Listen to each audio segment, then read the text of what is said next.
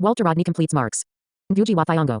Colonization with all its interlinked economic, political, cultural and even psychic dimensions has been central to the making of capitalist modernity. It was the new colonies in the West that fueled Atlantic slave trade with the African body as commodity, and slavery, with the African body providing unpaid labor for the colonial plantations, and racism, with all its dehumanization of the African body and mind. Negation of the African humanity. All these fueled the development of Europe and the West. The major cities of Europe were built by riches from slave trade, slavery and colonialism. Three of the major nuclear powers today, the USA, Britain and France, were also major players in enslavement and colonization. Western modernity is rooted in the looting of a continent. But one of the most frequently propagated colonial mythologies is that of Europe and the West having developed Africa. All the major thinkers of the European Enlightenment from Hume to Kant and Hegel advanced the same thesis, also embodied in missionary and explorer narratives about the continent. The myth continues today with the West seen as donor to Africa. It was Walter Rodney who best articulated a refutation of that mythology in his now universally acclaimed classic, How Europe Underdeveloped Africa. This and famines the wretched of the earth are really the basic material for helping make sense of the contradictions which still haunt Africa and all the formerly colonized of Asia and South America. The African post-colonial elite is very protective of their phony identities, francophone, anglophone and lusophone. But they are never protective of the resources of the continent. 90% of these resources, including diamonds, gold, oil, copper, cobalt, uranium, are still owned by Western corporations. Africa, the biggest continent in the world, continues to be the main donor to Europe and the West. See the contradiction. Europe gave Africa the resources of their accents, the basis of those phony identities. Africa gave Europe access to the resources of the continent. Accents for access, that is really the story of Africa's underdevelopment by Europe, well captured and analyzed by Walter Rodney.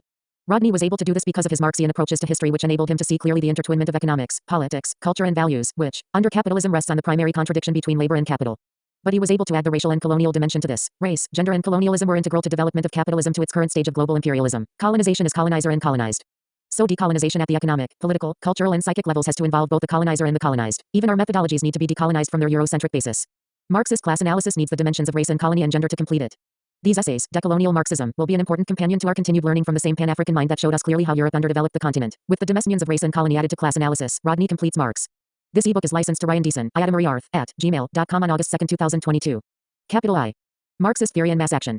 This ebook is licensed to Ryan Deason, @gmail.com on August 2, 2022. 1. A brief tribute to Amilcar Cabral. In Amilcar Cabral, Africa had a giant who bridged the gap between theory and practice, and hence represented the embodiment of revolutionary praxis. Cabral was a theoretician of the highest caliber, but only because he was involved in changing the ugly realities of colonized African society. He supervised a people's war of liberation with great distinction, but only because of the soundness of his scientific worldview and his capacity to apply it penetratingly to the social relations of Guinea-Bissau. The few pages which Cabral devoted to an analysis of the African societies of Guinea-Bissau are of extraordinary perceptiveness and authenticity. This is understandable, since the accuracy of the interpretation was literally a matter of life and death. The massive task of political mobilization that the African Party for the Independence of Guinea and Cape Verde so strikingly achieved was based on a correct appreciation of such niceties as the relations between youth and elders. Among the Balanta people, or ties between a quasi-feudal Fula lord and his aliens, or the role of the itinerant manding trader within the colonial economy. Based on this political mobilization, the military conflict has in turn been decidedly resolved in favor of the PAIGC in most parts of Guinea-Bissau. It is the element of commitment which sets Cabral apart from the common run of intellectuals who boast of being neutral and unbiased, thereby passively accepting the perpetuation of the colonial status quo. At the same time, Cabral's work as a revolutionary African intellectual also contrasts sharply with the purpose of the early European anthropologists who openly oriented their study towards the maintenance of colonial rule, by writing intelligence reports for the occupying power. Cabral was serving as an intelligence officer of the Army of Liberation when he unraveled the intricacies of segmentary lineage groups and the stratified social formations which exist in Guinea-Bissau. The fact that the Portuguese colonial regime has virtually fallen apart in contrast to the surging growth in the area of liberated Guinea is the ultimate proof of the reactionary nature of the colonial relationship and the progressive character of the intellectual work carried out by Cabral and his colleagues. Paradoxical as it may seem, Cabral was constantly playing down the importance of mere nationalism. He did so through perceiving the difference between a political outlook limited to nationalism and one which encompassed a revolutionary transformation of the people's lives along socialist lines. It is this revolutionary transformation that was the supreme objective in Cabral's eyes. This he stressed on the innumerable occasions when he stood before the villagers of Guinea-Bissau. He put it to them that independence is not just a simple matter of expelling the Portuguese, of having a flag and a national anthem. The people must be secure in the knowledge that no one is going to steal their labor, that the wealth of the country is not going into somebody else's pocket. Even today the Guinean people stand naked and are still afraid of the river, the rain and the forest. We tell the Guinean people that by their work the river will be tamed, and the rain will be put to good use. Here was the straightforward language meant to fortify against further manifestations of neocolonialism, the growth of a national bourgeoisie, and the perpetuation of ignorance and fear among the masses. Cabral saw that the nationalist struggle chronologically preceded the socialist revolution, but that it was imperative to prepare for the subsequent socialist revolution from the onset of the national phase. Armed struggle was the unavoidable path to the liberation of Guinea, yet politics has remained in command throughout. The PAIGC has constantly involved itself in the cadre formation, mass mobilization and the creation of democratic socialist structures and attitudes. All of these programs benefited from the long-term vision of Amilcar Cabral, leader of the PAIGC since its inception in September 1956.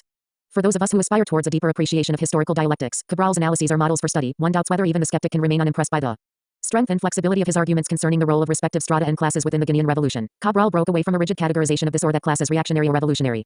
Instead, he was concerned with the dual revolutionary-reactionary potential of most of the elements involved in the nationalist struggle. He examined the specifics of Guinean society and pinpointed the methods by which revolutionary potential could be realized under the guidance of the PAIGC. Frantz Fanon, perhaps more than anyone else, is responsible for popularizing the notion of the revolutionary nature of the African peasantry. Speaking at the Frantz Fanon Center in Milan, Cabral found it necessary to caution that while the peasantry had the greatest objective interest in the struggle, the peasantry was not a revolutionary force. Rather, it constituted the principal physical force available to the armed struggle. The contradiction between himself and Fanon is more apparent than real. What Cabral is warning against is the facile conclusion drawn by some that the peasants will be spontaneously revolutionary. Bitter experience has shown that this is not true even for the industrial working class, in spite of the highly socialized nature of industrial production. Cabral was in effect renewing the battle against the concept of revolutionary spontaneity and restating the case for painstaking mobilization by the most conscious elements. Then, and only then, would the peasantry become a revolutionary force. Great political leaders derive their stature from their relationship to a given social class, usually when that class is on the ascendant. In this instance, Cabral's greatness is tied into the forward movement of the laboring population of the Guinea-Bissau, Africa and the Third World. Not only is he a product and spokesman for that movement, but he has been an active agent in molding the force of change in an anti-imperialist direction. Indeed, one can say that Amilcar Cabral still remains an active agent working against imperialism, both through the legacy of his thought and in the structures he left behind. It would be idle and dangerous to deny that the enemy still has the capacity to sow divisions and cause confusion within the Guinean liberation movement. Cabral's own assassination is testimony to this effect, but at a certain point, a movement becomes irreversible, and all the efforts of the enemy smack of desperation and insanity, as we have seen in the last days before the Vietnamese. People achieved their historic victory over U.S. imperialism. Victory in Guinea-Bissau, for the popular forces, in Angola and in Mozambique, is the only justification that Cabral would require, and on all fronts that victory is in the making. This ebook is licensed to Ryan Deason, @gmail.com on August 2, 2022. 2. Masses in action. Over the past decade, Guyana has been stirred into a state of constant self-examination. The results, however, have been meager and disappointing, largely because the discussion has been confined to the period after 1953, and to the personalities, failures and recriminations of that era. There is a tacit assumption that only in 1953 did mass involvement in Guyanese political affairs begin, national political leaders arise, and racial suspicion and strife find expression. Guyanese history began a long time ago. Even the beginning of the 20th century is an arbitrary and not entirely satisfactory point at which to take up the story of the Guyanese masses, but it does allow some scope for at least an interim examination of the Guyanese past in terms which are relevant to the working class. By the end of the 19th century, the net result of nearly 3 centuries of varied activity by external forces on the Guyana mainland was the creation of a small society limited to the coastlands, to the production of sugar and to all that went with sugar in terms of class stratification and foreign exploitation. Today, the fundamentals of the situation remain unaltered, with sugar accounting for more than 40% of national revenues. Yet the old colonial system had its critics, the most serious of all possible critics, the working masses. It is the contention here that both the marginal modification of an entirely sugar-bound society and the hostility evoked by that society are to be traced to the years after 1900, and in particular to the period of the First World War. Bauxite. In the economic sphere, the principal supplement to sugar in Guyana today is bauxite. At the outbreak of the First World War, a number of mining concessions were issued when geological evidence indicated that extensive deposits of bauxite were likely to be encountered in Guyana. The largest concession was held by the Demerara Bauxite Company, which was registered locally in 1916, backed by American and Canadian financial interests. The Demerara Bauxite Company built the town of Mackenzie before the end of the war, and early in November 1919, there was a Chronicle report that the company had just exported 1,500 tons of bauxite, its fourth shipment. All Guyanese welcomed the discovery of bauxite, but there was a revealing debate about the role of American capital when it was ascertained that the Northern Alumina Company of Toronto, of which the Demerara Bauxite Company was a subsidiary, was merely a facade for U.S. capitalists. Primarily, the question was posed in terms of British imperial interests versus those of the United States, and in fact the British government suspended the granting of mineral concessions in Guyana during the latter stages of the war, with the hope that British capital would give a better account of itself after the struggle in Europe had ended. But there was also the underlying assumption in the Guyanese press that local interests could well have been jeopardized by U.S. capital, and local entrepreneurs demanded the opportunity to be allowed to raise capital and take the initiative in the bauxite industry. As it turned out, the North American financiers and industrialists had the field to themselves. The Demerara Bauxite Company quickly joined forces with and took partial control of Sprostons, the most important engineering and shipping firm in Guyana at that time, and together they came to dominate the Demerara River and with it a significant section of the economy. Growth of U.S. imperialism in Latin America. Stimulated by wartime conditions, trade between Guyana and the United States was on the increase, and imports from the U.S. were rapidly outstripping imports from Britain. Guyana was but a small part of the process of development taking place in the whole Latin American and Caribbean area. In Jamaica, the U.S. had gone further towards capturing the local market than in any other British West Indian territory, while in Suriname it was also U.S. capital which had started the bauxite industry. This new U.S. offensive was a further stage in the decline of European influence in the Southern Americas, a process which started with the Haitian Revolution. The 19th century had already shown that European decline meant replacement by U.S. domination. This situation was being seriously discussed in the Caribbean and Latin America at the end of the First World War. The Argosy gave prominence to a discourse by an Argentine intellectual on the dangers that were imminent because of U.S. imperialism. All the British West Indian islands were particularly concerned that the British were planning to relinquish their Caribbean possessions to the United States. The answer to this new threat, they felt, was a federation, though curiously enough, this too was envisaged in broad hemispheric terms to include Canada. Subsequently, the hopes of federation were dashed, while the fears that the British would relinquish their possessions to the U.S. were fully justified in every respect except that of international law.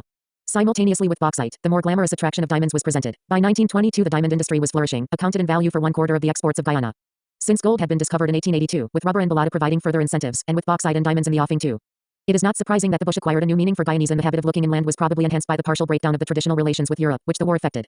During the war, people keenly debated the feasibility of such schemes as a road to link up with the main Pan-American highway, and a railway deep into the hinterland, while an economic survey of the Rupununi region was proposed. The parallel with Guyana of 1966 is striking. The interior can be seen to represent in the consciousness of the Guyanese an escape from the insular and colonial relations of the narrow coastal strip, and, incidentally, it is clear that the masses are taking the initiative in the matter. This consciousness, for obvious geographical reasons, is absent from the islands of the Caribbean, but it is not unique so far as the mainland territories are concerned.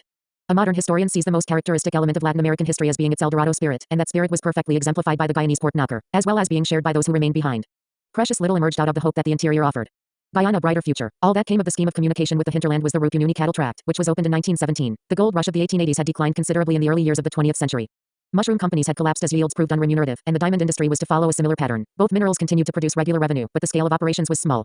At a glance, it seems that the Guyanese had overestimated their resources, but it was those who believed that the country had only minor alluvial deposits of gold and diamonds, but no supplies at great depth, who were living in a world of fancy.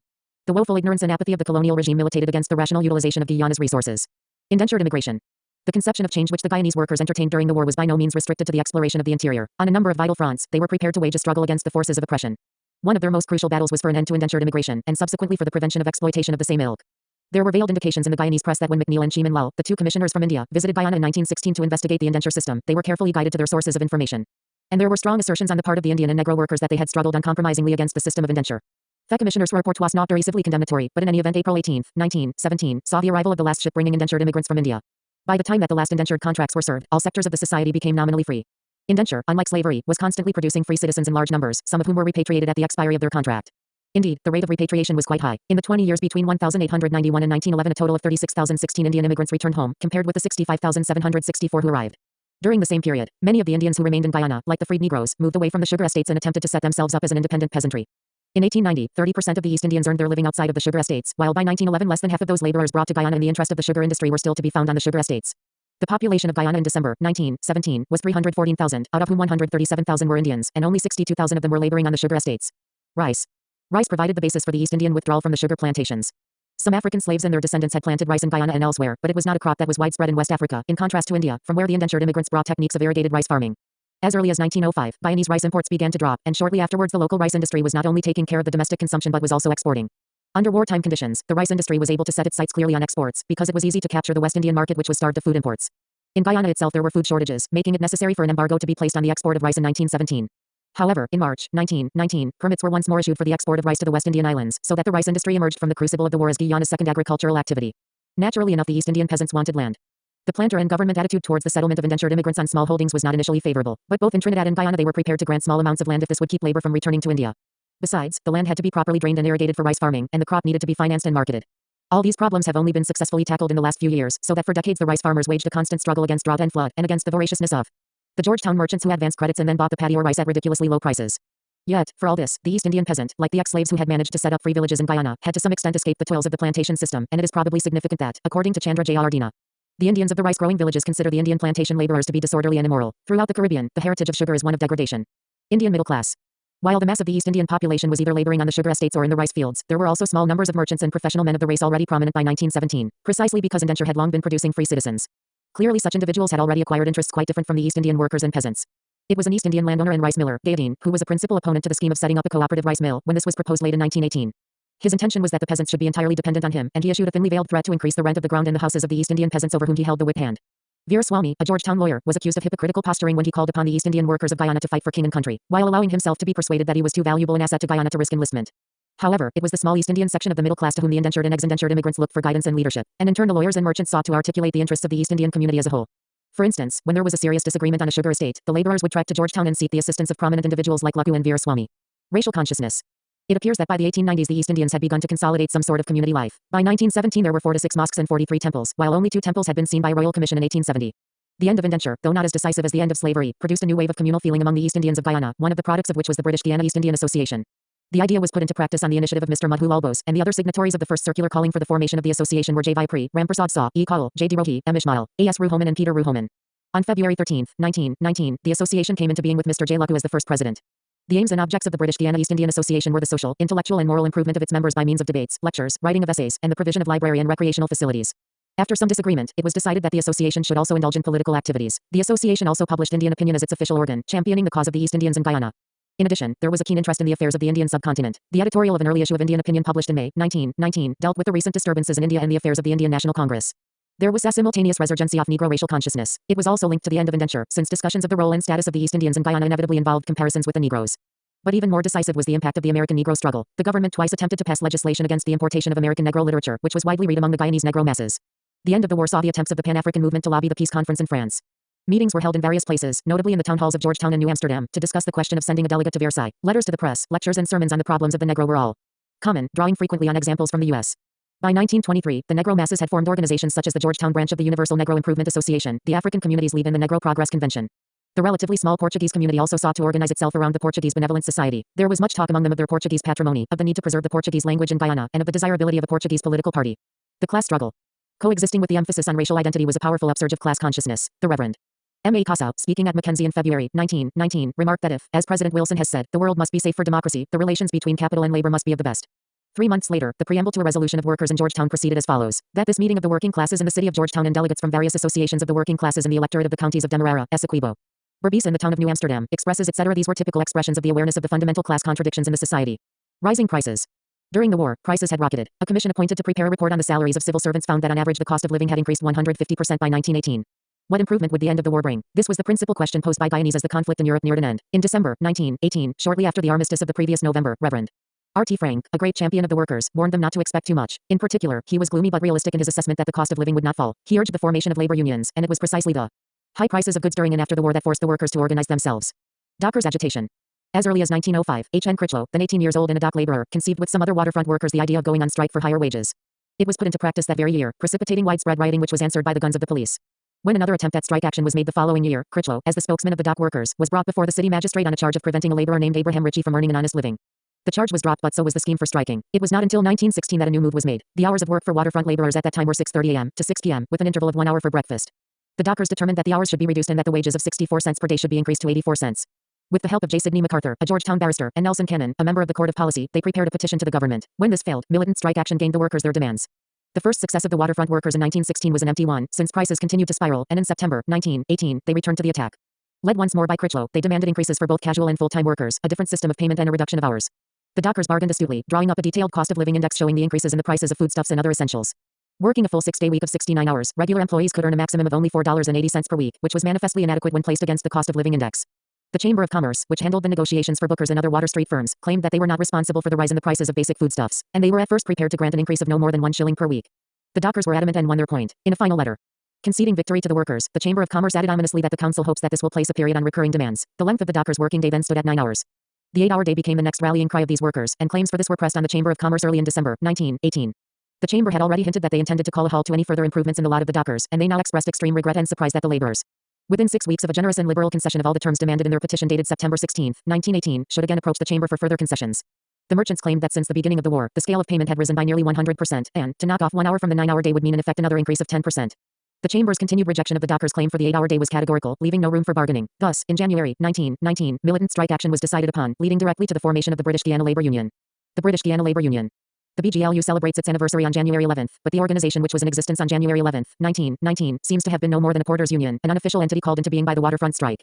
It was on April 6 that a meeting was held at the Unique Friendly Society in Regent Street at which Critchlow proposed a resolution for the establishment of a labor union, and this was carried. 2 representatives of Booker's were also invited, and from them came the suggestion for the formation of an industrial council for settling disputes between the dockers and the Water Street employers. The 3-man council met shortly afterwards and recommended the 8-hour day and certain wage increases. Out of the agitation of the dockers arose an organization which transcended their own struggle. As one correspondent to the Argosy pointed out, the tense post-war labor situation in the world at large, which was regularly treated in the Guyanese press, could not help but influence the Guyanese proletariat. It was a testimony to the revolutionary mood of labor throughout the land that requests started pouring in for membership of the BGLU from various parts of the country. In April, a meeting at Victoria decided in favor of a labor union branch for the area. The following month, the workers of Bagottville followed suit. These were typical examples of the movement that led to the rapid establishment of a countrywide workers' organization. All sectors of labor were involved, including tradesmen. The first president, M. Hasana, was a tailor, and there were even jibes that residents of the almshouse or old people's home were allowed to join the union. This came about because the union was also a friendly and burial society, thus grafting itself onto one of the oldest forms of social organization that the masses of Guyana had experienced. The BGLU had a wide base of direct industrial action. The latter portion of 1919 and most of 1920 witnessed a succession of disputes and strikes involving, among others, the railways, the electric company, the sawmills, sugar estates, the Argosy and the docks. The pressure of this agitation, carried on by manual workers, was sufficient to gain advantages even for the Water Street clerks, though it was not surprising that these white-collar workers never showed real loyalty to the workers' movement. The first annual general meeting in 1920 was something of a fiasco, and the union nearly disintegrated. Membership fell from a peak of 13,000 to a few hundred, but the union continued to function as a pressure group. By 1923, the delegates to the General Conference could look back on a few years of solid achievement. One union campaign had led to the passage early in 1922 of a rent restriction bill. There was a rumor in January 1923 that the Rent Act was about to be repealed, and the workers prepared to resume the fight if necessary. This was one of several ways in which the workers indicated that they would use the union to undertake tasks other than wage negotiations. An resolution of the 1923 conference aimed at the establishment of a voluntary organization to provide advice which would prevent the masses from indulging in petty litigation in cases which could be settled out of court. Another principal concern was with unemployment, against which a petition was organized. Perhaps the most ambitious of the moves taken by the BGLU was its attempt to convene the first ever West Indian Conference in 1920. Unfortunately, only the Trinidad Working Men's Association was able to send delegates, the remaining territories expressing willingness but inability to attend. The chance to develop a common West Indian perspective for the labor movement was therefore lost, though workers' struggles in Trinidad were closely watched in Guyana. Rural Revolution. It is necessary to stress that the awakening among the Guyanese masses was countrywide, and not simply confined to the activities of the urban workers in Georgetown. The BGLU took an interest in plantation laborers also, though its activities on the plantations were severely limited by the managers' opposition to their laborers joining the union. East Indian laborers for the most part continued to use Crosby and the Immigration Department to voice their problems, asking prominent Indian lawyers to intercede on their behalf. This was by no means a passive arrangement. Both the Crosby and the Indian lawyers had to meet huge deputations who arrived in Georgetown from the particular plantation or area where the grievances were felt.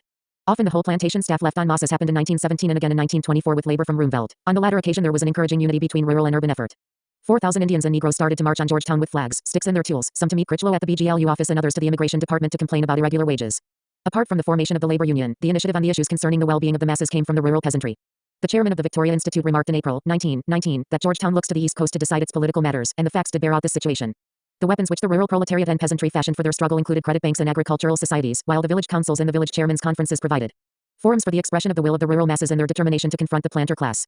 In February 1919, the Attorney General accused A. A. Thorne, a workers' representative in the combined court, of wanting to see a set of Bolsheviks in some village led by the village chairman.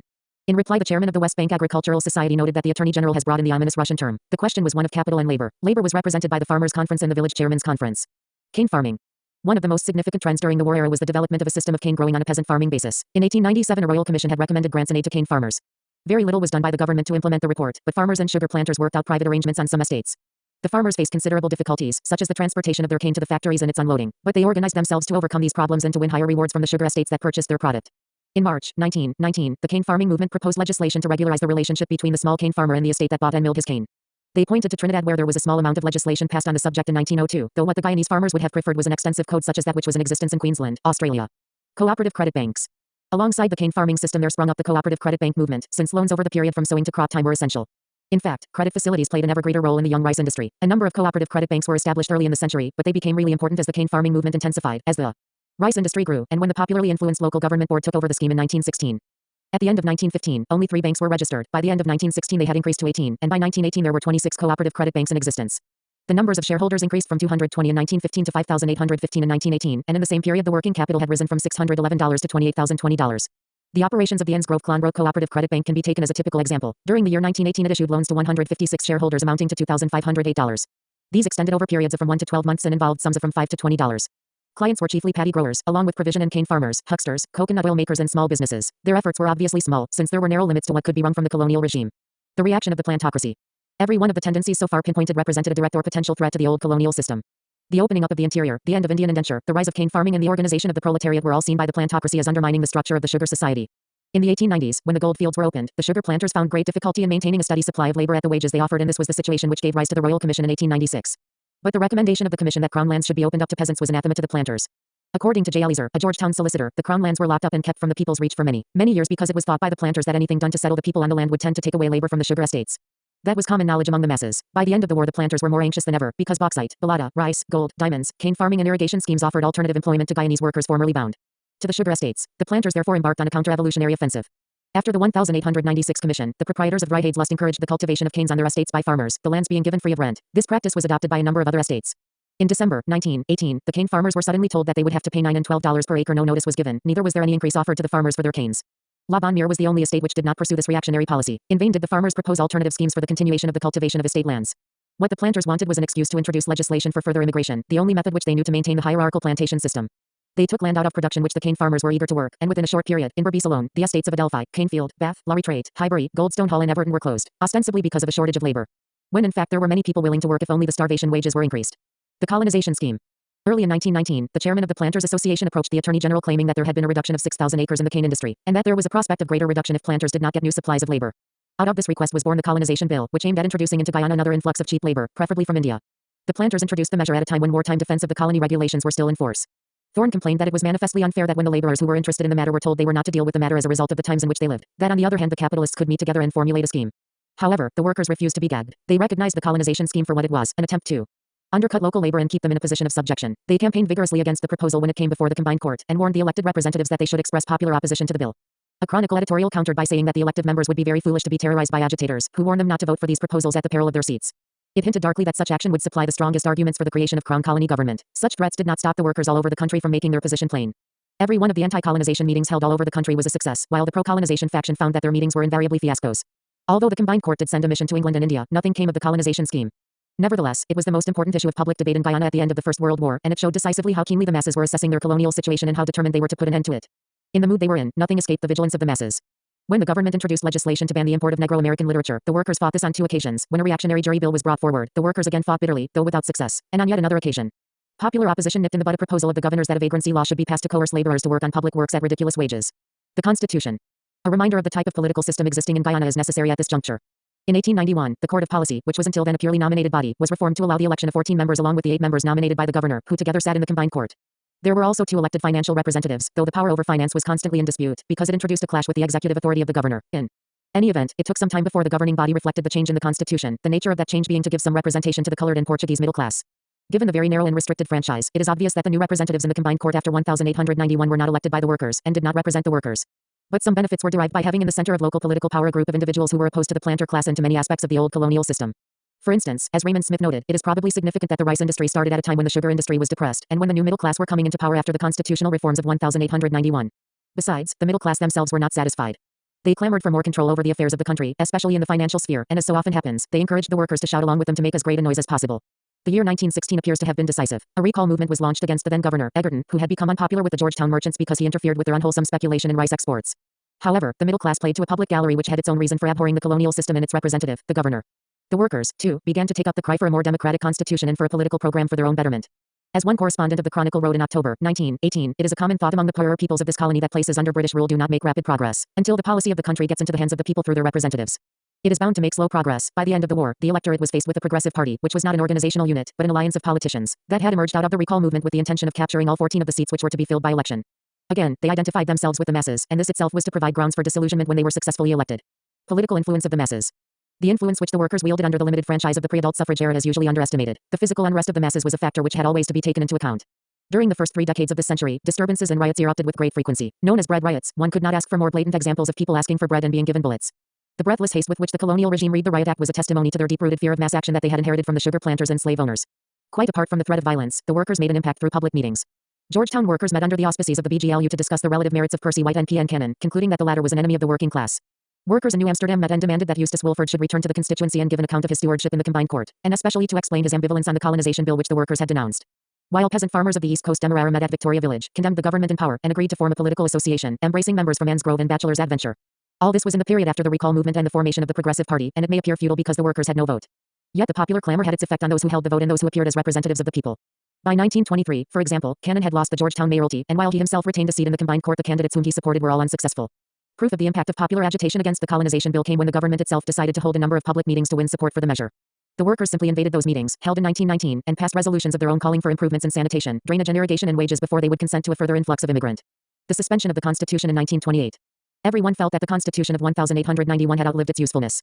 The middle class wanted more power, especially over the finances and the executive, while the planter class, having already ceded some of their authority to the middle class, and seeing the specter of mass power if more liberal reforms were granted, were willing to let the British Crown take direct responsibility for the colony of British Guiana. Dissatisfaction with constitutional forms was in fact general in the British West Indies after the war, and resulted in the appointment of a royal commission, which visited the area and reported in 1922. The Wood Commission, as it was called, rejected the demands of the Guyanese planter class to take a step backward, but neither did it allow the presence of elected members on the executive as the Progressive Party requested. No important changes were made, so the elections of 1926 were held under the Constitution of 1891. A.R. Weber, one of Guyana's few historians, and an individual who was himself personally involved in the politics of the period, wrote that the elections of October 1926 were fought with unexampled ferocity, and that the declaration at the polls showed a sweeping victory for the popular party, and a complete and devastating rout of their opponents, who were well possessed of this world's goods. But practically every seat was judicially challenged, and eventually 5 members of the Court of Policy were unseated on legal technicalities. No doubt the Colonial Office was being informed of these developments, as well as receiving advice from the planter group to put an end to the Constitution which gave power to the upstart middle class and encouraged the workers to dabble in politics. As mentioned before, as early as 1919, there were dark hints that if the elected members allowed themselves to be influenced by popular agitators, this would supply the strongest arguments for the creation of a crown colony government. Again in 1925, this idea was publicly voiced by the governor of British Guiana when he returned to England, and in 1927 it was decided to put it into practice. No one quite knew what was the purpose of the commissioners who visited Guyana in 1927, at least not until the following year, when it became clear that they had been seeking excuses to suspend the Constitution. At any rate, the Constitution of 1891 was so radically changed that the effect was to remove all power from the elected representatives. It is clear that even the small measure of representation under the Constitution of 1891 was seen by the colonial regime as a threat. Thus in 1928, not for the first time nor for the last, a constitutional coup d'état was effected to break local resistance to the British imperial system. Race and class. Insofar as reflection on the period under discussion is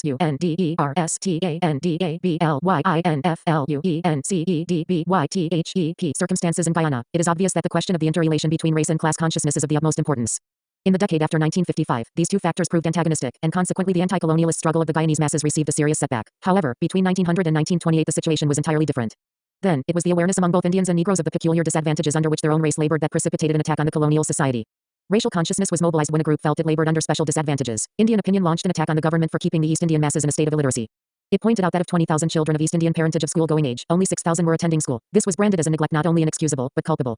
On an issue such as this, communal anger was jointly directed against the colonial regime, because the Negro masses were at that very moment waging a struggle to lay the foundations of a more democratic educational system. Rejecting the payment by results and other limitations which were invoked since the Elementary Education Ordinance of 1876.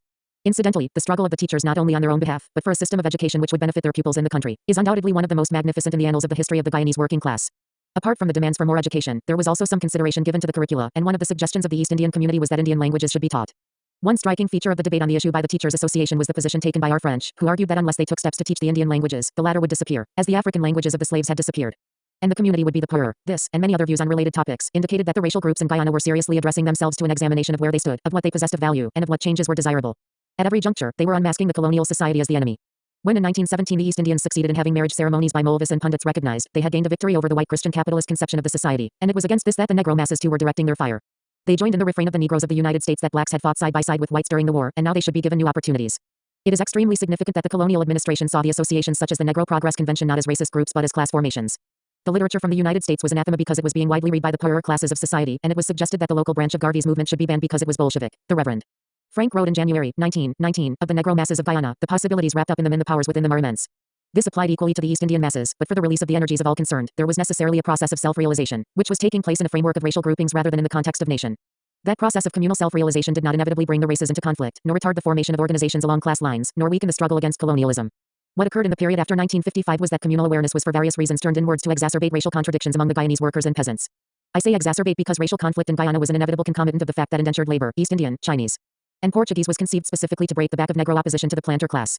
Throughout the decades after Indian immigration began in 1838, there were differences over wages between racial groups on the sugar estates, brought about by the deliberate policy of the planters of playing one group off against another. No doubt, racial conflict fed racialism, and vice versa, and indeed, there are a host of other such interconnections that one could make. What is certain is that simple and definitive explanations must give way to a more sober analysis of the complexities of the development of the Guyanese mass movement, of the relationship between racial consciousness and racial prejudice, between economic competition and racial conflict, between communal identification and class objectives. This ebook is licensed to Ryan Deason, @gmail.com on August 2, 2022. 3. Marxism and African liberation. First of all, we must understand the background for this kind of debate. When one is asked to speak on the relevance of Marxism to Africa at this particular time, one is being asked to involve oneself in an historical debate, an ongoing debate in this country, particularly among the black population. It is a debate which has heightened over the last year, and from my own observations, it is being waged in a large number of places across this country. Sometimes it appears in the guise of the so-called nationalist versus the Marxist, sometimes it appears in the guise of those who claim to espouse a class position as opposed to those who claim to espouse a race position. Thus, it would not be possible for us in a single session to enter into all the ramifications of that debate, but it does form the background for our discussion. It is an important debate. It is an important fact that such issues are being debated in this country today, just as they're being debated in Africa, in Asia, in Latin America and in many parts of the metropolitan world in Western Europe and in Japan. Because the widespread nature of the debate and its intensity at this time is a reflection of the crisis in the capitalist imperialist mode of production, ideas and discussion do not just drop from the sky. There is not simply a plot on the part of certain individuals to engage others in a meaningless debate. Whatever the outcome of the debate, whatever the posture the different participants adopt, the very fact of the debate is representative of the crisis in capitalism and imperialism today, and as the crisis deepens, people find it more and more difficult to accept the old modes of thought that rationalize the system which is collapsing. Hence the need to search for new directions, and quite clearly, Marxism, scientific socialism poses itself as one of the most obvious of the available options. The question is not new to Africa or to the black people as a whole, that is perhaps essential to understand. Many of us have raised before the question of the relevance of Marxism to this or that. Its relevance to Europe. Many European intellectuals debated its relevance to their own society. Its relevance to Asia was debated by Asians. Its relevance to Latin America was debated by Latin Americans. Individuals have long debated the relevance of Marxism to their own time. Was it relevant to the 19th century? If so, was it still relevant to the 20th century? One can debate its relevance to a given facet of the culture of society or to the society's law or culture as a whole. These are all issues that have been debated before, and we should have some sense of history when we approach this question today, because with that sense of history we can ask, why is it that the question of the relevance of Marxism to society always crops up? And, in a very brief answer, I would suggest that what is common to the application of the question is, first of all, a condition of struggle, a condition in which people are dissatisfied with the dominant mode of perceiving reality. At that point they ask about the relevance of Marxism. More than that, the second condition is that people ask the question because of their own bourgeois framework. One starts out located within the dominant mode of reasoning, which is the mode of reasoning that supports capitalism and which we will call a bourgeois framework of perception. And because one starts out that way, it becomes necessary to raise the question about the relevance of Marxism. After one is advanced, it is probably more accurate to raise the question of the relevance of bourgeois thought, because the shoe would be on the other foot.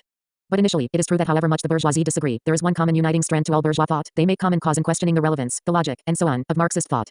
And therefore, in a sense, when we ask that question, we are unfortunately also fitting into that framework and pattern. We are also, in some way, still embedded to a greater or lesser extent in the framework of bourgeois thought, and from that framework we ask with a great degree of hesitancy and uncertainty, what is the relevance of Marxism? It is particularly true in our part of the world, that is, the English-speaking part of the world, because the Anglo-American tradition is one of intense hostility, philosophically speaking, towards Marxism, a hostility that manifests itself in a peculiar way. It manifests itself by trying to dissociate itself even from the study of Marxism. If you were to check on the continental tradition in Europe, you would find it is not the same. French, German and Belgian intellectuals, whatever their perspective, understand the importance of Marxism. They study it, they relate to it, they understand the body of thought that is called Marxism, and they take a position vis-a-vis that body of thought. In the English tradition, which was also handed down to this part of the world, to the Caribbean, to many parts of Africa, it is fashionable to disavow any knowledge of Marxism. It is fashionable to glory in one's ignorance, to say that we are against Marxism. When pressed about it one responds, but why bother to read it? It is obviously absurd. So, one knows it is absurd without reading it and one doesn't read it because one knows it is absurd, and therefore one glories in one's ignorance of the position. It is rather difficult to seriously address the question of the relevance of Marxism unless one does the basic minimum of accepting that one should attempt to enter into this full body of thought, because it is a tremendous body of literature and analysis, and from the outside as it were. It is extremely difficult. Indeed, I would say it is pointless, strictly from the outside, without ever having moved towards trying to grapple with what it is, to ask what is its relevance. It is almost an unanswerable question, and I think in all modesty, that for those of us who came from a certain background, one of the first things we have to do is establish a basis of familiarity with the different intellectual traditions. And as we become familiar with them we can then be in a better position to evaluate Marxism's relevance or irrelevance, as the case might be. I will proceed on the assumption that what we are trying to discern in this discussion is whether the variants of time and place are relevant, or, let me put it another way, whether the variants of time and place make a difference to whether Marxism is relevant or not. In a sense we would almost have to assume its validity for the place in which it originated, Western Europe. We don't have the time to deal with that in detail, but we can then ask, assuming that Marxism has a relevance, has a meaning, has an applicability to Western Europe, or had in the 19th century, to what extent? Does its validity extend geographically? To what extent does its validity extend across time? These are the two variables of time and place. They can be translated to mean historical circumstances, time, and culture, place, and what social and cultural conditions exist in each particular place. For us, to make it more precise, black people, no doubt will meaning black people, ask the question whether an ideology which was historically generated within the culture of Western Europe in the 19th century is, today, in the third quarter of the 20th century, still valid for another part of the world, namely Africa, or the Caribbean, or black people in this country, whether it is valid to other societies at other times, and this is the kind of formulation which I wish to present for discussion. The methodology of Marxism. I would suggest two basic reasons why I believe that Marxist thought, scientific socialist thought, would exist at different levels, at different times, in different places, and retain its potential as a tool, as a set of conceptions that people should grasp. The first is to look at Marxism as a methodology, because a methodology would, virtually by definition, be independent of time and place. You will use the methodology at any given time, at any given place.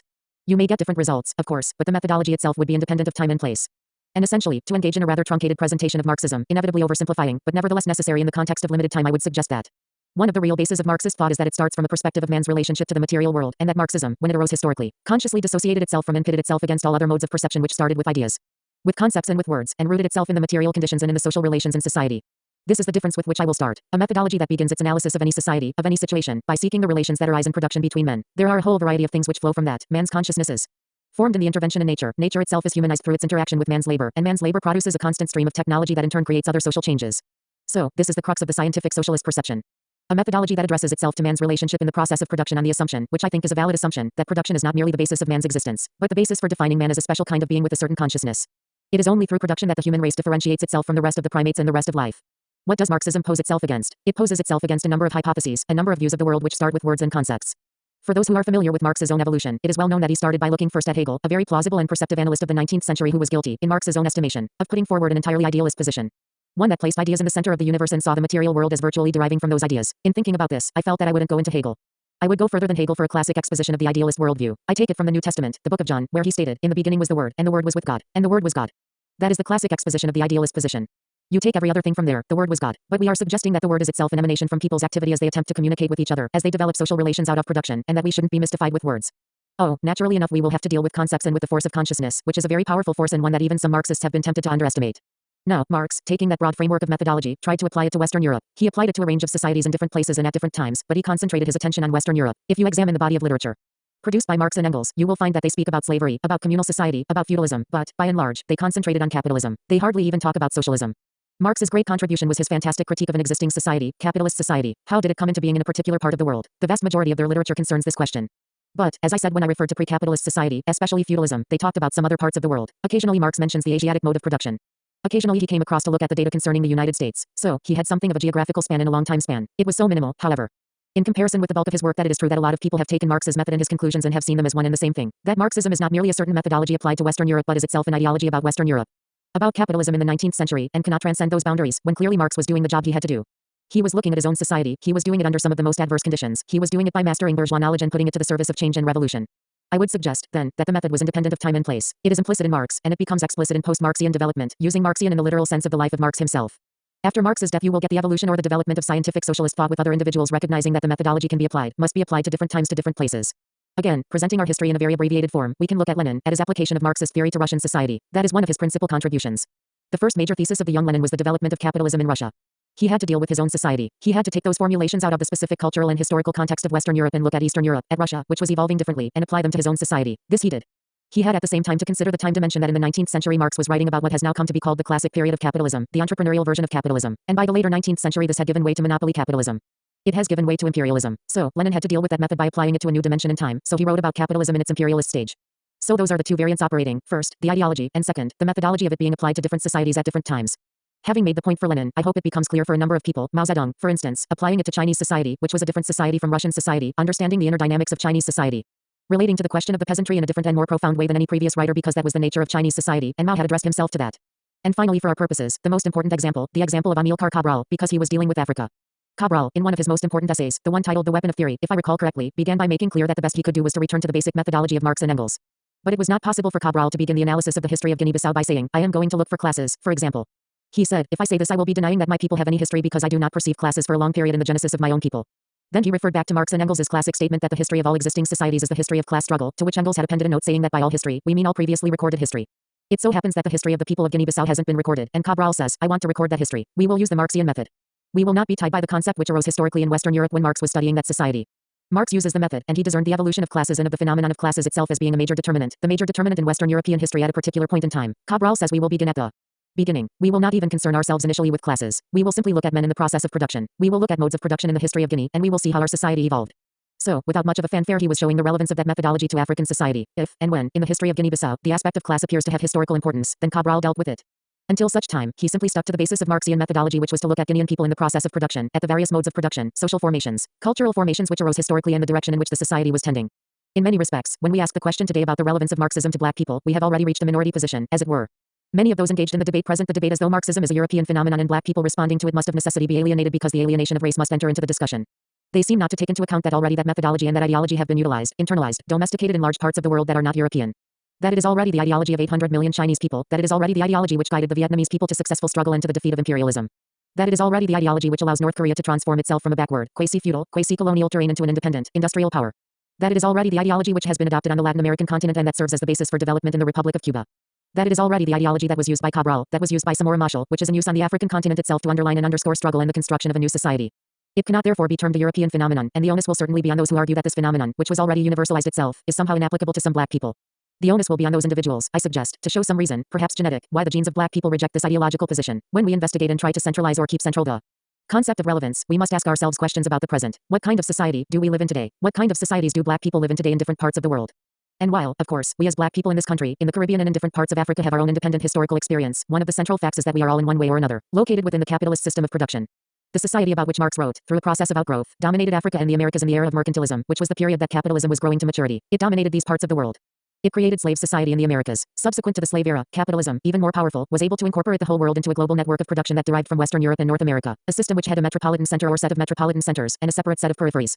Colonies and semi-colonies, so that we have all, historically, been incorporated within the capitalist system of production, and that is another dimension of the relevance of Marxism. Even without the translation in terms of time and place, it seems to me that if we have become part of the capitalist imperialist world, then we owe it to ourselves to relate to follow, to understand, and to hopefully adopt and adapt the critique of that capitalist system because that is essentially what Marx's writing is about. He was critiquing that capitalist system.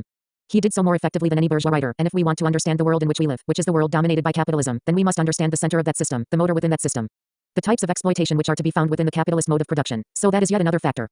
Marxism is revolutionary ideology. My second consideration after methodology is to look at Marxism as a revolutionary ideology and as a class ideology. In class societies, all ideologies are class ideologies. All ideologies derive from and support some particular class. So, for all practical purposes we have grown up in capitalist society, and bourgeois ideology is dominant in our society.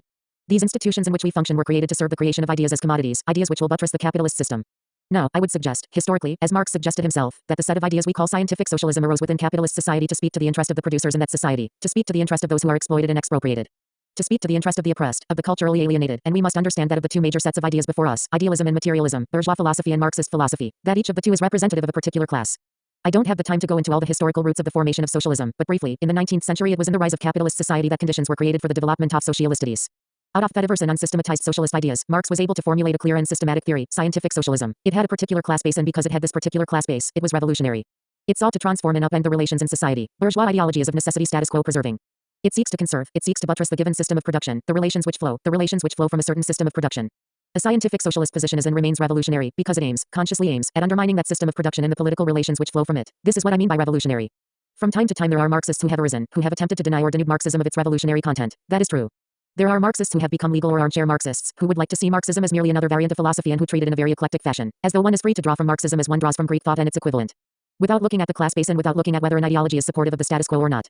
Nevertheless, by and large, we can see Marxism and scientific socialism as subversive and antithetical to the maintenance of the system of production in which we live. Because ideas, let me repeat, do not float in the sky, they do not float in the atmosphere, they are related to concrete relations of production. Bourgeois ideas derive from bourgeois relations of production. They are intended to conserve and maintain those relations of production. Socialist ideas derive from the same production, but they derive from a different class interest and their aim is to overthrow that system of production.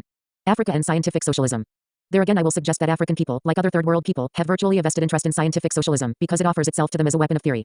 It offers itself to them as that tool, at the level of ideas, which will be utilized for dismantling the capitalist imperialist structure. This is its concern. What I will attempt to deal with as best I can, are certain questions arising from individuals who might say yes to most of what I've said and then will ask the question, is there no other alternative? Is there no other ideological system which is neither capitalist nor socialist, but is anti-capitalist, but addresses itself more humanely, if you like, to the interest of African people wherever they are? These questions are worth looking into because there are black people asking these questions, and we have to try and resolve them. My own formulation will be to suggest that we look at concrete examples of African or black people who have attempted to devise systems which they consider to be non-capitalist and non-socialist. Systems they consider valid alternatives to scientific socialism for the emancipation of African people. In this regard, we have a number of Pan-Africanists, a number of African nationalists in Africa, in the Caribbean and in this country, who have taken that road. George Padmore did this at the end of his life and made a distinction between scientific socialism and Pan-Africanism. He said this is the road we will follow, Pan-Africanism. We do not want to follow that road which is capitalist. We do not want to go down the socialist road. We will derive for ourselves something that is Pan-African. In a sense, Nkrumah followed up on this, and although at one time he called himself a Marxist, he always was careful to qualify this by saying that he was also a Protestant. He believed in Protestantism, at the same time. So, he was trying to straddle two worlds simultaneously, the world which says in the beginning was matter, and the world which says in the beginning there was the word, and inevitably he fell between these two. It's impossible to straddle these two, but there he was, and we must grant his honesty and we must grant the honesty of many people who have attempted to do this impossible task and follow them to find out why they failed. They failed because their conception of what was a variant different from bourgeois thought and different from socialist thought inevitably turned out to be merely another branch of bourgeois thought. And this was the problem, that bourgeois thought, and indeed socialist thought, when we get down to it, can have a variety of developments or roads and aspects or paths. With bourgeois thought, because of its whimsical nature, and because of the way in which it prompts eccentrics, you can have any road, because, after all, when you are not going any place, you can choose any road. So, it was possible for these individuals to make what I consider to be a genuine attempt to break with the dominance of bourgeois thought and yet find, in the final analysis, that they had merely embraced another manifestation of that which they themselves had suggested they were confronting at the outset. There are a number of examples, some more apt than others. Some of the examples are Africans who I think were blatantly dishonest from the beginning. I do think that most of the ideologues of African socialism claiming to find a third path are actually just cheap tricksters who are attempting to hoodwink the majority of the population. I don't think they're out to develop socialism. I don't think they're out to develop anything that addresses itself to the interest of the African people. But, nevertheless, it is part of the necessity of our times that our people no longer are willing to accept anything that is not put to them in the guise of socialism. And, therefore, I shouldn't in fact go on to African socialism. What I'll do is take examples of those who were, in my opinion, being serious, being honest. And certainly Kwame Nkrumah was one of these. Nkrumah spent a number of years during the 50s and, right up to when he was overthrown, that would cover at least 10 years, in which he was searching for an ideology. He started out with this mixture of Marxism and Protestantism. He talked about Pan-Africanism. He went to Consciencism and then Nkrumahism, and there was everything other than a straight understanding of socialism. What were the actual consequences of this perception? That is what matters to us. Let us assume that he was searching for something African and that he was trying to avoid the trap of adopting something alien. What were the practical consequences of this attempt to dissociate himself from an international socialist tradition? We saw in Ghana that Nkrumah steadfastly refused to accept that there were classes, that there were class contradictions in Ghana, that these class contradictions were fundamental. For years Nkrumah went along with this mishmash of philosophy which took some socialist premises but which he refused to pursue to their logical conclusion. That one either had a capitalist system based upon the private ownership of the means of production and the alienation of the product of people's labor, or one had an alternative system which was completely different, and that there was no way of juxtaposing and mixing these two to create anything that was new and viable. A most significant test of this position was when Nkrumah himself was overthrown. After he was overthrown, he lived in Guinea-Conakry and before he died, he wrote a small text titled Class Struggle in Africa. It is not the greatest philosophical treatise but it is historically important, because it is there that Nkrumah himself in effect admits the consequences, the misleading consequences, of an ideology which espoused an African cause, but which felt, for reasons which he did not understand, an historical necessity to separate itself from scientific socialism. It indicated quite clearly the disastrous consequences of that position, because Nkrumah denied the existence of classes in Ghana until the petty bourgeoisie as a class overthrew him, and then, in Guinea, he said it was a terrible mistake. Yes, there are classes in Africa. Yes. The petty bourgeoisie is a class with interests fundamentally opposed to workers and peasants in Africa. Yes, the class interest of the petty bourgeoisie is the same or at least is tied in with the class interest of international monopoly capital, and therefore we have in Africa a class struggle within the African continent and a struggle against imperialism. And if we are to aim at transcending these contradictions, at bringing victory and emancipation to the working peoples, the producers of Africa, we will have to grapple with that ideology, which first of all recognizes and challenges the existence of exploiting and oppressing classes. It is a very important historical document. It is the closest that Nkrumah comes to a self-critique. It is the record of a genuine nationalist, an African nationalist who wandered for years with this assumption and feeling that somehow he must dissociate himself in one way or another from scientific socialism because it originated outside of the boundaries of his own society. And he was afraid of its cultural implications. This is putting it in the most charitable way, but the fear is due, in fact, to aspects of bourgeois ideology. Due to the fact that he made a distinction between social theory and scientific theory, which is not a necessary distinction. That is the distinction which comes out of the history of bourgeois thought. People seem to have no difficulty in deciding that they are going to use facets of the material culture that originated in the West, whether it originated in capitalist or socialist society. People have no difficulty relating to electricity, but they say, Marx and Engels, that's European, was Edison a racist? But they ask the question, was Marx a racist? They genuinely believe that they are making a fundamental distinction, whereas, in fact, they are obscuring the totality of social development. And the natural sciences are not to be separated from the social sciences.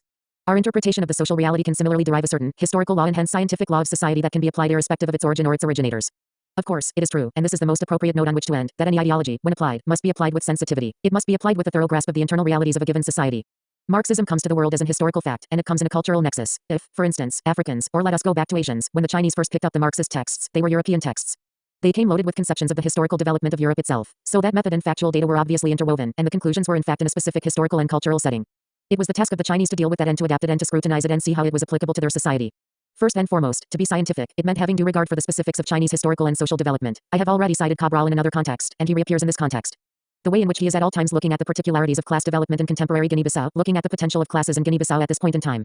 And therefore he is, of course, making sure that Marxism does not simply appear as the summation of other people's history, but appears as a living force within one's history. And this is a difficult transformation. This is the task of anybody who considers himself or herself a Marxist. However, because it is fraught with so many difficulties and obstacles, many people take the easy route, which is to take it as a finished product rather than an ongoing social product which has to be adapted to their own society. One finds that in looking at Marxist theory, at its relevance to race, looking at the relevance of Marxist theory to national emancipation, we come up with a very important paradox, that the nationalist, in the strict sense of the word, that is the petty bourgeois nationalist, who aims merely at the recovery of national independence in our epoch, is incapable of giving the people of Africa or the peoples of the Caribbean any participation in liberal democracy. The petty bourgeois cannot fulfill these historical tasks, for national liberation requires a socialist ideology. We cannot separate the two. Even for national liberation in Africa, Guinea-Bissau and Mozambique very clearly demonstrated the necessity for an ideological development, for conscientization, as they say in Latin America, and the nationalist struggle was won because it came under the rubric of scientific socialist perspective. As Cabral said, there may be revolutions which have had a revolutionary theory and which have failed, but there has certainly been no revolution which has succeeded without a revolutionary theory. This ebook is licensed to Ryan Deason, @gmail.com on August 2, 2022. 4. Marxism as a third world ideology. This is an appropriate time at which to participate in a further discussion on the question of Marxism, because the amount of interest and the amount of practical attention which has been given to that ideology has increased enormously. In the process of this increase there has also been, inevitably, a tendency towards factionalism, a tendency towards wanting to adopt, logically enough, a position which the adherents of Marxism or scientific socialism consider to be the most theoretical and ultimately practical interpretation of what Marxism is. For my own part, I will at the outset, for the sake of convenience, avoid entering into any discussion which will adjudicate between rival claimants to the title of Marxism. It is not for me at this moment. I do not think it will advance our analysis in the time allocated if we were to launch into trying to determine who is actually Marxist-Leninist between so-called Stalinists and so-called Trotskyites, between one side or the other in the Sino-Soviet dispute, between the old left and the new left. That is to say, as a matter of convenience, I will avoid the complications inherent in those very often polemical distinctions. However, more than that, I believe that on principle one can argue that there is a common understanding, or a body of common theoretical understanding, among all of those who are avowedly Marxist, and that there is an area which is smaller, but nevertheless significant, of common practice, common anti-capitalist and anti-imperialist practice, among these rival groups, and this is part of my justification for avoiding that contention. Besides, at a later point in the analysis, I will go on to suggest that, on principle, the introduction of Marxist factionalism into third world political discussions in a priori fashion is usually destructive, and at best is pointless. So let us attempt, however difficult that may appear to some people who are engaged in Marxist discussion, to take Marxism as though it were homogeneous or as though we do not have a multitude of contenders for the title of Marxism as it were, and focus our attention on the third world. The third world, that part of the globe which has been engaged in capitalist relations for centuries, but which has been engaged in capitalist relations in its own peculiar way. Qualitatively different from the way in which the metropolitan countries of North America and Europe have been engaged in the capitalist system of relationships. And because of the qualitatively different manner in which the third world has participated in the international capitalist economy, there are PECULIARFACTORSTATAREDESCRIBE underdevelopment, or what have you.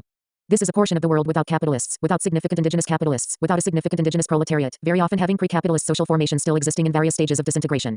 Our inquiry really amounts to trying to determine the relevance of Marxism to that part of the world, and more particularly, understanding the relevance of a Marxist interpretation to strategies designed to transform or speed up the transformation of these parts of the world which are very often lightly, termed the third world. So, in trying to answer the question how is Marxism relevant to the third world, my insistence is that we understand that Africa, Asia and Latin America, when referred to as the third world, do not constitute a socio-economic system which is distinct from the capitalist centers of the world. If we make that distinction, I believe we will fall into all kinds of traps when we attempt to apply the analysis of Marxism or any other kind of ideology to the third world. We must see the countries of Africa, most of Asia outside of China, Korea and Vietnam, and virtually all of Latin America outside of Cuba, as still functioning as integral parts of the capitalist world. It is merely that they complement the capitalist centers, and this, after all, is not the thesis that need necessarily be exemplified at great length today in 1975, because a large number of non-Marxian scholars have also come to accept this complementarity, this dialectical relationship between what is often called the center and the periphery or the metropolitan heartlands and the colonial or semi-colonial or neo-colonial areas of the world.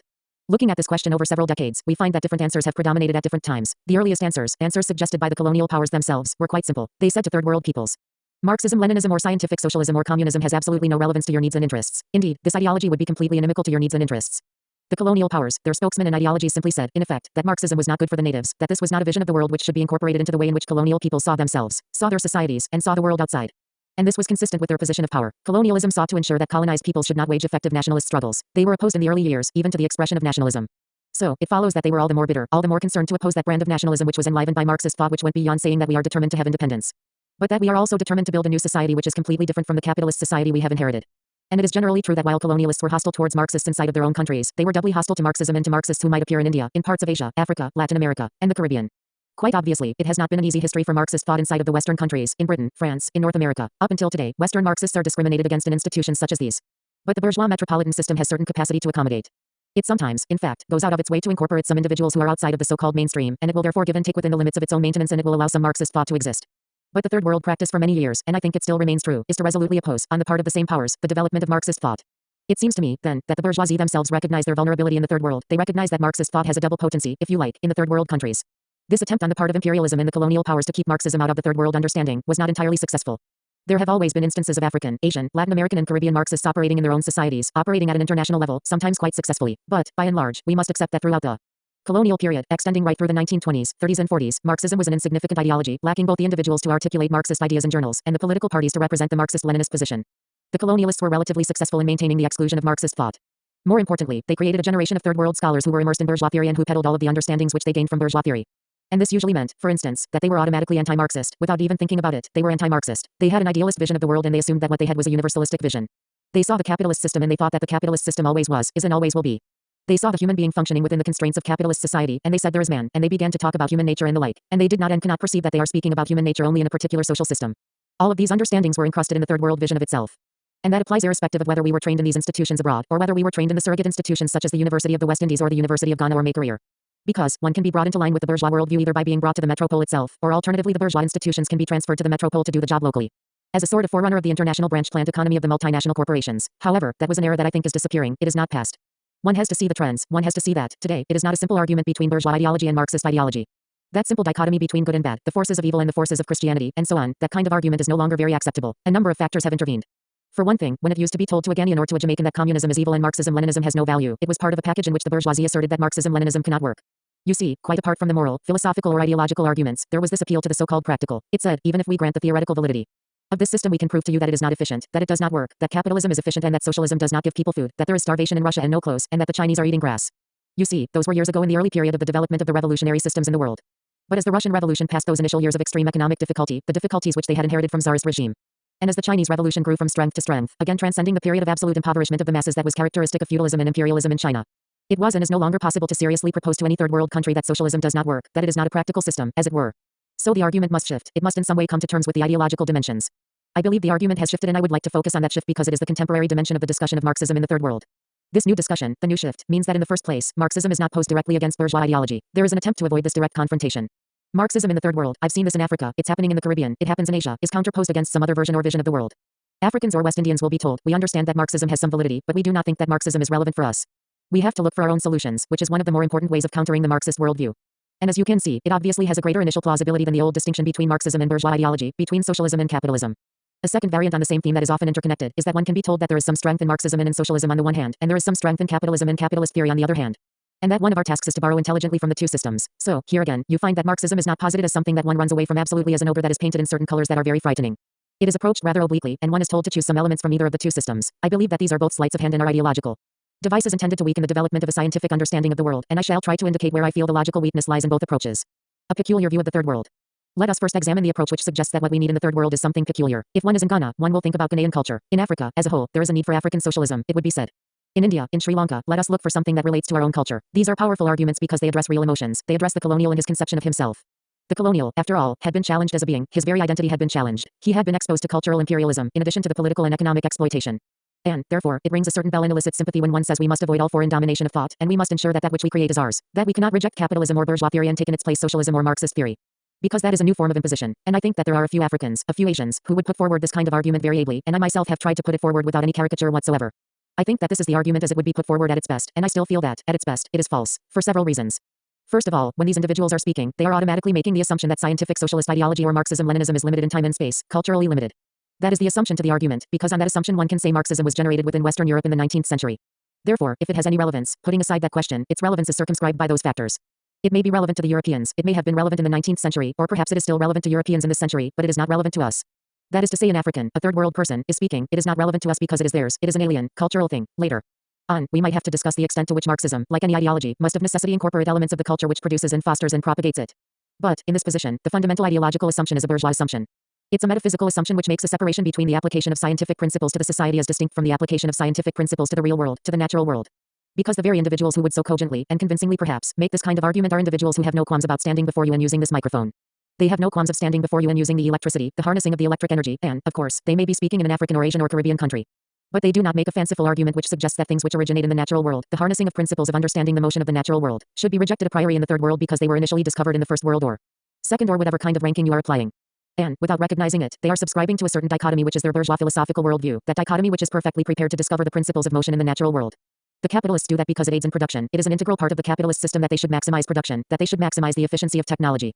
So they will not mystify the pursuit of scientific knowledge with regard to the real world. But then by the same token, the bourgeois class, the capitalist class, has an interest in specifically mystifying the application of scientific principles to society. Because the same application of scientific principles to society would suggest that we must understand the changes, the transitions by which capitalism itself came into being, and by which the particular class in power will be removed from power. It would be a study in their own liquidation, if you like, and one perhaps could not reasonably expect the bourgeoisie to promote the study of their own liquidation. And so, we find that there is always that contradiction in bourgeois thought between the application of scientific principles to society and to the natural world, which is a very artificial distinction. And those who, as I said earlier, are making the argument about cultural validity and cultural uniqueness and peculiarity, are clearly falling victim to this distinction. The moment that we can break beyond that understanding, we can see even further the limitations of a position that tries to see Marxism as culturally distinct and as having no relevance to the third world. One of these limitations is that it is necessary first to misunderstand deliberately, to misread Marx in order to conduct their own polemics. They will say, for instance, Marx does not deal with the kinds of society which we have. Marx and Engels were writing about European society which had classes and we don't have the same classes, we don't have any proletarian workers. And they may be right. In some countries of Africa there is hardly any proletariat to speak of. Countries of Latin America and Asia perhaps have larger numbers, but, in any event, they are right in saying that the particular class configuration or even the absence of classes in a third world country does not conform to the model of analysis that Marx might have organized for Western Europe. And which, of course, is relevant to North America. In so doing, however, they overlook that which Marx himself had said. Because Marx hadn't claimed that he was organizing a philosophical worldview and that he had created categories for Western Europe which were applicable in and of themselves to the third world, applicable without any new intellectual or analytical effort. Indeed, Marx had to chastise those individuals who would like to have applied his understanding of Western Europe in a very uncritical way to the development of Eastern Europe.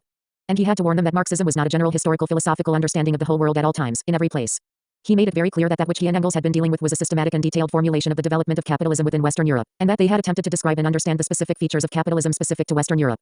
So that the universality which both he and Engels claimed was not the universality that applied to Western Europe. The universality is the universality of contradiction, the universality which can be determined by utilizing the historical materialist method with relationship to any given society, so that when those individuals say that Marxism claims that all societies must pass through the same processes, and that the important thing is the presence of the given working class in a particular way, and that therefore we must of necessity bypass this because our society is unlike that which Marx describes, I think those individuals have fundamentally failed to come to grips with what he was saying.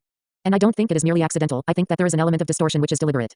And that in itself is a serious reflection on their arguments, because, if you have to engage in deliberate distortion of the opposition's arguments before you can come to terms with the argument, it suggests that you yourself are coming from a very weak position. Besides, yet another limitation of the attempt to force Marxism into these narrow boundaries of time and place arises out of the fact that these individuals fail to recognize and accept Marxism as a growing ideology. That is to say, just like with any body of science, it is not static, it takes in new ideas, it has new discoveries, it responds to the variations as scientific inquiry continues. That is why one can speak about Marxism-Leninism. The very fact that we couple Lenin's name to Marx's name in a very fundamental way is a reflection of Lenin's contribution at a different time, his ability to say, yes, we are looking at capitalism. But we are not looking at the same capitalism which Marx had looked at in the earlier part of the 19th century. Instead, we are looking at capitalism in its imperialist epoch, and this is a qualitatively different thing. So, in that process, Lenin contributed to the growth of Marxist ideology. Moreover, the same applies to the contributions by Mao, and the same would apply to the contributions by Che Guevara, or to the contributions by Amilcar Cabral. Contributions which recognize that Marxism is itself a growing body of scientific knowledge, that one has an ontology, one has an epistemology, and that from there one must move towards dealing with the particularities that occur in any given place at any given time. And this would certainly move Marxism far beyond these mundane, restricted limits which have been forced upon it by some theoreticians, in the practical day-to-day struggles of the Third World. Irrespective of whether people accept some of these arguments, and you may think that they are esoteric and that the day-to-day struggle does necessarily take account of these arguments, Marxism continues to grow as a Third World ideology in spite of the attempts to present it as something alien to the Third World, and it continues to grow as an independent ideology seeking clear alternatives to capitalism, in spite of the attempts to divert this process by focusing on a compromise between capitalism and socialism. That compromise is something I shouldn't discuss at any length because, again, the moment that one takes the care to understand Marxist ideology, it becomes immediately obvious that one cannot have a foot in both camps. It is not possible to talk about the coexistence indefinitely of a socialist and capitalist system. There may be, at a certain point of transition, the incorporation of elements which are capitalist in a socialist system or vice versa. But if that is so, then we will have to examine the tendency, we will have to examine which of the contradictory features is manifesting itself ultimately to become the dominant system. But it isn't possible for someone such as Leopold Senghor to say, in Senegal we will have a little bit of capitalism, and a little bit of socialism, and then a little bit of Senegalism, but this is in effect what he says. He says, we are going to have three sectors of our economy. We will have the foreigners owning something, then we will have a section that is publicly owned, and then we will have some joint ownership, and this is put forward as a socialist alternative or an alternative to Marxism, and very consciously Senegal puts this forward as an alternative to Marxism. Yet one of the many fallacies in this position is that Senegal began as a capitalist country. It is located within the international imperialist order. The Senegalese people were not making any choice about whether they wanted to be either capitalist or socialist, they were in fact capitalist. The only choice they can make is whether they want to continue to be located within the capitalist system or whether they want to escape from it. So it is a false duality to imagine that they are outside of either system, and that they are choosing from both to create a third alternative, and any steps which fail to remove it from the capitalist system are steps which, in effect, support the capitalist system. The rise of Marxism in the Third World. Quite apart from examining it at the level of the theoretical implications, one is struck by the sizable increase in Marxism, or, to put it more effectively, the increase in the adherence to Marxism, the increase in the discussion of Marxism, the increase in the awareness of Marxism, in the Third World. All of these strategies pursued by Africans and Latin Americans and Asians, to stem the tide of Marxism, haven't really been effective. Because, while it may be difficult for anyone to say, for instance, that in Asia, in 1965, there were 10,000 Marxists and now there are 20,000. I am certain that there would be no observers or analysts of the scene who would deny the increase in Marxism, and an adherence to Marxism, and this increase can be measured in a number of indirect ways. It can be measured, for instance, by seeing the number of scholars who are using the formal tools of Marxist analysis, anthropologists and economists, political scientists, historians from Africa, Asia and Latin America, who, 5 or 10 years ago would never have been found on the scene or today not in a majority, but they are conspicuous in each field. Very often conspicuous by their excellence, because they are engaging in hard original work which challenges bourgeois assumptions and manages to assert itself on the basis of its own internal logic and consistency. So that a glance at the journals, from the point of view of those of us in the academic community, will indicate to you the growing number of Marxists who are practicing in every discipline in third world countries. And this is not because they were encouraged, one can be very sure of that. This is itself a dialectical development, a development over and against the trend of their formulation, because they were formed mentally in bourgeois philosophy, as I said earlier. A second measure is to look outside of the universities or beyond the level of university academics, at the number of student groups, the number of worker groups or independent intellectual groups that are avowedly Marxist. Not just that, one may say that they are using some Marxist terminology or that they are disguising their Marxist content. Nowadays, in the third world, there are a large number of groups which come forward and say, we are Marxists. Now again I'm trying to avoid, for the moment, the discussion as to whether they come forward and say they are Maoists or they come forward and say they are something else, but they come forward and say that they are Marxist, that much is certain. And that is a very important change that is part of our contemporary scene, because, in most parts of the third world, it is still hazardous to identify oneself as a Marxist. And therefore, the fact that it is happening more and more is an indication of a tremendous growth, and a willingness and a capacity to challenge the domination of bourgeois thought. Alongside these groups, very often as part of the activity of the groups, we have the proliferation of journals which carry Marxist slogans, which carry Marxist analysis. These are things that can be discovered through a random sample, just looking through the third world, especially if one has the opportunity to see the literature that comes out at what we call the grassroots level. Literature that is not necessarily put in the same glossy format as Time or Fortune magazines, but literature that comes through the hard sweat and labor of people turning a Gestetner, very often by hand, not even electrically, and producing things that may not be the most attractive to look at, but which carry out the task of Marxist reconsideration of society. Marxism is growing in the third world, and I don't think that this is merely because of some theoretical subtlety on the part of the Marxists themselves, if indeed this has any part to play. Rather, it appears to me to derive from the practical experience of the third world over the last decade and a half, the practical experience gained since countries in Africa and Asia in particular achieved their so-called independence, their nominal constitutional independence. Ever since independence, these countries have had certain experiences, they have set out for instance to develop themselves, whatever that means to anybody else. But they very often had a conscious vision of developing, of advancing, and in so doing, or in attempting to do so, they utilize the well-known bourgeois theoretical assumptions about how one develops. They utilize bourgeois advisors to set up their 4 and 5-year development plans. They utilize bourgeois international experts to tell them how to take off, and the result is there for everyone to see. It is a failure of bourgeois thought to deliver the goods, if you like. That is one of the most important considerations in explaining why the alternative philosophical view is gaining ground, because when the bourgeois theorists had before them the new field of independent African countries, then it could be said that they must be given a chance to prove whether they are right or wrong about capitalism being a road of development for everyone. But after 10 or 15 years, in some cases, in Asian countries much longer than that, it is no longer possible to say that bourgeois theory has any possibilities of growth for the third world countries. Even the liberals, even neoclassical economists themselves, are turning towards Marxist-inspired visions and understandings of what is dependency and what is underdevelopment, and what are the ways out of these states of dependency and underdevelopment, so it is the practice which accounts, in no small measure, for the advance of Marxism in the third world. Class struggle in the third world. There is also the recognition that the third world cannot stand outside of the rest of international society. It certainly cannot be considered in isolation from the rest of the capitalist world, nor for that matter, can it isolate itself from those parts of the world which have made socialist revolutions. This recognition came very clearly, or most clearly, and it came at the earlier period in Southeast Asia, a tremendous development of the Vietnamese struggle. It came also in Latin America, because the Latin Americans had been independent for a long time and, after this political independence, they have had a long experience of neocolonialism. An experience which forced them to recognize that there was no way in which they could understand the movement of Latin American society without understanding the interpenetration of foreign, mainly American, capital, monopoly capital into the Latin American environment. So that they began to build into their understanding of their society an understanding of the larger society. And if they had to understand the larger society, they automatically had to go back to understanding capitalism and to seeing why it was or why it is that capitalism enslaves not only its working class but indeed more so, the working class and the dispossessed peoples of the third world. One of the interesting choices which has been made by most third world political spokesmen, choices at the ideological level, is a choice based on their unwillingness to recognize that class can be relevant in their own context. There was some factual basis for that unwillingness. Many third world countries began their period of political independence with the internal class struggle at a very low level, because the internal classes had been subordinated to external capital, and the operation of internal class struggle had been subordinated to the operation of the nationalist struggle of all classes against the external monopoly capitalists. But, as the years advanced since independence, in each third world country, the evidence began to grow of the decisive role of internal class struggles, of the growth of indigenous classes playing decisive roles in the motion of the internal societies. And this has also been a potent factor in forcing third world peoples to come to grips with an analysis which has room for understanding the world in terms of class struggle. An example which is always very clear and very illustrative is the example of Ghana and the development of the thought of Kwame Nkrumah. Nkrumah had always had some Marxist overtones before he got into power, and when he got into power, there was a time when he used to describe himself as a Marxist and a Christian. There was a time when he used to describe himself as a consciencist. He spoke of himself as a Pan-Africanist. He attempted to incorporate some Marxist insights, but not as a total methodology, not as something that underlay his whole political philosophy and his political practice, largely because he insisted that there were no classes in Ghana. And then he was overthrown and he went to Guinea and he was given aid by his friend Sekou Touré, and in his last days he produced a considerable body of writing. And in this writing he proclaimed, I used to say that there were no classes, but when I was overthrown by the Ghanaian petty bourgeois class, I discovered that there were classes. If you read Nkrumah's Class Struggles in Africa, that is basically what he is saying. He very clearly, in his own way, delimits the classes in Africa and accepts that the petty bourgeoisie functions as a class in its own right, with interests hostile to the African working class and peasantry, and he is therefore able to reformulate his vision of Ghana and of Africa. Or he did so before he died. Nkrumah, of course, was one of the foremost nationalists. He stood on the vanguard of nationalist struggle. But that block to his full understanding came because he could not or would not, I think it is a combination of the two, perceive the development of classes inside of Ghana. Today, the obvious growth of indigenous classes throughout Asia, the Caribbean, Latin America and the rest of the third world is a clear pointer to the need to grasp a strategy which recognizes, or which is based upon a recognition of the existence of class struggle as a motive force in history. And here again Marxism comes in for additional attention on the part of third world scholars. Of course, to say that Marxism is relevant does not necessarily say that the body of Marxist thought which exists is adequate to an understanding of the third world predicament. These are two different questions, in different order of logic, and I think they have been confused by a number of people. Marxism as an operative methodology in political philosophy, as the ideology which sprang from the working class in Europe, has developed its own We can measure physically the body of literature which has been produced by Marxists, and that literature has been preoccupied with Western Europe, with North America and with the developed countries, because most of the Marxists came from those countries. And even Third World Marxists in the early days were concerned with metropolitan society. So, there is a body of Marxist literature which is inadequate to the needs of the Third World because it just does not deal, for the most part, with the problems of the Third World. So that when one says that Marxism is relevant to the Third World, it means that the Marxist scholar, whether he be Third World, of Third World origin or not, who attempts to deal with Marxism in the Third World must be operating at the most advanced and creative level. He is not merely transferring known truths from another part of the world to the African or Asian situations, he has to engage in the very difficult task of building from the bottom, an actual body of Marxist inquiry and Marxist analysis of the societies in question. And this is where one has to emphasize, and to emphasize once again, that Marxism can only be of value if whatever it takes to be the universal is applied to the particular. And it is in the very particularity of the exercise that one will demonstrate that the universal is actually universal and that it is applicable. In the United States, for instance, there has been, and no doubt there has been a spillover of the same discussion in Canada, very lengthy, sometimes very violent discussion among black brothers and sisters about the relevance of Marxism. It basically comes from the understanding of whether this Marxism has any validity to black people in their special predicament as an ethnic group, and the arguments against its applicability are rather similar to the arguments which an African or a West Indian might use, the sort of arguments I have outlined above. In other words, those who are opposed would say that Marxism is about class, and our problem is a racial or ethnic problem. Marxism originated with the same Western society which dominates us and we must reject all forms of white cultural domination, Marxism included. However, there continues to be the growth of a serious interest in Marxism on the part of Afro-Americans, the black population in the United States. And their task, quite clearly, consists in bringing the tools of Marxism to bear upon the specific history of the United States. In that specific history, a number of contradictions arose, and if the contradiction between races happens to be a fundamental contradiction, then that is the contradiction which will attract their attention. They will have to come up with the formulations which deal with the specifics of their own social situation. Failure to do so does in fact strengthen the arguments of those who try to suggest that Marxism is irrelevant. Because, if you proceed into a situation, whether it be an analysis of Afro-America or an analysis of Pakistan, and you do not attempt to develop with respect to those specific situations, but rather merely to transfer a body of knowledge in a fixed static form from another part of the world, then you will be accused of being irrelevant. You will be accused of cultural hegemony. You will be accused of trying to force the indigenous interpretation into your own external imperialist-oriented model. The burden of Third World Marxists.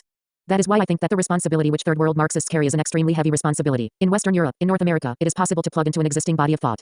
Any discussion about Marxism in these parts can immediately find some source of established Marxist orthodoxy. They can find the unorthodoxies. They can in fact adjudicate between all kinds of rival versions to Marxism, in its application to their own society. It doesn't mean that the Western Marxist does not function to revitalize and to review the Marxist vision of his own society, but he has something to review. The Third World scholar is more often than not starting from the very beginning, having nothing to review. Having nothing else but sometimes inadequate empirical data which has to be collated and picked up from bourgeois sources.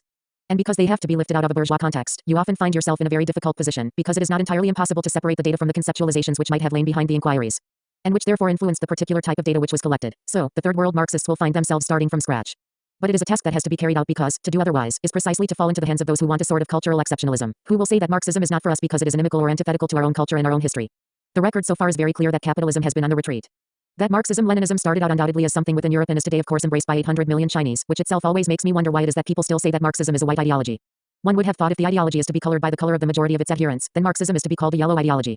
And if it is a yellow ideology or is capable of being yellow, and if it is capable of being brown in the case of some Asian countries, of being black in the case of Cabral's Guinea or of Mozambique under Frelimo, then immediately one sees that there are very many breaches that are made in this wall which was being built, or which certain people attempt to build around Marxism to keep it from the world's least developed peoples.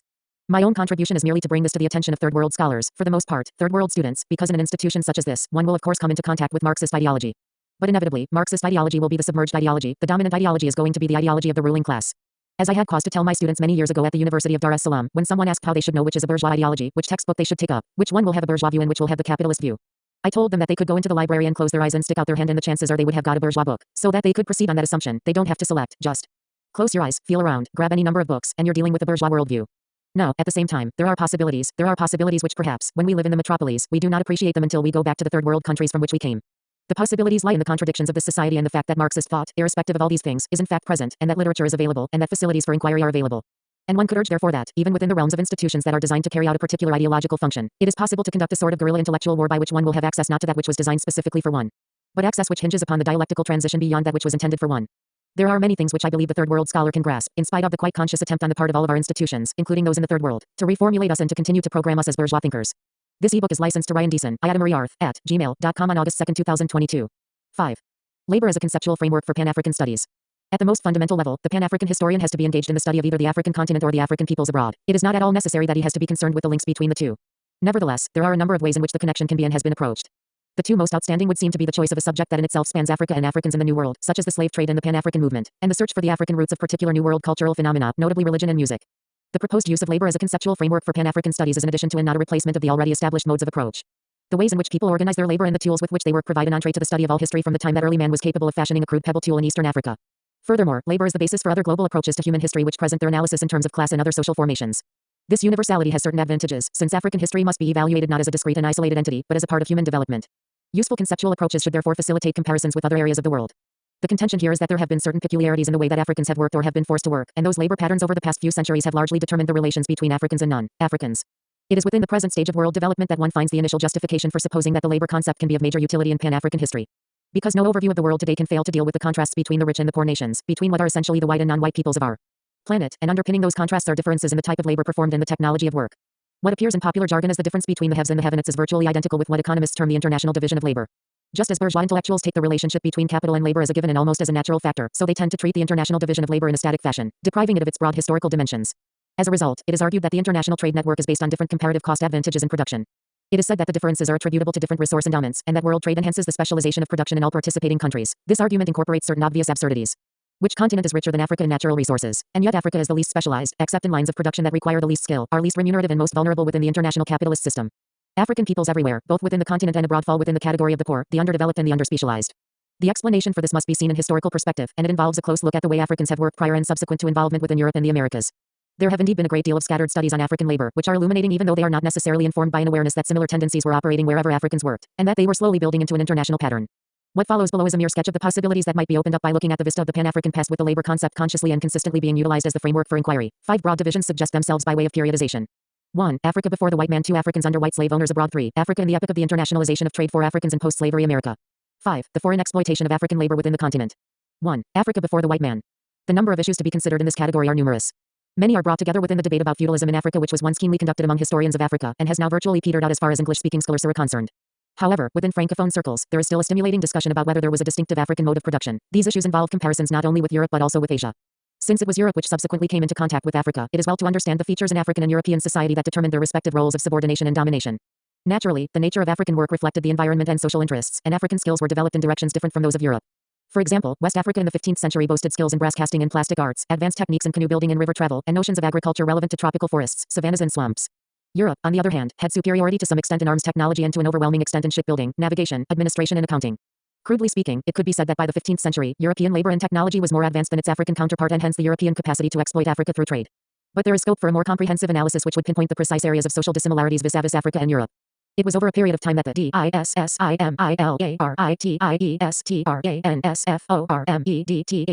disadvantages. For instance, Africa lacked a technological dynamic leading towards mass production.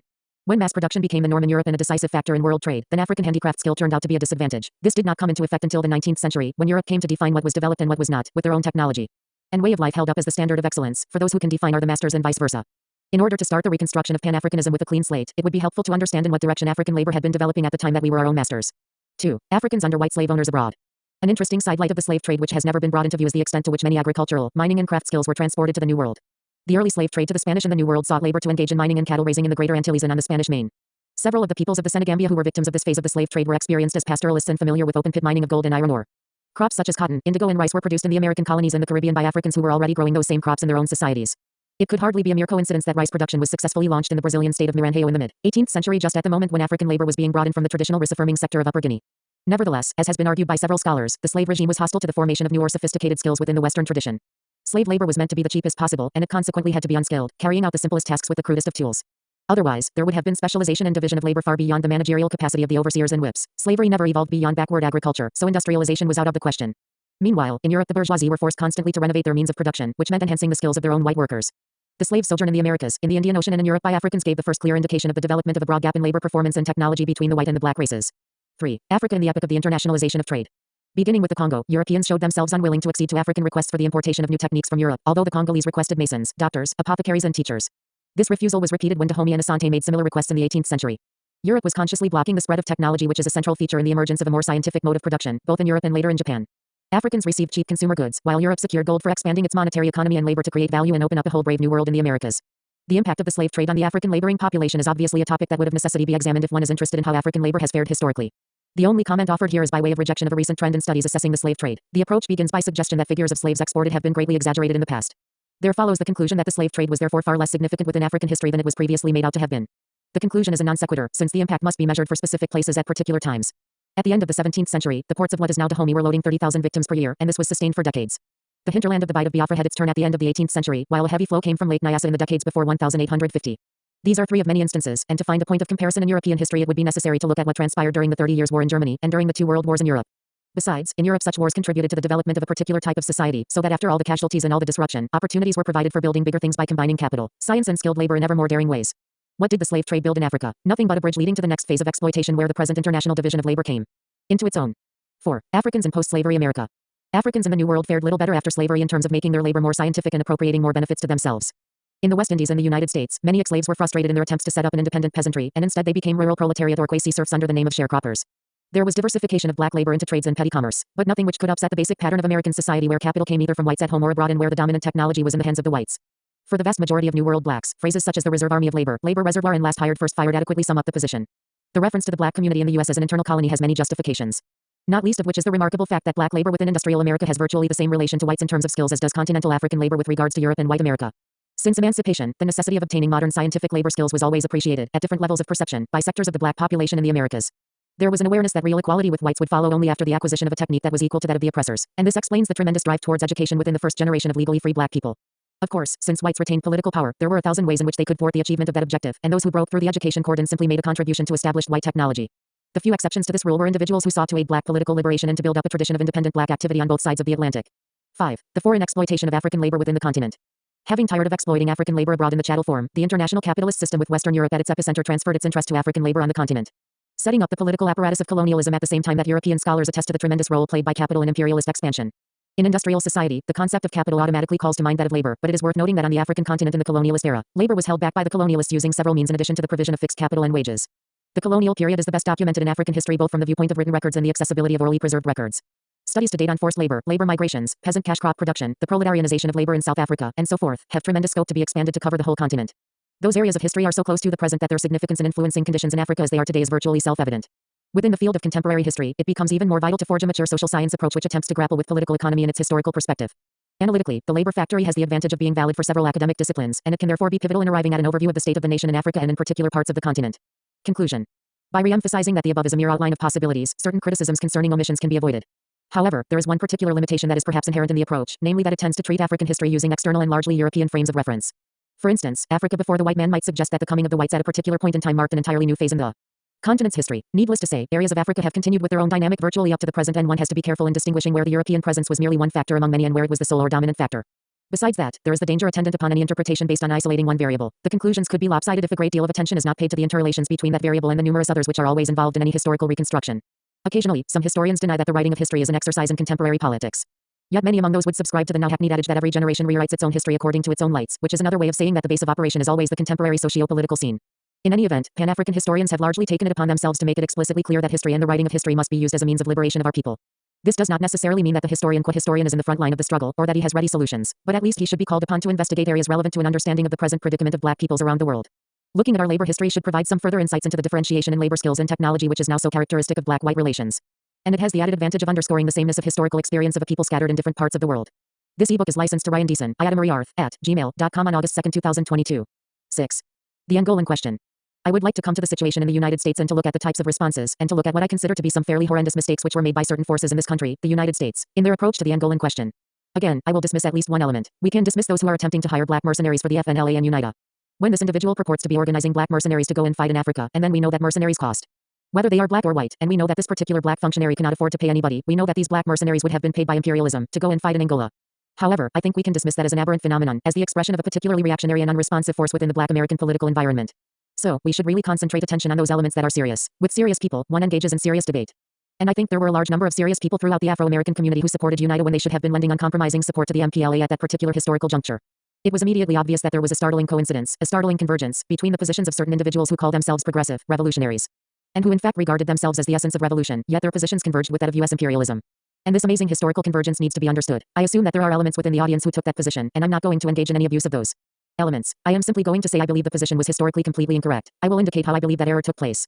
The first thing is UNITA gained a certain popularity in this country in the very late 60s and the early 70s, particularly in the period of the rise of the African liberation movement, and the like. I was following the process, so I know that they were becoming more exposed and more popular in this country, and that they used certain, very opportunist political tactics and techniques. They simply appealed to the growing black consciousness by saying, inside of Angola we stand for the elevation of the black man to a position of dignity and rule, and the MPLA stands for the elevation of whites and mulattoes over the indigenous African people. That was the standard line in the late 60s and early 70s, and they would then say, look at the MPLA, it has so-and-so, who is in its executive, who is a white, who is a Portuguese. It has so many mulattoes who are on the central committee, it has so-and-so who is married to a white woman, President NATO, and so on and so forth, and in the context of the US, I think that those are very telling points. In the context of the black struggle in this country, when brothers and sisters were going through that terrible period of self-identification, trying to extract themselves out of the dominant white culture, I think that those points made a great deal of impact. Particularly because the MPLA was not really seeking to influence the Afro-American population, or much of the American population, so that is one reason why the UNITA gained in popularity. And when we examine that very carefully, we must of course admit that to declare blackness is a very easy thing to do. I mean, the same character who was mobilizing black mercenaries was also in the forefront of declaring his blackness, and he would call himself Garveyite, and so on and so forth. To declare for blackness is one of the easier things to do, once one recognizes the opportunities inherent in that situation, but surely we need to go further than that. We need to examine, first, whether the reality in Angola was the reality as portrayed by UNITA. We need to go further and ask whether the historical experience of Angola could be so easily assimilated into the historical experience of black people in the US that Afro-Americans should run to make a judgment on Angola on the basis of some knowledge they had that so-and-so was married to a white, or that so-and-so was a mulatto. Because the central understanding that we must reach is that any situation must be examined on its own historical merits. What is called race in the US is not the same thing as what might be called race in Angola. In fact, in this country, those who are all called black, or used to be called Negro, if they went to Angola, they would be distinguished, many, as mulattoes. If we want to understand Angola and the complex of the relationships between social strata and race, and so forth, we must then understand Angola. We cannot sit in Washington or in Detroit and imagine that what we are seeing around the block is Angolan society. And this seems to me to be one of the mistakes which the brothers made when they tried to transform a very simplistic understanding of black-white relationships in the judgment of whether they would support the MPLA or support UNITA. One is reminded here of some of the things which Fanon wrote in regard to Africa when he was talking about the pitfalls of national consciousness. He was talking about the pitfalls of African national consciousness. Now we can apply that to the pitfalls of black national consciousness, which is to say that national consciousness is clearly a liberating force, but at a certain point it can provide blinkers. It can turn into blinkers and constitute a barrier for further understanding of the real world. The second and more widespread factor, and one that ultimately proved to be most decisive for many black progressives, was the notion that UNITA was a Maoist movement. And these left forces who opposed the MPLA were moving from the starting point of supporting Marxism-Leninism, Mao Zedong thought. In their own words, they have a vision and an analysis of contemporary society wherein they identify as the principal contradiction between the two superpowers. They argue further that the more dangerous force is Soviet socialist imperialism, because it's more covert, it's more subtle, and because it ultimately can be more powerful, since capitalist imperialism is on the wane. And therefore, in a situation in which the Soviets are involved, one has to take a stand on the opposite side. Now, what is my disagreement with that position? I shall not go into all my disagreements, because I do not want any sort of global confrontation. I am not in favor of trying to resolve all the problems of the world at the same time, in a single stroke. So that I'm not going to attempt to deal with that postulation about the principal contradiction and its implication. What we are going to ask is how does that relate to Angola with its specific characteristics? If someone holds that belief as a sincere revolutionary tenet, when that person approaches Angola, how is it that such a belief ends by placing such forces on the side of those who have for 500 years oppressed the African people? What explanation does such a person give to the Angolans who have been engaged since 1960 in armed struggle against the Portuguese, against NATO? Who at the end of that struggle found they were faced with the South Africans and with an escalation of US support to the so-called liberation movement which had been harassing the genuine freedom fighters for many years. So that from a dialectical perspective and a scientific perspective we struggle and work to discover the correct line. It is only from a theological perspective that one knows the correct line because of revealed truth. And it seems to me that the limitations of that position were very clearly revealed in the Angolan situation. I have not seen a single analysis from forces claiming that they had the correct line, which meant opposing the Soviets, not a single analysis of what was going on inside of Angola. It was purely external, and I do not believe we can proceed on that basis. This ebook is licensed to Ryan Deason, @gmail.com on August 2, 2022. 2. Development and Underdevelopment. This ebook is licensed to Ryan Deason, @gmail.com on August 2, 2022. 7. The Historical Roots of African Underdevelopment. Thomas Sens, in his survey of interpretations of economic development, observed that, in contrast to bourgeois theories, Marxist writing explains the phenomenon of economic underdevelopment, the perspectives of eliminating it and the concrete questions on further development. Always in relation to history, within the framework of historical interrelations, by concentrating on the main driving forces of social and economic development, and by analyzing phenomena and their causes as dialectical interdependencies. He then goes on to draw attention to the fact that it is particularly and naturally the national theoreticians of the underdeveloped countries themselves, who stress the international aspects of economic underdevelopment, and the latter's relations with colonialism. Even if without any sign of Marxist mentality, it is no accident that the Tanzanian, Justinian Rweyamamu, puts forward the view that the poverty of developing countries is to be largely traced to the historical relationships of the metropolitan countries and the former colonial countries. The West Indian, Norman Given, in a study of multinational corporations and dependent underdevelopment and mineral export economies, also urges that the origins of institutional dependence must be sought in the historical evolution of the economies for centuries before.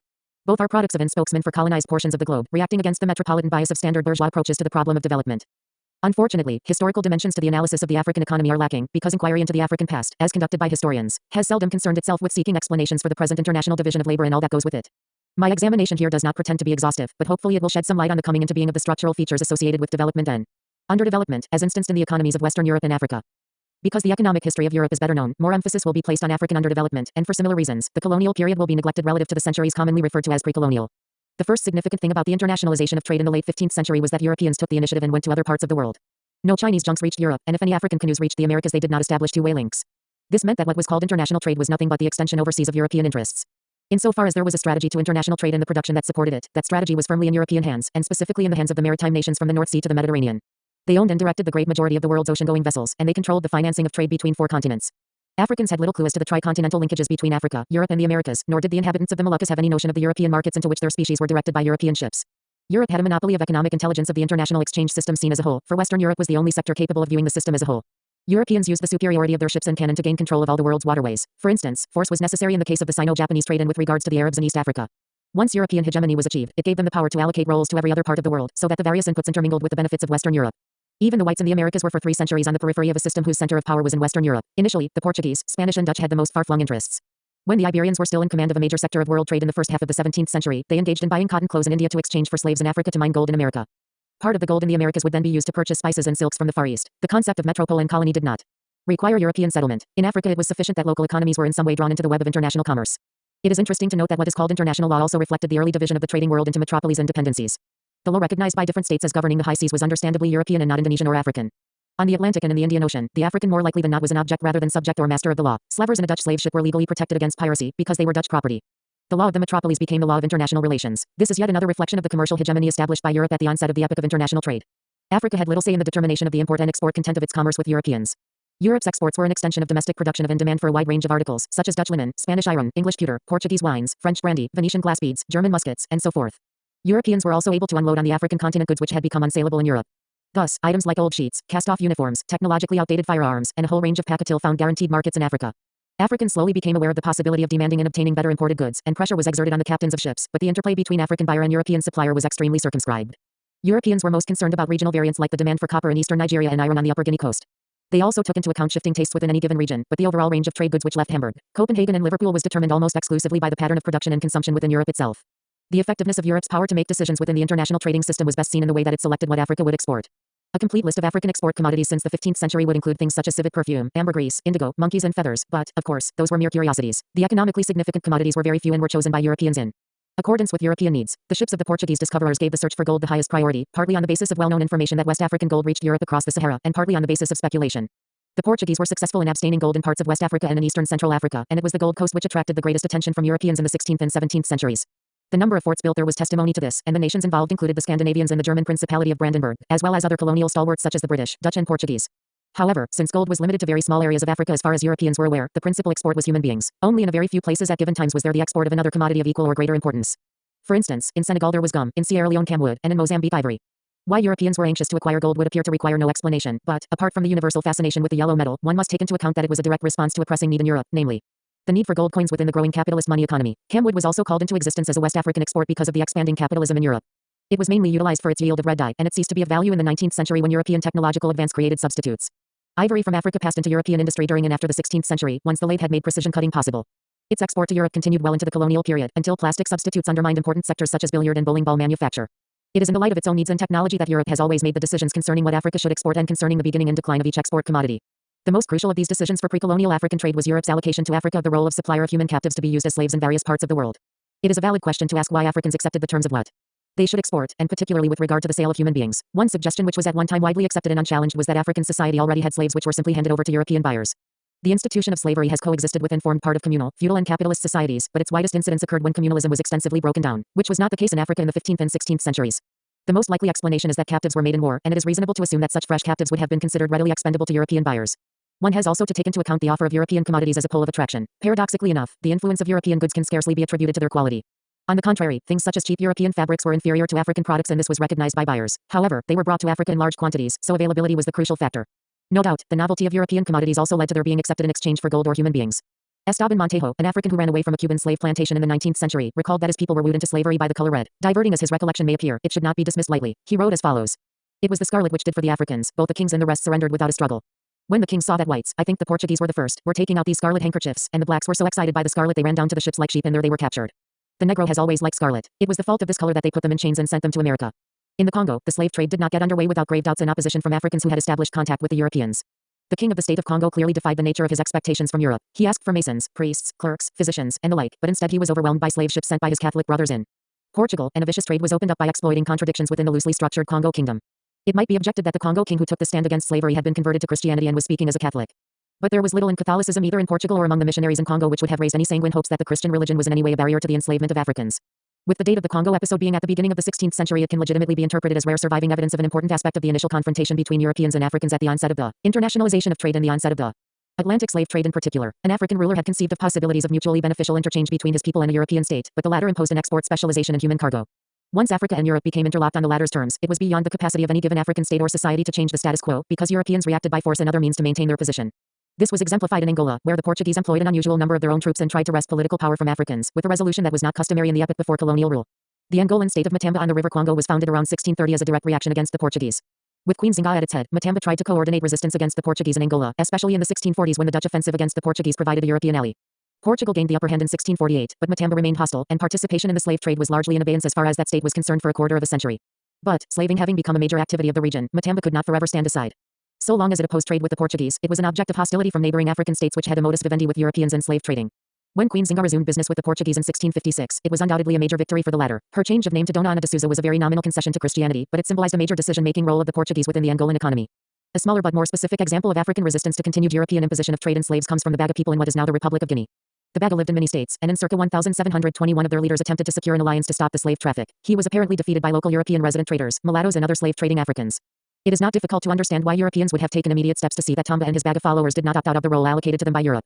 A parallel which presents itself is the manner in which Europeans got together to wage the Opium War against China in order to ensure that the Chinese would continue to import the addictive drug that was so profitable for Western capital.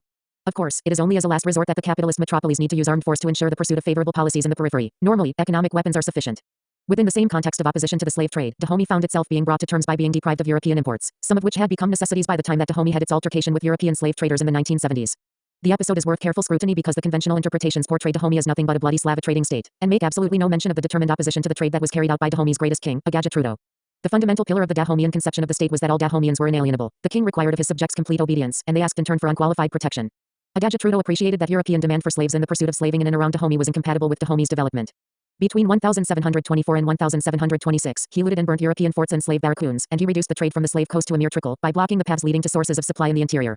European slave dealers were very bitter, and they tried to sponsor some African collaborators against Agaja Trudeau. They failed to unseat him or crush the Dahomeyan state, but in turn Agaja failed to persuade them to develop new lines of economic activity, such as local plantation agriculture, and, being anxious to acquire firearms and carries through the Europeans, he had to acquiesce in the resumption of slave trading in 1730. In 1730, Dahomeyan slaving was placed under royal control and was far more restricted than previously. Yet, the failure of this determined effort illustrated that a single African state at the time could not emancipate itself from European hegemony. The small size of the polities and the numerous political divisions made it so much easier for Europe to make the decisions about Africa's role in world production and trade. Because the nature of African exports was determined from outside the continent, questions such as the level of output and prices were also decided outside Africa. Time and time again, trade in slaves responded to various external stimuli. At first, the labor was needed in Iberia and in the Atlantic islands such as Sao Tome, Cape Verde and the Canaries. Then came this period when the Greater Antilles and the Spanish-American mainland needed replacements for the Indians who were victims of genocide. And then the demands of Caribbean and mainland plantation societies had to be met. The records show direct correlations between levels of exports from Africa and European demand for slave labor in this or that part of the American plantation economy. When the Dutch took Pernambuco in 1634, the directors of the Dutch West India Company immediately informed their agents on the Gold Coast that they were to take the necessary steps to pursue the trade in slaves on the adjacent coast east of the Volta, thereby creating the infamous Slave Coast. When the British islands of the Caribbean took to growing sugarcane, the Gambia was one of the first places to respond. Examples of this kind of external control can be instanced right up to the end of the trade, and this embraces Eastern Africa also, since European markets in the Indian Ocean islands became important in the 18th and 19th centuries. And since American demand caused Mozambicans to be shipped around the Cape of Good Hope, even medium and short-run fluctuations in the volume of African trade were usually reflections of European conditions. The incessant European wars of the mercantilist epoch were particularly decisive in this respect. There was a drastic fall in French shipping to Africa during the 7 Years' War, while both British and French shipping was absent from regular trade during the American War of Independence and the years of Anglo-French struggle that followed. The African producer of a commodity such as captives was quite helpless in the face of these European practices. During the American War of Independence, Fujialan and the neighboring countries in Sierra Leone became full of captives, who had of necessity to be incorporated into a local system of production because they were kept hanging around for a long time with no ships in sight. It might seem to be laboring the obvious to emphasize that a fundamental characteristic of centuries of Afro-European trade was that its dimensions were determined outside of Africa. But, it is equally obvious that local conditions were bound in some ways to affect output, price and the European choice of particular parts of the continent at particular times. Thus, the local conditions around the Bight of Biafra or Lake Niger would certainly have influenced the rate of extraction of captives at any given time. The emphasis on the overall global determinants is necessary in order to situate the mechanics of trade within Africa in their proper international perspective. And in so doing one can immediately perceive the striking similarity between the early commerce and the subsequent colonial and neocolonial trades. The kind of benefits which Europe derived from its control of world commerce are well known, although it is curious that the recognition of Africa's major contribution to European development is usually made in works devoted specifically to that subject. While European scholars of Europe often treat the European economy as if it were entirely autonomous, European economists of the 19th century certainly had no illusions about the interconnections between their national economies and the world at large.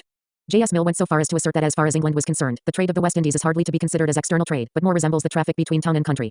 Marx can be cited in the same context, not as heretic or as the ultimate authority, but merely because of the frankness of his comments. It was Marx who wrote that the discovery of gold and silver in America, the extirpation, enslavement and entombment in minds of the aboriginal populations, the turning of Africa into a commercial warren for the hunting of blackskins signals the rosy dawn of the era of capitalist production. Central and South American gold and silver played a crucial role in meeting the need for coin in the expanding capitalist money economy, while African gold was also significant in this respect.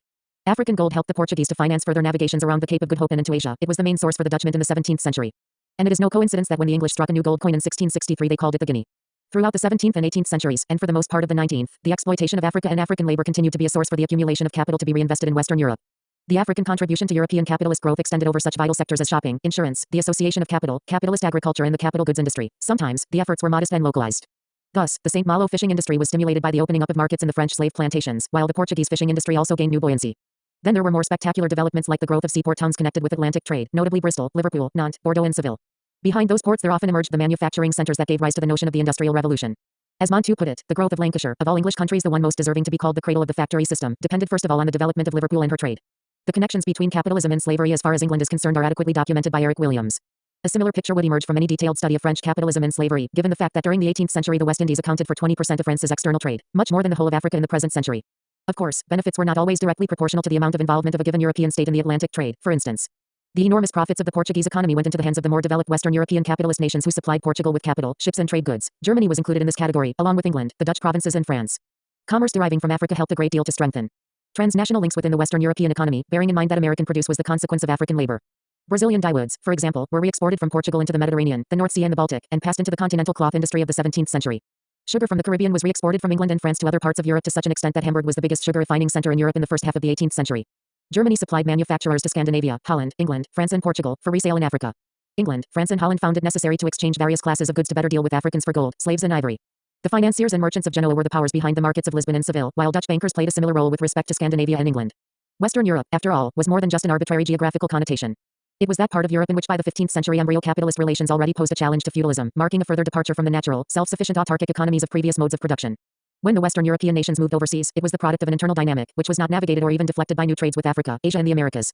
Enclosures continued in the English countryside, and agriculture in Western Europe generally continued its slow rate of evolution, serving to support a larger population and to provide a more effective basis for the wool and linen industries in particular. The rate of transformation in technology and in the socio-economic organization of industry was more rapid. African trade hindered none of these things. On the contrary, it speeded up several aspects, including the integration of Western Europe, as noted above. That is why the African connection contributed not merely to economic growth but also to real development in a structural sense. Conversely, it can be demonstrated that the contacts with Europe had no organic relationship to what Africa was doing previously, nor did they permit the reemergence of any rational continental or regional ties within Africa itself. Trade within Europe meant historical disruption and disintegration, and those things proved crucial to Africa's underdevelopment. Africa's external trade was very limited up to the 15th century. Apart from northern Africa, it was only East Africa that had foreign trade relations. The Portuguese sought with some success to replace the Arabs as the merchants who tied East Africa to India and to the rest of Asia. It was the Portuguese who came to carry most of the ivory which was marketed in India, while Indian clothes and beads were sold in East and West Africa by the Portuguese and the Dutch. The same applied to cowrie shells from the East Indies.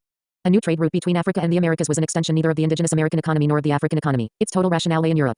In effect, therefore, Europe took the first steps towards transforming Africa, Asia and America into economic satellites. It was at the very outset of international trade that there was established that radical pattern with Europe at the center and very few independent connections between the non-European territories.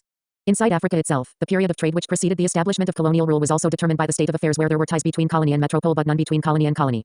It will shortly be illustrated that trade with Europe arrested the development of numerous small African economies. Lack of economic integration in Africa is mainly a result of that fact, because social formations in given geographical areas were not permitted to extend their production and economic boundaries so as to generate trade with each other comparable in importance to that between each area and Europe. There is no doubt that the potential for independent economic development was present in a large number of localities, based on local resources and skills. As those local economies multiplied and grew closer together, they were bound to create regional and continental markets as in Europe and parts of Asia that had gone further along the same evolutionary path. In addition to blocking the possibilities of continued evolution, European trade also set in motion a process of active disintegration. Certain interterritorial links established on the continent were broken down because of European trade. Several examples arose on the West African coast down to Angola, because in those parts European trade was most voluminous, and the surviving written record is also more extensive. When the Portuguese arrived in the region of modern Ghana in the 1470s, they had few commodities to offer local inhabitants in exchange for the coveted gold. However, they were able to transship from Dahomey supplies of cotton cloths, beads and female slaves which were saleable on the Gold Coast.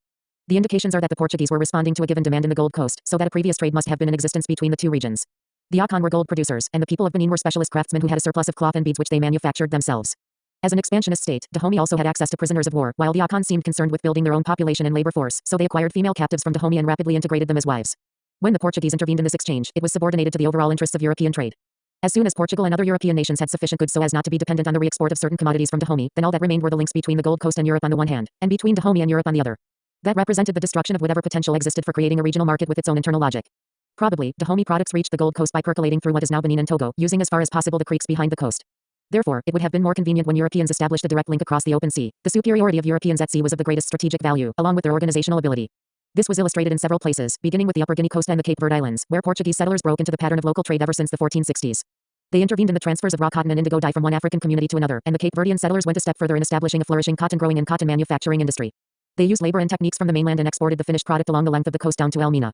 The Portuguese also took over the trade in local curries in Congo, the trade in salt along the Angolan coast, and the trade in high-quality palm cloth between Loango and southern Angola. In some instances, they achieved dominance not just because of their ships and commercial skills but also by the use of force, providing they were operating on the littoral and could bring their cannon into play. The disruption of transactions between the Gold Coast and the Ivory Coast followed that pattern. A strong coastal canoe trade existed between these two regions, with people of Cape Lahu sailing past Cape 3 Points to sell their cloth as far east as Accra. The Portuguese set up a fort at Axum near Cape 3 Points to service gold trade with the hinterland, and one of its incidental functions was to restrict the east-west coastal African trade. They prohibited Axum residents from going to Cape Lahu, and they stopped canoes from the Ivory Coast from traveling east beyond Axum. The purpose was obviously to make both areas discrete economic entities exclusively tied to Europe. The Portuguese were not successful in destroying this African commerce, and the Dutch inherited the problem when they took over Axum in 1673. The servants of the Dutch West India Company, which was operating on the Gold Coast, hovered between two alternatives. If possible, they wanted a complete cessation of the African trade, and when that was not achieved, they tried to force the people of the Ivory Coast to buy a certain amount of Dutch goods in addition to the local products they received on the Gold Coast. The Dutch stipulated that each Axum canoeman going to Cape Lahu should carry Dutch goods worth at least 4 ounces of gold. In effect, that converted a purely inter-African exchange into a European-African trade. What was doubly detrimental to African attempts to integrate their own economies was the fact that when Europeans became middlemen in local trade networks, they did so mainly to facilitate the extraction of captives, and thereby subordinated the whole economy to the slave trade. In Upper Guinea, the Portuguese and their mulatto descendants in the Cape Verde Islands and on the coast engaged in a large variety of trade permutations, involving cotton, dyes, cola nuts and European products. The purpose of it all was to fill the holds of slave ships calling at Gambia, Cachot, Bissau, the Bay of Sierra Leone, and so on. In Congo Angola, the same picture emerges. The salt, Nzimbu shells and palm cloth that came into Portuguese hands made up for their shortage of trade goods and served to purchase captives on different parts of the coast and deep in the interior. This element of subordination and dependence is crucial to an understanding of African underdevelopment today, and its roots lie far back in the era of international trade. It is also worth noting that there is a type of pseudo-integration which is compatible with dependence. In contemporary times, it takes the form of free trade areas in the Third World, which are made to order for the penetration of multinational corporations. While from the 15th century onwards this pseudo-integration took the form of the interlocking of African economics over long distances from the coast, so as to allow the passage of human captives and ivory from a given point inland to a given port on the Atlantic or Indian Ocean. The West African gold trade was not destroyed, but it became directly dependent on European buyers, by being diverted from the northward routes across the Sahara. Within the savanna belt of the western Sudan, the trans-Saharan gold trade had nourished one of the most highly developed political zones in all Africa from the 5th century onwards. But it was more convenient for Europe to obtain its gold on the west coast than through North African intermediaries, and one is left to speculate on what might have occurred in the western Sudan if there had been a steady increase in the gold trade over the 17th and 18th centuries. Nevertheless, there is something to be said in favor of African trade with Europe in this particular commodity. Gold production involves mining in an ordered system of distribution within Africa. Akan country and parts of Zimbabwe and Mozambique sustained flourishing socio-political systems up to the 19th century, largely because of gold production. It was the trade in slaves that completely undermined the situation in West, East and Central Africa, for the procurement of captives was based on warfare, banditry and social distortions. A considerable body of writing is now coming into existence on the topic of the consequence of the Atlantic slave trade on Africa, and much of it purports to show that earlier views of the completely negative impact of the trade are ill-founded. Indeed, some individuals are preoccupying themselves with highlighting the many beneficial effects of the slave trade on Africa. The whitewashing trend is another facet of the distortions produced when capitalism tries to provide itself with moral justification. Apologists rely on such flimsy arguments as Africans benefited by getting European goods and new food crops were introduced, as though Europe had to be enslaved before it got to enjoy the potato from the Native American Indian. This genre of scholarship stresses the fact that certain African kingdoms grew stronger during the centuries of slaving, and it assumes that the connection was a positive one. The truth is that some areas continued to develop and they did so in spite of slave trading, although all who participated were warped to a greater or lesser extent, and all were reduced to a state of dependence. Many things remain uncertain about the slave trade and its consequences for Africa, but the overall picture of destructiveness is clear, and that destructiveness can be shown to be the logical consequence of the recruitment of captives in Africa. One of the uncertainties concerns the basic question of how many Africans were exported. This has long been an object of speculation, with estimates ranging from a few millions to 100 million. A study by Philip Curtin, The Atlantic Slave Trade, a census, has suggested the figure of about 10 million Africans landed alive in the Americas, the Atlantic Islands and Europe. That figure may well be low, in spite of the author's assertions to the contrary, because so many of the import figures in the Americas were given out by individuals who were deliberately minimizing numbers in order to defraud revenue collection. And the volume of contraband arrivals is difficult to measure. However, if this low figure was accepted as a basis for evaluating the impact of slaving on Africa as a whole, the conclusions that could legitimately be drawn would confound those attempting to make light of the experience. As Curtin was aware, the cost of the slave trade in human life was many times the number of slaves landed in the Americas. For every slave landed alive, other people died in warfare, along the bush paths leading to the coast, awaiting shipment, or in the crowded and insanitary conditions of the Middle Passage. On any base figure of Africans who landed alive in the Americas, one would have to make an increment to cover mortality in transshipment, which averaged in the vicinity of 15 to 20%. There were also other deaths between time of capture and time of embarkation. Most important of all, given that warfare was the principal means of obtaining captives, it is necessary to estimate the number of people killed or maimed in order to appreciate the extent of the millions who were taken alive. The resultant figure would represent the number from the population and labor force of Africa because of the establishment of slave production by Europeans in the Americas. It is a loss that would have to be evaluated in the light of age and sex selection and other features. Slave traders preferred their victims between 15 and 35 years of age, with a ratio of 2 men to 1 woman. They often accepted younger children but rarely any older person. They shipped the most healthy wherever possible, and even took pains to choose those who had had smallpox and were thereby immunized. Absence of data about the size of Africa's population in the 15th century makes it impossible to carry out any scientific assessment of the results of the population outflow. But nothing suggests that there was any increase in the continent's population over the centuries of slaving, although that was the trend in other parts of the world. Lack of increase or even slight increases would have represented a deficit in terms of a population projection, since fewer babies were born that would otherwise have been the case if millions of childbearing age had not been eliminated. Finally, on this particular topic, it is essential to recognize that the Atlantic slave trade on the Indian Ocean has been called the East African slave trade and the Arab slave trade for so long that it obscures the extent to which it was the European slave trade. When the slave trade from East Africa was at its height in the late 18th century and in the early 19th century, the destination of captives was the plantation societies of Mauritius, Reunion and Seychelles as well as the New World, via the Cape of Good Hope. Besides, Africans laboring as slaves from Zanzibar to Persia in the 16th and 19th centuries were all ultimately serving the European capitalist system which had become all-pervasive. The Sultan of Zanzibar did not eat from cloves himself, an emphasis on population loss as such is highly relevant to the question of socio-economic development. In recent times, since imperial agencies have decided on a Malthusian line for the Third World, it is being forgotten that population growth played a major role in European development in providing labor, markets and the pressures which led to further advance. The Japanese population growth had similar positive effects, while in other parts of Asia which remained pre-capitalist, the size of the population led to a much more intensive exploration of the land than has ever been the case in what is still a sparsely peopled African continent. Even in the absence of statistics, it seems that West Africa was always a more densely populated section of the continent than either Central or East Africa, and it was there that the brunt of the slaving fell, warping the development of some of the most advanced areas in all Africa, such as Yorubaland, Igboland and Akan country. African economic activities were affected both directly by population loss and indirectly by other features of slave trading, notably the violence and insecurity that it engendered. Before the 18th century, the Portuguese and Dutch actually discouraged slaving on the Gold Coast, for they recognized that it would be incompatible with the gold trade. However, by the end of the 17th century, gold had been discovered in Brazil, and the importance of gold supplies from Africa was lessened. Within the total Atlantic pattern, African slaves became more important than gold, and Brazilian gold was offered for African captives at Wida and Accra. At that point, slaving began undermining the Gold Coast economy, and made large inroads into the gold trade. Slave raiding and kidnapping made it unsafe to mine and to travel, and in any event the resort to warfare for captives proved more profitable than gold mining. One contemporary European observer noted that as one fortunate marauding makes a native rich in a day, they therefore exert themselves rather in war, robbery and plunder than in their old business of digging and collecting gold. What was so clearly evidenced in the above example must have been true for all other branches of economic activity, and especially for agriculture. Occasionally in certain localities, food production was stimulated to provide supplies for slave ships, but the overall consequence of slaving on agricultural activities in Western and Central Africa were negative. Europeans on the scene did not commit to that effort, and where such comments are not available the inference is nonetheless inescapable. Labor was drawn off from agriculture and for those remaining, conditions were unsettled. Dahomey, which in the 16th century was renowned for exporting food to parts of what is now Togo, was suffering through famines in the 19th century. An enlightening parallel is the way migrant labor and cash crops affected the food economy of colonial Africa and made famine endemic in some districts. Just as the slave trade and overseas trade in general had multiplier effects on European development, so it had multiplier effects on African underdevelopment. Where there was integration across national boundaries in Europe, there was disintegration in Africa. The creation of growing points in the European economy and the establishment of backward and forward linkages were all out of the question in Africa, because foreign trade was not a logical extension of internal production and exchange. On the contrary, a great deal of time and energy went into activities like slaving and elephant hunting, which were not designed to permit an expansion of Africa's ability to produce foodstuffs and other essentials of human consumption. Special attention needs to be paid to ivory exports, because they are more important than the sport of captives as far as most East African societies were concerned and because it is necessary to determine the extent to which the ivory trade had consequences comparable to the slave trade. There was definitely a qualitative difference between the two. The ivory trade led to professionalization just like the slave trade, but bands of elephant hunters were positive additions to the social structure while bands of professional raiders and man-stealers were threats to established society.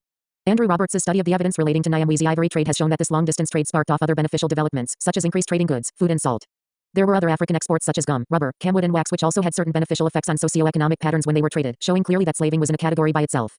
Many of the other commodities were accommodated within the colonial trade of the late 19th century, indicating that their export was comparable with the exploitation of African labor within Africa, an objective with which slave trading obviously came into sharp conflict. On the other hand, ivory was an asset that was rapidly exhausted in any given region, and the struggle to secure new supplies sometimes brought violence almost indistinguishable from that produced by slaving. Besides, the most decisive limitation of the ivory trade was the fact that it was not an outgrowth of local product, and it caused restructuring dependent upon an overseas market. The Nyamwezi were trading articles of African manufacture among Africans long before the export of trade opened up. In a sense, regional trade provided the capital for the long-distance ivory trade, but from then on any expansion of local manufacturing was incidental to, rather than the goal of, local economies caught up in the international trading network, and the expansion was very limited. This kind of conceptualization is completely lacking in reconstructions of African history. In a sizable volume of essays devoted to trade in Central and Eastern Africa before 1900, there is nowhere expressed any awareness that the professionalization of trade per se is no great thing, and that it meant not development but the subordination of local economies in the case of Africa's relations with Europe. Andrew Roberts ends his study of Nyamwezi trade as follows. It would seem, then, that we are obliged yet again to conclude that only rule by representatives of superior technology could provide the conditions for sustained advance from the subsistence economy. This was, indeed, partly due to the very manner in which the region had become already linked to, and in a sense dependent on, the economies of the industrialized world. The writer of those lines should be given credit for at least a hesitant acknowledgement of the notion of dependence, which is so central to an understanding of underdevelopment. For the rest, the statement is timid and confusing.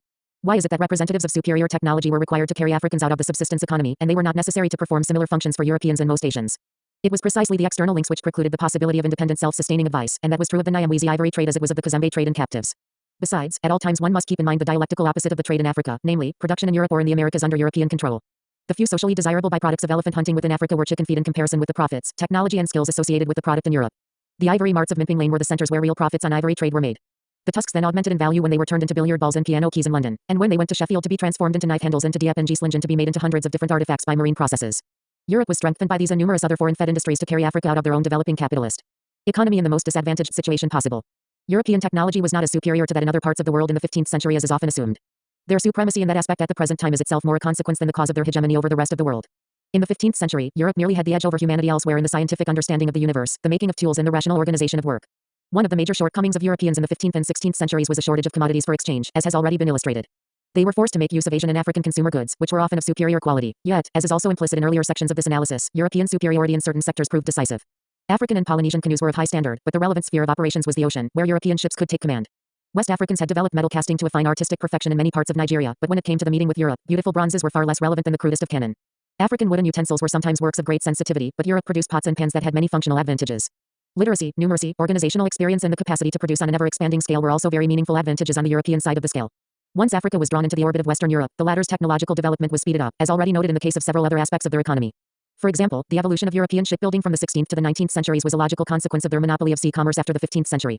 During the same period, the North Africans were bottled up in the Mediterranean, and although it was from there that Europe borrowed a great deal of nautical instrumentation, the North Africans made no further worthwhile advances. Where the initial European advantage was not sufficient to assume supremacy, they deliberately undermined other people's efforts. The Indian Navy, for instance, suffered from the rigid enforcement of the English navigation laws, yet, the expenses involved in building new and better European ships were met by the profits of overseas trade such as with India and Africa. The Dutch were pioneers in improving upon the caravels which took the Spanish and Portuguese out across the Atlantic, and the succession of Dutch trading companies operating in Asia, Africa and America were the ones responsible for experimentation. By the 18th century, the British were using Dutch know-how as a basis for surpassing the Dutch themselves, and the Atlantic was their laboratory. It used to be said that the slave trade was a training ground for British seamen. It is probably more significant to note that the Atlantic trade was the stimulator of consistent advances in naval technology. We know a fair amount about the evolution of science in Europe prior to overseas expansion, and it is possible to evaluate the catalytic contribution of the non-European world in the epoch of mercantilism. The technological revolution of the 18th and 19th centuries in Europe sprung from the interplay of numerous variables rooted entirely in the European experience, but they all have to be placed in the context of capitalist development. And it is no mere coincidence that the crucial engineering inventions of the late 18th century followed after the profits from external trade had been internalized by Western European capitalism. We know far less about the evolution of African technology, but commerce with Europe could have had no positive effect in this sphere. In the first place, craft skills would have suffered from the plague of slaving in the areas directly affected. Much has been made of the destructive aspect of the Ngoni incursion northwards into East Africa. In the late Nyasaland Tanganyika corridor, warfare and raiding virtually obliterated cloth and homemaking. Slave recruitment was warfare and pillage on a grand scale, and must have had analogous effects for the vast areas concerned. Of greater importance, however, were the indirect consequences of trade as such, including the impact of imports and the European subversion of local trade. The relationship of African technology to cloth manufacture is worthy of note, given the strategic role that textiles have played in economic development in Western Europe, Japan and the US. From the 15th to the 19th century, the demand for cloth in Africa was constantly expanding. All areas experienced a shift from carnudity through animal skins and bark cloth to cotton, Indian and European textiles helped meet this expanding demand, while areas like Senegambia, Ivory Coast, Benin, Yorubaland and Loango were exporters to other parts of Africa. But the volume of European production was so constantly increasing, along with the skill, so that Dutch and English manufacturers in the 18th century copied fashionable Indian and African patterns. Since they had established a stranglehold on local distribution, the products they brought had to be accepted even though they were inferior to the originals. By the late 19th century, European textiles were being imported in sufficient quantities to swamp local production and to make regions such as Senegambia into exporters of raw cotton and importers of finished cotton cloths. Wherever remnants of the industry survived, production was in the same technological mold of earlier centuries, because the narrow looms were never permitted to respond to the kind of demand which would have forced a breakthrough. With regard to textiles as well as iron, European imports were presumably viewed by Africans as supplementary to their own production of those items so long as there was a sufficient market. One would expect that if the foreign commodity became a threat to local manufacture, the affected African would make a stand. An example to this effect was the salt industry of Sierra Leone, which was protected by local African edict excluding salt as an import in the 18th century. The reasoning was sound, because in the early 19th century, British ships sailing to Nigeria carried cheap salt, to the detriment of local production. Yet the industry and skills which actually existed and were destroyed were probably of less consequence than the loss of the development opportunity. This cannot be calculated, but it must not be ignored. The editors of the aforementioned volume on East and Central African trade illustrate the disruption of industry and skills in Congo Angola through the intervention of the Portuguese and their mulatto and black servants in African commerce. They recognize that the demands of the Atlantic trade ended by subverting the whole commercial structure with its attendant local industries, but in the same breath they contend that the opening of the overseas market does not seem to have altered, in any radical way, the role which commerce played in the economy of the area. Here again, the basic weakness is a failure to distinguish between an independent economy in evolution and one that is being transformed into a satellite. In the former, commercial activity is entirely the consequence of the level of the development of the productive forces, whereas in the latter it is mainly a reflection of external needs. For slaving regions like Congo Angola in the 16th and 17th centuries, it means that the role of commercial activity was no longer simply the distribution of local products, nor was it the export of those products, nor was it the export compatible with the old.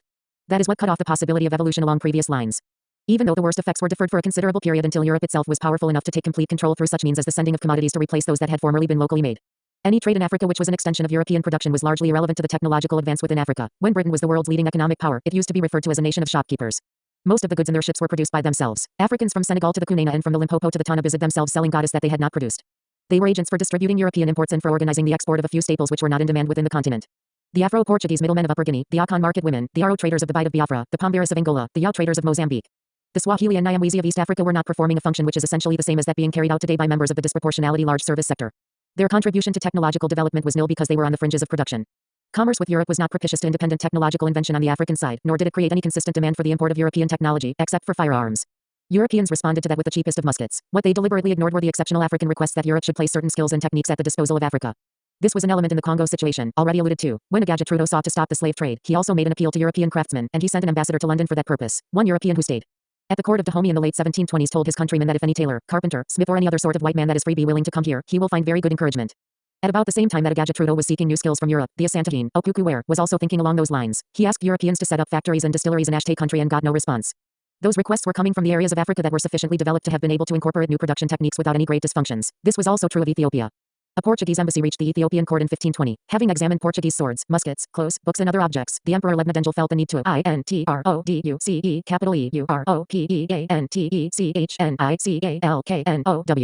Correspondence exists between Emperor and European dignitaries such as Diego de Albuquerque, Kings Manuel I and John III of Portugal, and Pope Leo X, in which requests were made for European assistance to Ethiopian industry. Until late in the 19th century, Ethiopian petitions to that effect were being repeated with scant success. One of the most profound facets of the cultural arrogance of European colonialists in Africa was their boastfulness about technological accomplishments and their contemptuous attitude towards what they considered as African non-achievements in that sphere. They had no plow, no wheel, and no means of transportation except human-head porterage and dugout canoes on rivers and lakes. These people had built nothing of any kind and material more durable than mud, poles, and hatch. The above words of a British colonial governor are relatively mild specimens of the technological superiority syndrome. Such statements sprung from and strengthened the racist assumption that African people were incapable of the discovery and application of scientific laws. Yet, the evidence suggests that it was the connection between Europe and Africa which aided the technological maturation of the former, while inducing a period of technological marking time and even regression in Africa. Furthermore, the issue of inventiveness is subordinate to the diffusion of techniques.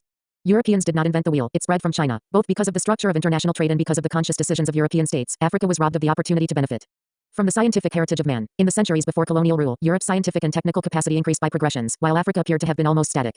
What was a slight edge when the Portuguese rounded Cape Bojador in 1444 was a huge gap by the time that European robber statesmen sat down at Berlin 440 years later. The growing technological gap between Western Europe and Africa was consistent with the trend of capitalism to polarize wealth and power on the one hand, and poverty and dependence on the other.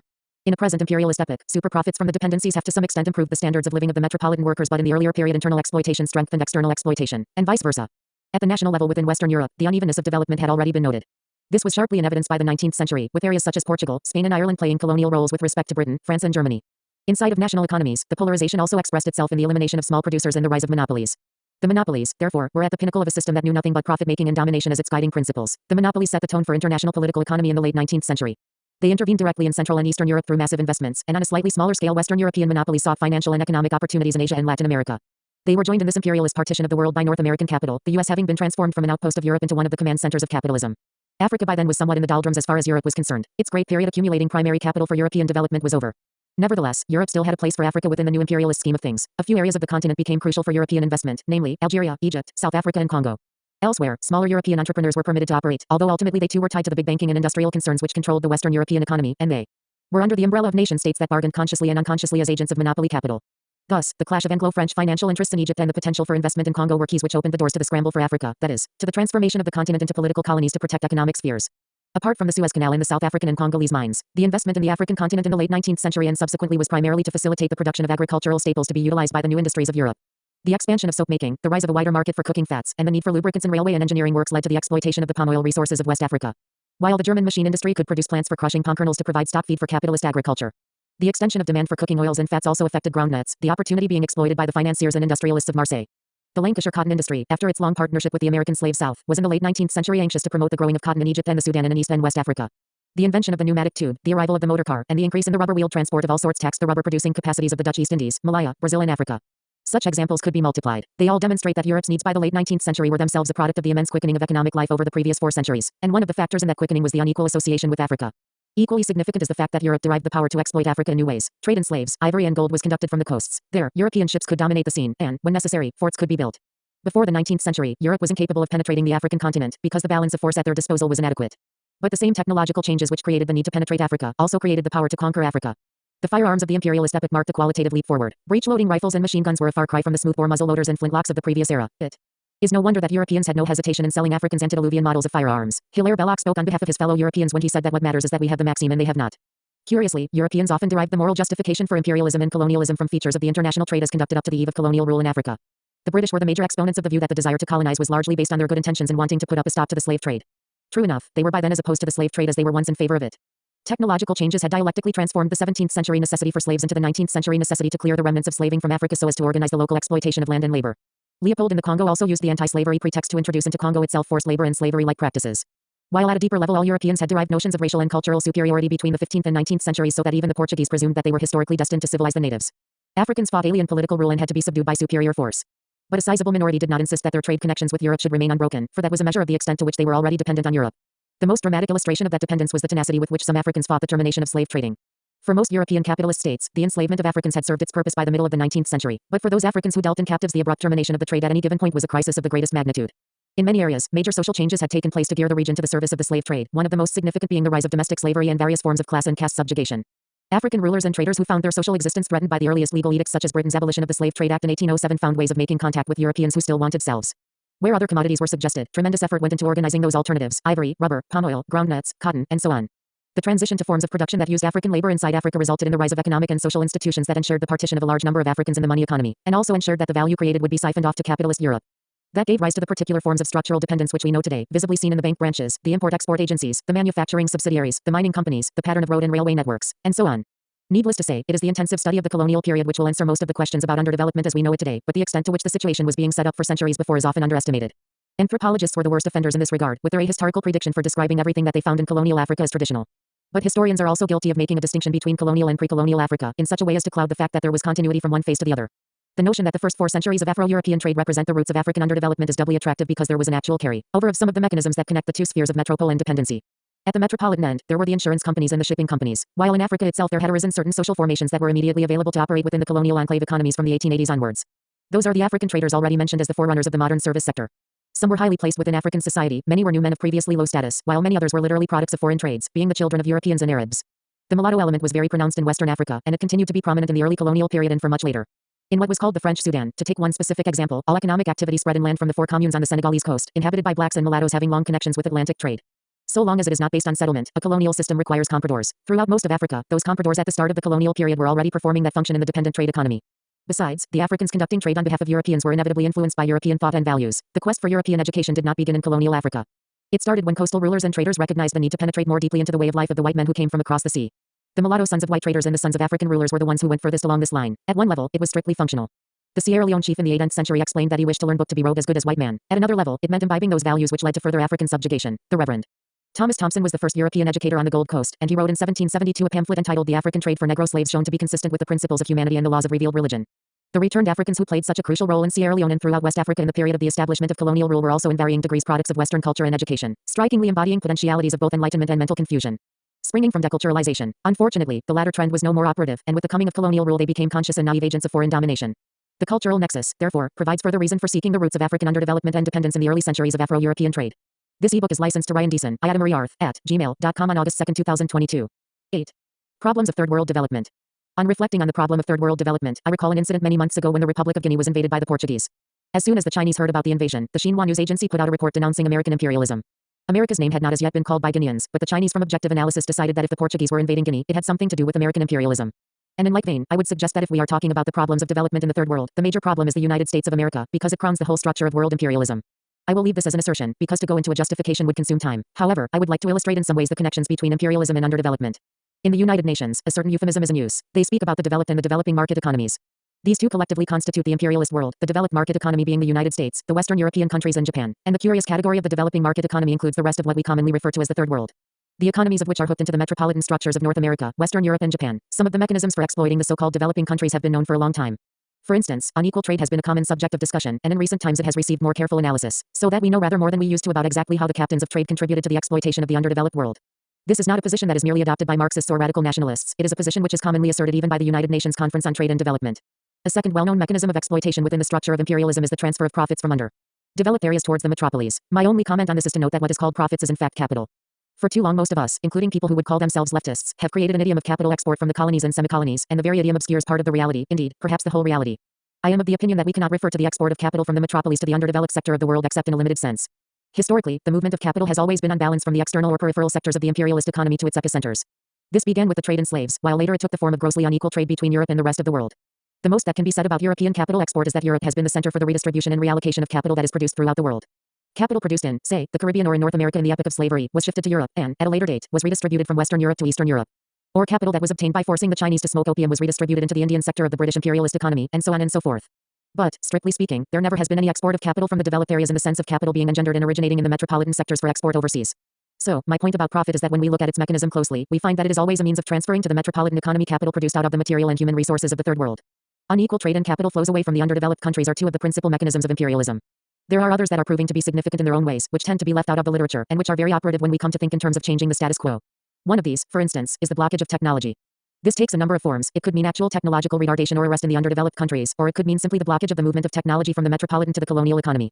The best examples of the actual destruction and retardation of technology would come from Asia, notably China and India, and to a lesser extent from Africa. Examples of the failure to allow the transfer of whatever technology has developed in Europe itself to the third world can be taken at random. Particularly in the more recent epoch, we have had in Africa striking instances of the refusal of the metropolitan capitalist imperialist countries to allow the transfer of technology in certain critical areas which would pose a threat to their own exploitation and domination. In Africa today, one of the biggest and best known projects is that of the Tanzania-Zambian Railway. The whole history of this railway is one in which metropolitan countries set out to interfere with the movement of this particular aspect of technology to a part of the third world, and they failed because in this instance the People's Republic of China was available as an alternative source.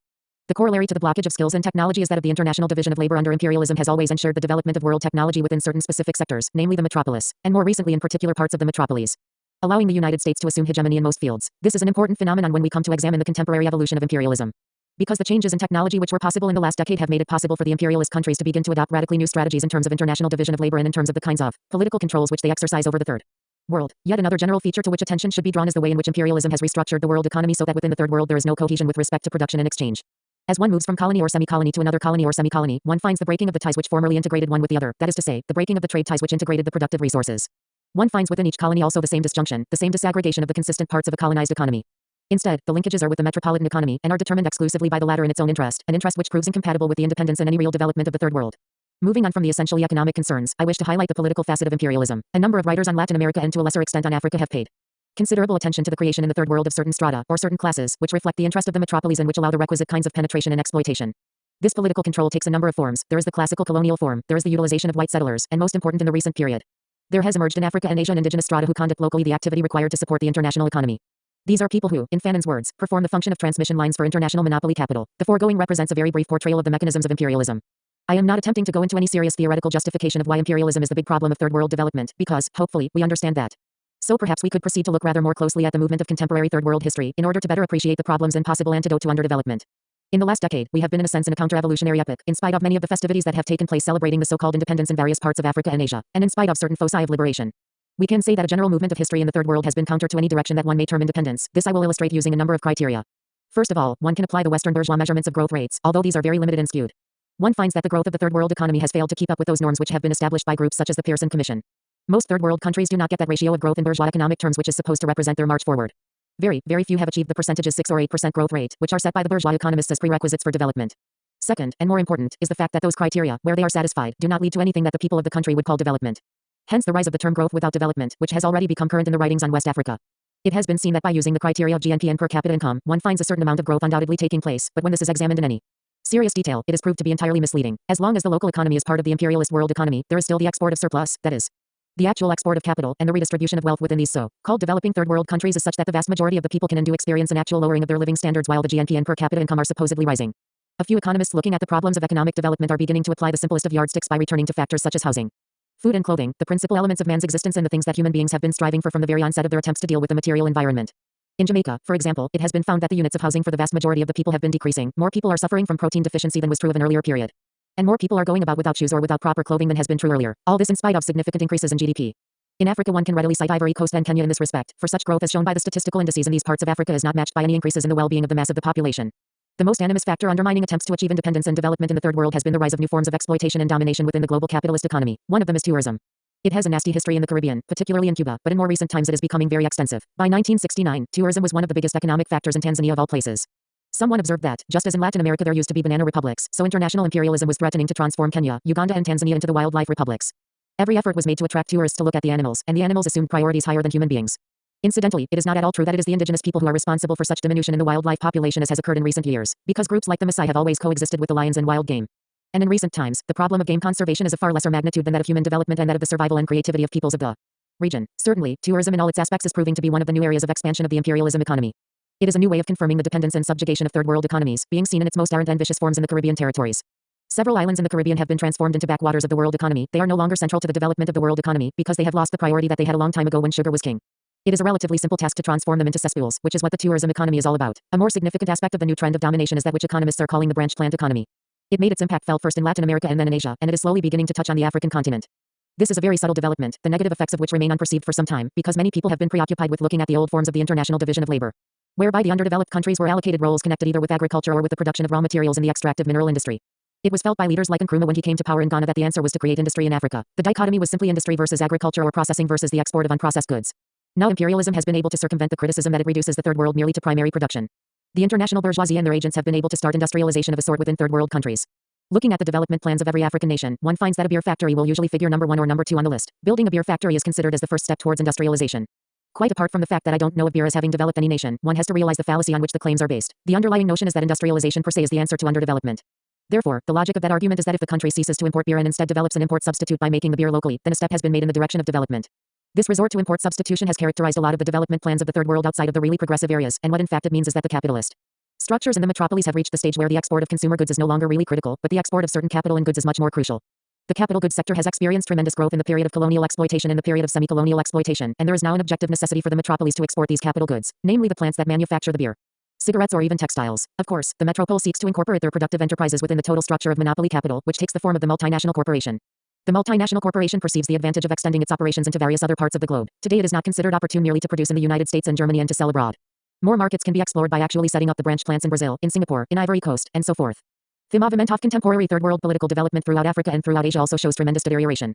Latin America is exceptional only because it had its formal independence ever since the early 19th century, and Latin America has gone through the kinds of trauma which Africa and parts of Asia are only now beginning to experience. The dictators and the coups in Latin America were the butt of jokes even in the colonial world.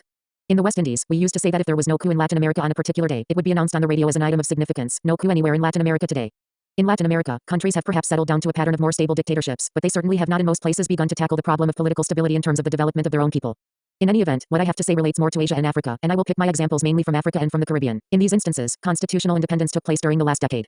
Subsequently, we have witnessed the realization of political dependency and economic dependency in much sharper forms, and of course the two cannot be separated. It is an illusion to put forward the notion of political independence without economic independence because politics is about making choices, and it seems to be incredible that someone should say, we have no control over our economy but we can make political choices. What happened after constitutional independence was of course the rise of new forms of political manipulation on the part of imperialism. Deterioration of this independence has been taking place because of a number of factors. First, under the control of imperialism, third world countries have a sort of political vacuum nationally that arises from the fact that power does not reside locally. The national government of the petty bourgeoisie has little control over production and is endowed with a very feeble political base. They of course have police and military forces which are intended to serve as means of coercion of the population, but nothing else. An appreciation of these facts is fundamental to an understanding of the trends towards militarism, because if a political regime is so bankrupt that it is entirely dependent upon the military, if it has to resort to authoritarianism, then who is more authoritarian than the army? So, the army frequently decides to take over the role of governing, rather than merely being the police force of the civilians in power. We also find that the petty bourgeoisie in the third world countries are not as capable as the bourgeoisie in the metropolis when it comes to playing a certain kind of political game. They are not capable of granting to their own population participation in bourgeois democracy, because the colonial situation is antithetical to any form of democracy, even to bourgeois democracy. The American bourgeoisie, to use this example, is powerful enough to realize that it can afford certain forms of bourgeois democracy, unless the stage is reached where the system is so eroded that they must take to fascist alternatives. But, normally, the bourgeoisie will of necessity engage the large middle class sector and a large segment of the working population in parliamentarianism, free speech, and the like. In the third world, this is seldom possible. The petty bourgeoisie who reside in Accra and in Kingston and in Singapore cannot afford to have any formal exercise of democracy. They do not have the power. They do not have the economic base. They are entirely dependent on two things. First, their external support, and second, whatever local police forces they can muster. Increasingly, the political situation in these third world countries becomes more openly authoritarian. A striking example has been the regime of Forbes Burham in Guyana. He began some years ago by trying to convince some folk that he was about nationalism and even about socialism. To a large extent, he succeeded in the mystification, but after just a few years, the mask has been removed, and it is now apparent that Guyana has the makings of a kind of Haitian situation, given the trend towards the creation of a Tonton Macoute, aiming at political intimidation and assassinations. This and other indications in most of Africa and Asia suggest that neocolonialism is not merely a state but, like all historical forms, it has its own motion, and both politically and economically the motion is in a negative direction. I would like to try and explore some of the difficulties facing politically progressive groups within third world territories, groups who analyze the situation and problems of development and who ask themselves the classic question, what is to be done? How do they function, or how have they been functioning, and what kinds of projections can be made for the near and distant future? Using the crude distinction between the political and economic facets of the problem, I will suggest that the real issue at the moment, and for the foreseeable future, is not an economic issue but a political one.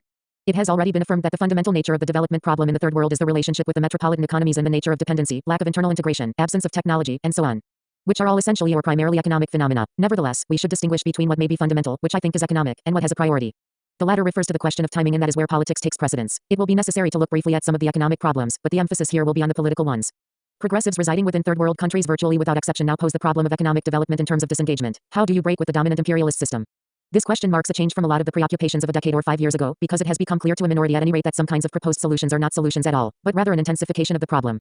That is to say, solutions by way of aid, by way of further foreign entanglements, by way of so-called local capitalist development are not really solutions.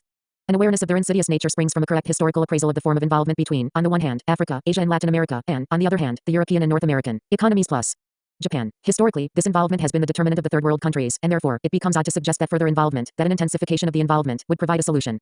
The solution lies in disengaging and disentangling from the historical bonds. In other words, if the answer is not in further engagement, if it is not in aid, if it is not in increasing one's traditional exports, if it is not merely an import substitution, then it must lie in terms of rebuilding one's economy so that it becomes a logical integrated whole. It must lie in terms of creating linkages between third world economies, starting from a continental base within Latin America and within Africa. It must lie in rebuilding or regenerating, or starting afresh if necessary, the technological development of the third world which has been arrested or which has been sidestepped in one way or another. These are undoubtedly tremendous tasks. Certain kinds of solutions are already being indicated, but the main thing is to identify the direction in which one has to investigate.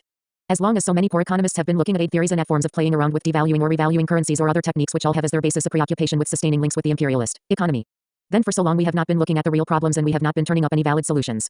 However, before any progressive within the third world can get down to working out the economic minutiae, they have to deal with the political problems. Indeed, the tendency on the part of progressive groups within these third world countries to evade the issue of getting at the political preconditions to economic development is itself a problem of underdevelopment. In my own days as an undergraduate at the University of the West Indies, several of us did sit down and try to work out a schema concerning what the new political economy would look like. There was no dearth of talk about what society should look like. Many socialists in Africa, Asia and Latin America have been dealing with that issue for a long time, but it is only a very tiny minority who have been concerned with trying to analyze the movement of history as it is subsequently to determine what action was needed to obtain political leverage. In other words, the question of power was being avoided, and without that one is only talking about blueprints, which is essentially an occupation for idle bourgeois philosophers. With respect to tackling the problem of power, there is required more detailed social analysis than merely saying that we have, on the one hand, the enemy who are the metropolitan capitalist, and, on the other hand, the exploited third world. We have to make a closer analysis of the types of society which have been created within the third world, to inquire as to what are the potential openings for a struggle to change the situation. Nationalist movements almost by definition tended to obscure and paper over the kinds of internal contradictions that existed in their societies. And when they achieved constitutional independence, it very often came as a shock to realize that the internal contradictions were playing a much more crucial and determining role than had previously been allocated to them. Only a small number of progressives in the third world are exempted from this stricture. The majority failed to make a clear analysis of the society which would allow them to locate within their own society the forces of change and the forces of reaction. The probable reason is that the social strata existing in third world countries manifest a variety of forms that were not necessarily encountered in the metropolis. So the third world intellectuals who may have taken a progressive orientation forming from a Marxist framework still found themselves unable to understand their own society. To the extent that they failed to distinguish between the tools that they acquired from abroad and the conclusions that they were introducing from abroad. This is a very common misconception. Having adopted Marxism or scientific socialism as a framework of analysis, one may or may not apply it creatively to one's own environment. Besides, third world intellectuals are very fascinated by models that were historically applicable to societies outside of their own. The principal model was Russia at one time, while later it became China. There are very few who have had the courage, because it does take a lot of courage and a lot of energy, to deal with their own situations and to come up with the relevant answers. One of the third world social groups readily identified as having its own peculiarities is the petty bourgeoisie. There is a national bourgeoisie in India and Brazil, and in parts of Latin America, but it is not a general phenomenon within the third world. By and large, the personnel who control the reins of power undoubtedly adhere to the norms and values of the bourgeoisie in the metropolis, but they do not control any capital formations. At best, they own 2 or 3 houses, and they own 1 Mercedes-Benz plus a Volkswagen, and so forth, but these are not capitalists. We must formulate a position that allows us to see the dependency of this class, its roots in the international bourgeoisie and the peculiarities which develop from that. I myself prefer to portray them as a stratum within the international capitalist class, a stratum serving that international capitalist class, and in each situation one has to examine their particular characteristics, including their behavior patterns. In Africa and the West Indies, the petty bourgeoisie display characteristics such as self-hate, because they are usually black men who have a certain white orientation. They have what is correctly identified as imitativeness and lack of creativity, which were not characteristic of the European bourgeoisie in its heyday. The European bourgeoisie was an entrepreneurial bourgeoisie. In the Caribbean or in Africa, the only entrepreneurship that the petty bourgeoisie are capable of is buying a truck or investing in real estate. They have neither the capital nor the kind of aggressiveness which is required to engage in capital enterprise. The point at issue is that progressives within third world countries have to confront the problems of development almost exclusively in relationship to local particularisms. What are the forces existing in the society, and how does one begin to organize to confront the recognized enemy? How does one begin to reach the masses, who are essentially peasant masses, with a very small minority of workers in the traditional sense of the word? I would like to reflect briefly on these questions with regard to one part of East Africa, one where I am fortunate to possess first-hand or very reliable second-hand information, Uganda. Uganda is an intriguing case. In Uganda, under Milton Obote, progressive groups were in existence and had to make a decision on how to participate in actualizing Uganda's development. Looking at their national society, they saw a phenomenon that is becoming increasingly evident in the third world, namely, a government that could not easily be classified as being either fish or fowl, a government that was making certain rhetorical statements about socialism, about moving to the left, a government that within the context of African liberation was anti-apartheid, anti-Smith regime, anti-imperialist in its rhetoric, and therefore a government that one could not place in the same anti-communist and pro-Western bracket as that of Malawi's Hastings Banda or that led by Felix Houphouet Boigny in the Ivory Coast. And yet at the same time, when these Ugandan progressives looked at Ugandan society, they knew that it was no different from the society in Ivory Coast or very little different from the society of Malawi. There was the same continuation of the exploitation of the peasantry in the Ugandan countryside and the same rapid increase in wealth, in terms of consumer goods and land, of a small elite. It was an elite that to some extent had a base in the traditional, quasi-feudal structures, along with a new elite of intellectuals, the government officials, the new party officials, and so on. In effect, Ugandan militants recognized that neocolonialism was running rampant within Ugandan society. Any ambivalence on their part derided from the ambiguity caused by Obote's preempting of certain socialist terminology, thus making it difficult for socialists to come out and completely denounce him. So, the socialists in Uganda began to work out a strategy for their particular situation. It was a strategy for immediate political action, and it was tantamount to a strategy of development. They recognized that first they needed to establish an organization of their own. This is a real problem in third world countries, especially where the government is playing games. How does one establish an organization of one's own? It appears that there were groups in Uganda who were concentrating on resolving that problem. At the same time, they had to decide that they must participate to a certain extent within the politics of Uganda and within the politics of the ruling party, Obote's Uganda People's Congress. Some of these individuals were in fact prepared to run in the election scheduled by Obote. He had scheduled a very fancy election where a single candidate was to appear in about 4 constituencies simultaneously. The election never materialized because of the coup, but some of these individuals were prepared to participate in those elections. Eventually, of course, the coup interrupted this, and Ugandan progressives were then faced with a situation where a government that was more clearly rightist, a government that was more clearly neocolonialist, had come to power. Some Ugandan militants had predicted the military coup, a testimony to their insights into their own society, and yet their response to the new clique was far from uncompromising. Several among them produced rationalizations which permitted them to associate with a regime that was more blatantly opposed to the interests of the common man in Uganda than was the case under Obote. Cabot, who was appointed foreign minister, was previously one of the shining lights of the Uganda left, and apparently still retains pretensions to socialism. Only a tiny fragment denounced the coup and began to take steps which qualify to be called revolutionary, and which kept in sight the objective of people's power. Why did this ineptness, disintegration and collaboration arise on the part of groups who claim to perceive the essential lines of solution to their own development problems? It does suggest a lack of serious analytical framework, although many of those involved claim to be Marxist. Besides that, however, lack of self-confidence and a degree of opportunism also enter the picture. The new situation posed by the Idi Amin takeover would have required the boldness to break completely with the state machinery and to operate entirely outside of the boundaries of petty bourgeois politics. Instead, several of the progressives came up with the lame alternative of working within the system, and fobbed off many revolutionary Ugandan youth by saying that Amin was amenable to the advice from the leftists. The paradox of progressives seeking to give advice to reactionary governments is not new. There is a long history of this in Latin America, because Latin America has had many progressive economists and other social scientists who spent a lot of time advising the curious governments that arise in that part of the world. The paradox reveals that from the viewpoint of groups grappling with the problem of development in the third world, the roots of the problem are political, being inextricably linked with the question of political power. The Ugandans would seem to have accepted this under Obote and then to have reneged on their responsibility in this regard subsequent to the coup. Nevertheless, one does not have to be pessimistic about the outcome.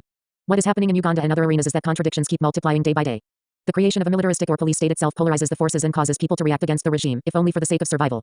If, on the other hand, the regime is flirting with anti-imperialist and socialist ideas without any commitment, then it requires only a few years before the rhetoric is exhausted and the period of reckoning begins. Inevitably, behind the facade of pseudo-progressive assertions, corruption increases and police brutality also. I am not at all pessimistic about the long-term prospects for liberation and development in the third world. The propping up of regimes by imperialism is a short-term solution. Objective conditions in the third world are worsening, as I suggested earlier. The living conditions of the vast majority of people are deteriorating. That is what will maintain the initiative towards change and propel the third world out of the counter-evolutionary phase which arose after formal independence. Besides, there is the factor of racism which is all-pervasive throughout the third world, which is particularly strong where black people live in Africa and the Caribbean. It is a unifying factor. Imperialism has used racism in its own interest, but it turns out to be a double-edged blade, and the very unity that is engendered among black people, the unity of common conditions and common exploitation and oppression, is being turned around as a weapon to be used against imperialism. To conclude, perhaps the most important reason for confidence and for revolutionary optimism, with respect to both the political problem which is immediate and the long-term economic problem, is that the peoples of the third world have not been dehumanized, in spite of everything.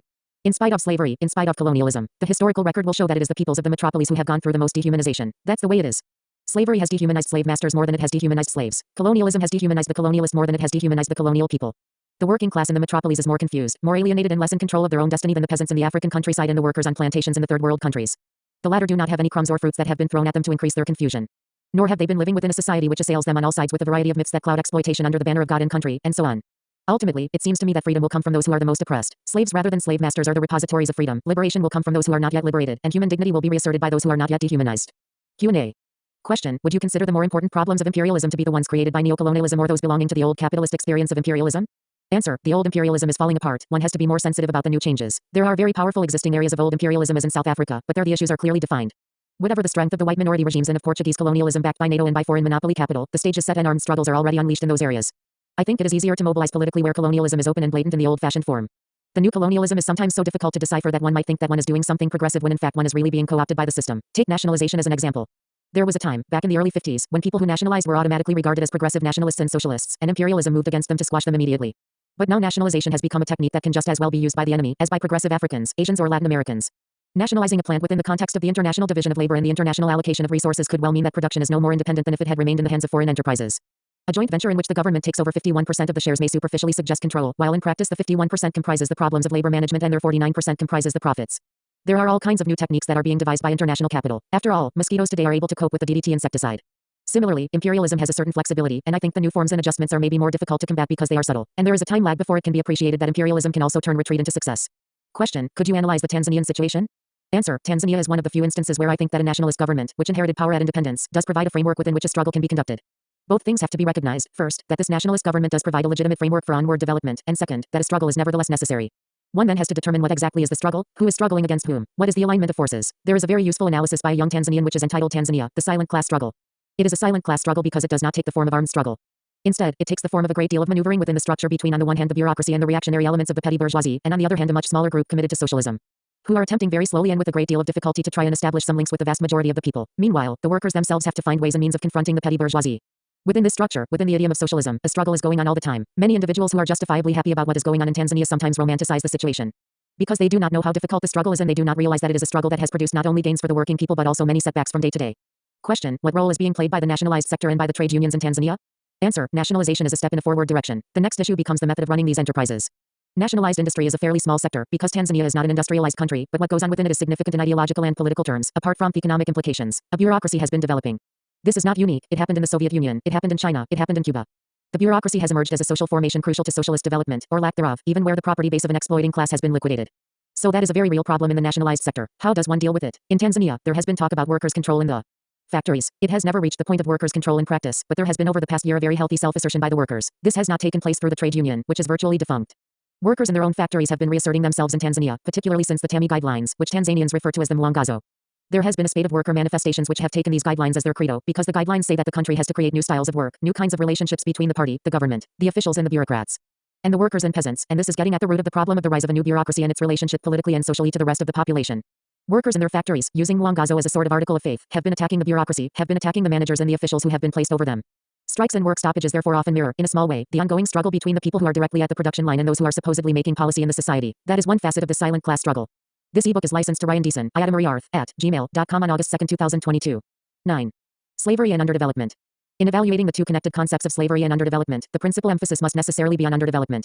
Slavery, as institution, as epoch, as mode of production, acquires its significance in this formulation from an awareness of the implications of inequality and dependence in the modern world. Failure to grasp the multiple manifestations of underdevelopment as a contemporary phenomenon inevitably leads to an obscuring of the historical issues. Multinational corporations, management contracts, blockages of technology transfers and the rise of new dependent class structures in the so-called Third World provide the logical starting point for historical inquiry. No doubt it is for this reason that within the field of African studies the most effective analyses of the development process have been authored by economists, cultural anthropologists and political scientists, while historians remain locked within time capsules. It is against the background of the considerable advance in theoretical and scientific work on underdevelopment that one might resume in a new way the already long established debate on the role of slavery. The notion of underdevelopment has emerged out of a series of debates. There have been varying empirical observations from territory to territory and varying emphases on the constituents of underdevelopment. Yet, all approaches to underdevelopment as a historical process have discerned the presence of given tendencies towards inequality, backwardness and dependence. These tendencies are operative at most times, although they might ultimately be transcended. It is, for instance, observable that inequality and dependence are self-reinforcing, but a decisive and obvious exception is provided by the transition from a peripheral role in colonial North America to the hegemonic position of the U.S. within the capitalist imperialist world. Today, the discussion continues, focusing on potentialities in Brazil, in India, and in other semi-industrialized or intermediary economies. In terms of modern monopoly capital, it is preferable to identify the forms of surplus realization and accumulation without prejudice to the possibility that underdevelopment can give way to dependent development in certain sectors of the periphery. These modifications in the approach to underdevelopment hardly apply to the period of slavery, since it predates monopoly capitalism. As a premise of this chapter, underdevelopment will be held to be an integral part of the development of capitalism on a world scale. This is not necessarily self-evident, but the arguments to this effect have been made at such length elsewhere that they have to be taken as a given in this context. The expanded reproduction of capital and the creation of a world system involved the realization of surplus and its extraction from all regions within the ambit of capital. This meant not merely the extension of economic activity from one continent to another but also the juxtaposition of several different social formations and modes of production, articulated in such a way as to secure the dominance of capitalist relations as well as the transfer of value to the capitalist class in the core areas. The search for greater precision in determining when capitalism became the dominant mode in Europe is beyond the present exercise, and so too is an estimation of the impact of New World slavery on the emergence of capitalism in Europe. However, these questions do have relevance to the distinction between commercial capital and industrial capital and to that between commodity production by wage labor and commodity production by means other than wage labor. These latter issues are directly pertinent to the role of slavery in the history of underdevelopment in Africa and the Americas. The slavery which existed in the Americas between the 16th and the 19th centuries coexisted with other modes of production in Europe, Africa and America. These were articulated to constitute a system with the capacity for further physical expansion and one which achieved inter alia the following. 1. The accumulation of capital. 2. New forms of combining and organizing capital. 3. Qualitative leaps in the production of technology. 4. The development of the bourgeoisie and the proletariat. And 5. A strengthening of the state and other basic social institutions. Any exploration of the links between slavery and underdevelopment should seek to assess the contribution of slavery to the lopsidedness of the above points. More than that, one needs to be more confident that the contribution by slavery was essential and unique at decisive junctures. No scholars have expressed doubt as to the enormous significance of European overseas expansion and of Atlantic trade in particular. The stumbling blocks are to be found beyond these innocuous phrases when attempting to assign weight to slavery and the slave trade. Africa still receives short shrift in conventional texts on the subject of Atlantic trade. Yet, whenever the subject has been explored, it emerges that Africa was historically indispensable to the leading class forces in Europe. The feudal landed classes who participated in overseas expansion would have been unable to renew themselves, and the nascent capitalist class needed the new world to redress the social balance in the old. They did so by integrating the Americas into a network of financial and market relations dominated by themselves in the metropolitan centers. Africa also helped to extend the market for cheap European manufactures and to strengthen the techniques of guaranteeing capital and credit. But, of course, Africa's key role was as supplier of labor for which there were no alternatives at the time. Africa was structurally marginal to the emergent world system of the 16th and 17th centuries. In strict terms, one could not in fact say that African societies had become integrated into the world economy. Wallerstein argues persuasively as follows. But why Africans as the new slaves? Because Europe needed a source of labor from a reasonably well-populated region that was accessible and relatively near the region of usage. But it had to be from a region which was outside its world economy so that Europe could feel unconcerned about the economic consequences for the breeding region of wide-scale removal of manpower as slaves. Only rarely did Africa supply values and labor directly to Europe, and for the most part its linkages were via the American continent. In the apt terms of Samir Amin, Africa functioned as a periphery of the American periphery. As a periphery of a periphery, Africa was raided rather than cultivated. The politico-commercial nexus was rather fragile. European forts changed hands among the different nation-states and sometimes fell under the sway of the local African rulers. The more vulnerable slave barracoons were in effect tolerated by African authorities, while both the European and African trading factors on the coast had to be allocated considerable amounts of commercial credit on mere trust.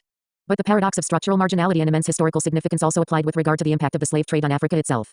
Large parts of the continent supplied labor at a cost to itself which must be measured in terms of production and physical and social reproduction. Unfortunately, there has been no appreciable accumulation of new data to clarify the question of the slave trade within African societies. Available statistical information was compiled and tabulated as a slave trade census by Philip Curtin. This was hailed in some quarters as indicating that prior estimates were grossly exaggerated and that consequently on a must scale down considerably conceptions of the destructive effect of slaving on African society. The Curtin figures were of course oriented towards the Americas, and he indicated that they could not be held to be definitive for Africa.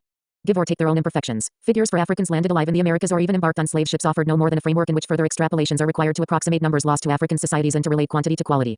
This would have called for further regional and general studies to examine the mechanisms of slave procurement on direct consequences in demographic, social, economic and political spheres. One is still left with the necessity to speculate, partly because of the insufficiency of studies and partly because certain data may well be irrecoverable.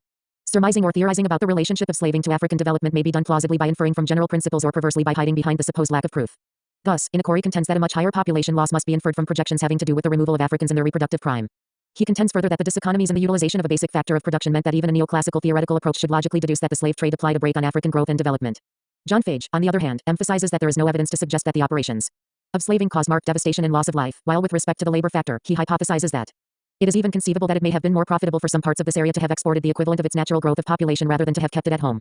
No indication is provided by Fage as to the relationship between labor and development or that between population densities in the social and natural environment. I have argued elsewhere at some length with respect to the underdeveloping tendencies of the slave trade in Upper Guinea and in Africa as a whole. Slavery in the Americas was of course ultimately responsible for whatever consequences flowed from the Atlantic slave trade in Africa.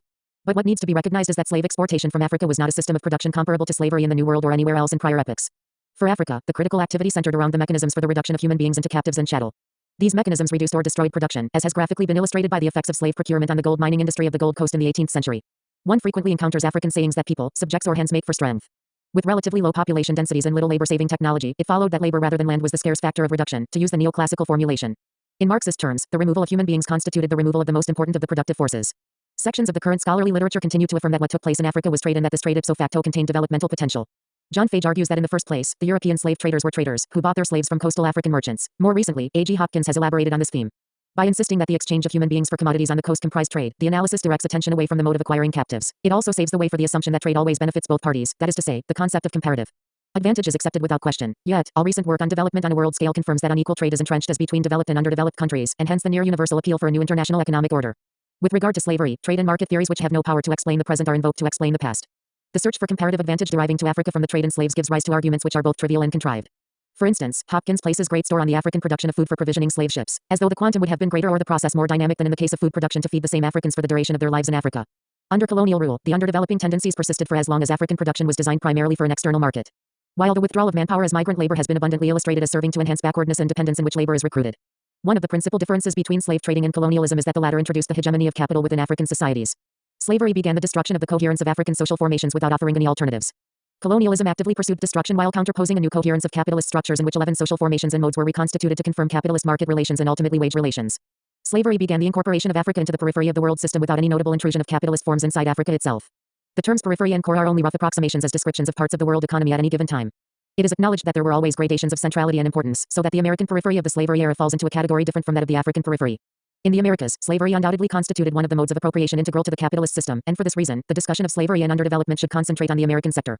The exercise can usefully be prefaced by an indication of the essential and recurring features of underdevelopment expressed as laws of motion of the societies concerned. Clive Thomas offers invaluable insights when he identifies underdevelopment and dependence as basically involving 1. The lack of an organic link between domestic resources and domestic demand, and 2. The divergence between domestic demand and the needs of the broad majority of the population. At this point I will focus on the example of Guyana with the intention of providing some specificity within the context of the broader study of transatlantic slavery. The available literature on West Indian slave plantations has usually found little difficulty in fitting Guyana into the main generalizations covering the region. In Guyana, as elsewhere, sugar seemed inevitably to go hand in hand with slavery. For all practical purposes, the strip of coastland which circumscribed the slave plantations of Guyana in the 18th century was another small island where the master-slave relationship was almost exclusive. Production in Guyana was subject to the same colonial and market constraints as were characteristic of the West Indian islands, yet Guyana did have its peculiarities. It was not a small island in which continuous sugar growing had exhausted the cultivable soils before or soon after slavery ended, nor was it debt-ridden and burdened by multiple mortgages by the turn of the 19th century. On the contrary, the soils were not easily exhaustible and there was no question about the economic viability of the slave-based sugar industry on the eve of emancipation. The relatively large plantation units were well capitalized and, with the aid of compensation payments, the industry survived the first major market crisis of the equalization of UK sugar duties in 1846. Above all, Guyana had a substantial hinterland which set it off from the West Indian islands. There is every reason to investigate why a large continental area remained a colonial enclave during and after slavery. Guyana had large areas of living space which were not occupied by slave plantations. In these thinly populated areas, the prior communal modes of the Amerindians persisted, albeit deformed under the pressure of European conquest and colonization. Slave plantations were established on the littoral from which the indigenous Amerindian population had been cleared, but the frontier was static and there was no expansion of capitalist relations or transplanted peoples into the hinterland. Among the characteristics of Guyanese underdevelopment one notes the incomplete inventory and exploitation of hinterland resources and the limited nature of new settlements. These features were marked during the heyday of slavery and are to be attributed to the political economy of slavery. Slavery required secure conditions for the reproduction of slave labor after that labor had been introduced. The problem of runaways varied in acuteness depending mainly on the environment. The forested areas of Guyana offered conditions no less favorable to runaways than did Suriname and Brazil. In the period of Dutch ascendancy, intermingling between Amerindians and Africans produced the mixed Bovieander communities which were highly rebellious and constituted poles of attraction for runaways. This was the experience of the 17th century when small slave plantations were established on the middle and upper reaches of the Guyanese rivers. After the Dutch resolved upon coastal agriculture in the mid-18th century, the Guyanese economy turned away from the hinterland. Even the necessary activity of slaves aback, such as cutting palm leaves for thatch, was considered dangerous since it facilitated escape. The enslavement of distant Amerindian ethnicities and the importation of Africans on a large scale were compatible with the maintenance of friendly relations between European Slavyaners and the neighboring Amerindian communities. Indeed, the latter were then prevailed upon to undertake certain police functions in apprehending and returning escaped slaves. The choice of the coastlands for the development of slave plantations was premised upon ecological factors, but, having been made, this choice was reinforced by the demand of the slave system for security, to the prejudice of interior development. Slavery arrived full-blown on the Guyanese coast, attracting both Dutch and English capital and settlers already in the Caribbean. There was no question of replacing independent small producers by slaves, and the rise of such cultivators was inconceivable once the slave plantation held sway. The plantation system continually sought to exercise monopoly over land and labor, a feature which was perceptible only after slavery ended. Although Guyanese history is badly under-researched, it has recently been served by two scholarly texts which address themselves to the plantations after slavery. Both confirm the perverse role of the plantation owners in seeking to hold onto all cultivable land and in providing disincentives to any alternative economic ventures which would reduce planter dominance over the labor market. Even a casual examination of the slavery era shows that these tendencies were most pronounced and that it was the slave-based plantation which was the principal stumbling block to hinterland development and to the balanced development of the economy. The dependent slave economy failed to utilize resources which were readily at hand within the domestic environment, while relying on the import of goods which could have derived from these same resources. The buildings of the coast were made from wood, but for the most part that wood was not cut from the forests of Guyana. The same could be said for the furniture within the houses. It was not until the 1850s that the export of greenheart was established, and several more decades passed before there was a local timber industry seeking to fulfill local demands. As late as 1902, the administration was unable to answer a query from the colonial office as to the existence of particular woods. On that occasion, the governor observed, "It is clearly unsatisfactory that we should be without complete and suitable specimens of all the woods of this colony." The spectacle of importing North American white pine into a forested colony was startling enough, but the policy towards the gold industry is more striking still. In spite of the El Dorado legend and the tremendous stimulus provided by the search for gold in the Americas, the gold industry in Guyana was pursued with a remarkable lack of vigor. African slaves and Bovianders had mined gold under the direction of the Dutch in the mid-18th century. After the move to the coastal plantations, Dutch planters were apparently so fearful of any competition to their plantation labor supplies that they closed gold mining operations completely. Nothing was revived until exploration resumed in 1864, and in the 1880s Guyanese were still rediscovering that the territory had alluvial gold. At that point, the planter class was reluctant to release public funds to advance the gold industry. Their command over public policy and the public treasury was unchallenged during the epoch of slavery, and this ensured that slavery had profound effects in vitiating the links between production and resource base in the Guyanese situation.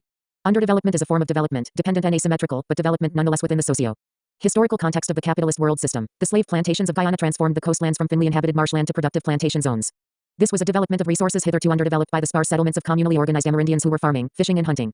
While contributing to the burgeoning growth of the capitalist course, slave plantations imposed constraints on extending capitalist relations within Guyana itself. Discussion on the precise relationship of slavery to capitalism has advanced beyond the polarization of slavery as either capitalist or non-capitalist. It is self-evident that slavery stood in the way of the commoditization of labor, and yet the internal hierarchical structure of the slave plantation was significantly influenced by capitalist forms in Europe. At all times, slavery remained independent on the markets, financial infrastructure and technology of the world capitalist centers. Hindus and Hurst seek to abstract the essence of slavery in the Americas as follows. It is a mode of production subordinated to the capitalist mode of production within the international division of labor in the world market created by capitalism. The conditions of reproduction of the slave mode of production under these circumstances depend upon the capitalist system, upon world demand for the commodities it produces, competing regions and methods of production, alternative sources of investment, etc. Paula B. Buhlman simply and effectively defines modern slavery as capitalist slavery, while Clive Thomas emphasizes another crucial dimension when he designates it as a colonial slave mode of production. Given the fact that colonialism became the mediatory structure through which the influences of emerging capitalism in Europe were transmitted, there is a wide area of agreement that slavery was an essential component of peripheral capitalism, and that as such it could not develop enough internal momentum to ensure that its surpluses were used for the development of capitalism in a territory, such as Guyana. For sugar, there was only one market, which lay more often than not in a single metropolitan center. The nature of surplus realization imposed a relentless dependency on the planter class vis-a-vis the metropolis. Dependency is a colonial characteristic, but it must be noted that slavery in the colonies was bound to be heavily dependent because the slave economy stood no chance of creating an internal market. The tide market was also the source of capital and credit. Commercial and financial institutions were never autonomous within Guyana. Technology, too, was externally derived, and there was little room for innovation or even adaptation of the type which could be termed developmental. Improvements to factory technology were very slow in coming to Guyana, while field husbandry remained wedded to the utilization of heavy inputs of cheap labor. In his unique study of Cuban sugar technology, Manuel Moreno Fraginals makes it clear that the major force in inducing growth in 18th century Cuba was more manpower and slavery, in contrast to metropolitan capitalism, which lacked the dynamic to constantly revolutionize production methods. These remarks are also applicable to Guyana. There was a proliferation of artisan skills on the Guyanese slave plantations, and there were slaves who mastered the boiling of the sugar, but, of course, they were not exposed to scientific principles or experimentation. Besides, sugar technology was industry-specific and confirmed the monocultural dimension of the economy. The slave planters pursued policies which made it impossible for other branches of economic activity to be established, and they were able to create barriers to the free entry of capital into agriculture, industry and distribution. The legal essence of slavery, ownership and legal coercion, and its political expression in a narrow planter-controlled state both contributed to holding back development in Guyana. The local state institutions under planter management were weak in their relation to the external world, but they were powerful instruments in the hands of the masters for use against the slaves. The plantocracy was given free rein in its domestic policies. Without a domestic market and forms of petty commodity production, intermediary strata were extremely weak and closely tied to the planter class. Obviously, slavery stood in the way of the emergence of a wage-earning proletariat, but in addition it also inhibited the growth of other classes and strata associated with the maturation of capitalism in the metropolis. Initially, reference was made to the necessity to premise the evaluation of slavery on contemporary underdevelopment. It is, however, just as important to pursue the historical inquiry into the post-slavery decades of the 19th century, where continuity and change gave meaning to previous trends. For nearly 100 years, sugar planters bitterly resisted the creation of a free labor market as implied by emancipation.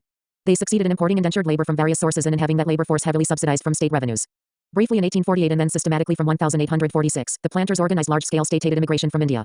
Until the last indentureship terminated in 1921, planters maintained a strategic section of the labor force on fixed wages and contracts outside the labor market. Their efforts were directed against the emergence of a proletariat which could make industrial and social demands on the owners of capital. Inevitably, the free section of the labor force found its initiatives frustrated by the immense control which planters wielded over indentured workers and hence the ease with which those workers were deployed to break the unity of working class struggle. Interestingly enough, planter resistance against the commoditization of labor was spearheaded in the late 19th century by plantation companies which were an integral part of the new monopoly forms of the imperialist era. The post-slavery plantations also showed a determination to retain a monopoly over land and to keep agricultural land in particular from coming onto the market. The conditions of tenure of the front lands of the coastal strip were such that each estate had an automatic option on the backlands of potential polder husbandry. Until these options were taken up, the land belonged to the crown, as did the forests and savannas of the interior. Planters moved quickly to raise the price at which crown land could be sold to a prohibitive level and to restrict the terms under which it could be leased. This measure explicated plantation capitalist development of the land and they militated severely against the emergence of a peasantry. Nevertheless, it is equally important to recognize that the planter monopoly over land and labor was breached in the 19th century and that growth and development registered in the post-slavery epoch were due precisely to the small ways in which that monopoly had been successfully challenged. Ex-slaves immediately assumed the role of a modern proletariat in presenting their own terms for wages and conditions of work. They did not make a great deal of headway in the face of state-aided indentured immigration, but their wage level was usually slightly higher than that of indentured bondsmen whose rate of 1 shilling per day remained unchanged from 1838 to 1921. African ex-slaves moved into a variety of occupations in the villages and towns and to some extent in the hinterland also. Their first objective was not to escape from estate employment, but they at least supplemented estate earnings by functioning part-time as artisans and in petty commodity self-employment of one sort or another. Ex-indentured Indians, Chinese and Mandarins took similar routes. One infers from all this the extraordinary importance of legal coercion in the slavery epoch. Recent research has firmly concluded that it was the plantation structure that was the key element in underdevelopment in Guyana. This should be modified, and the emphasis shifted to the slave mode of production, colonial and capitalist, with which the plantation was first associated.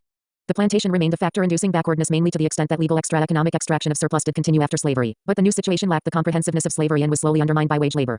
Former slaves and ex-indentured workers were able to express their own demands for goods and services. Their demand created an internal market for land and houses as well as for food, clothing and other consumer items.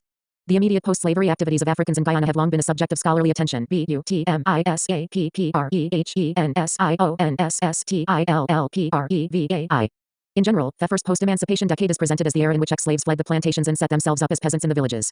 This simplifies and virtually inverts a reality in which Africans were still primarily sugar workers but had withdrawn their residence from estate housing and were making strident demands to support their conception of a tolerable standard of living, demands which included higher wages, education and access to cultivable land for those who wished to become full-time or part-time agricultural producers for local consumption.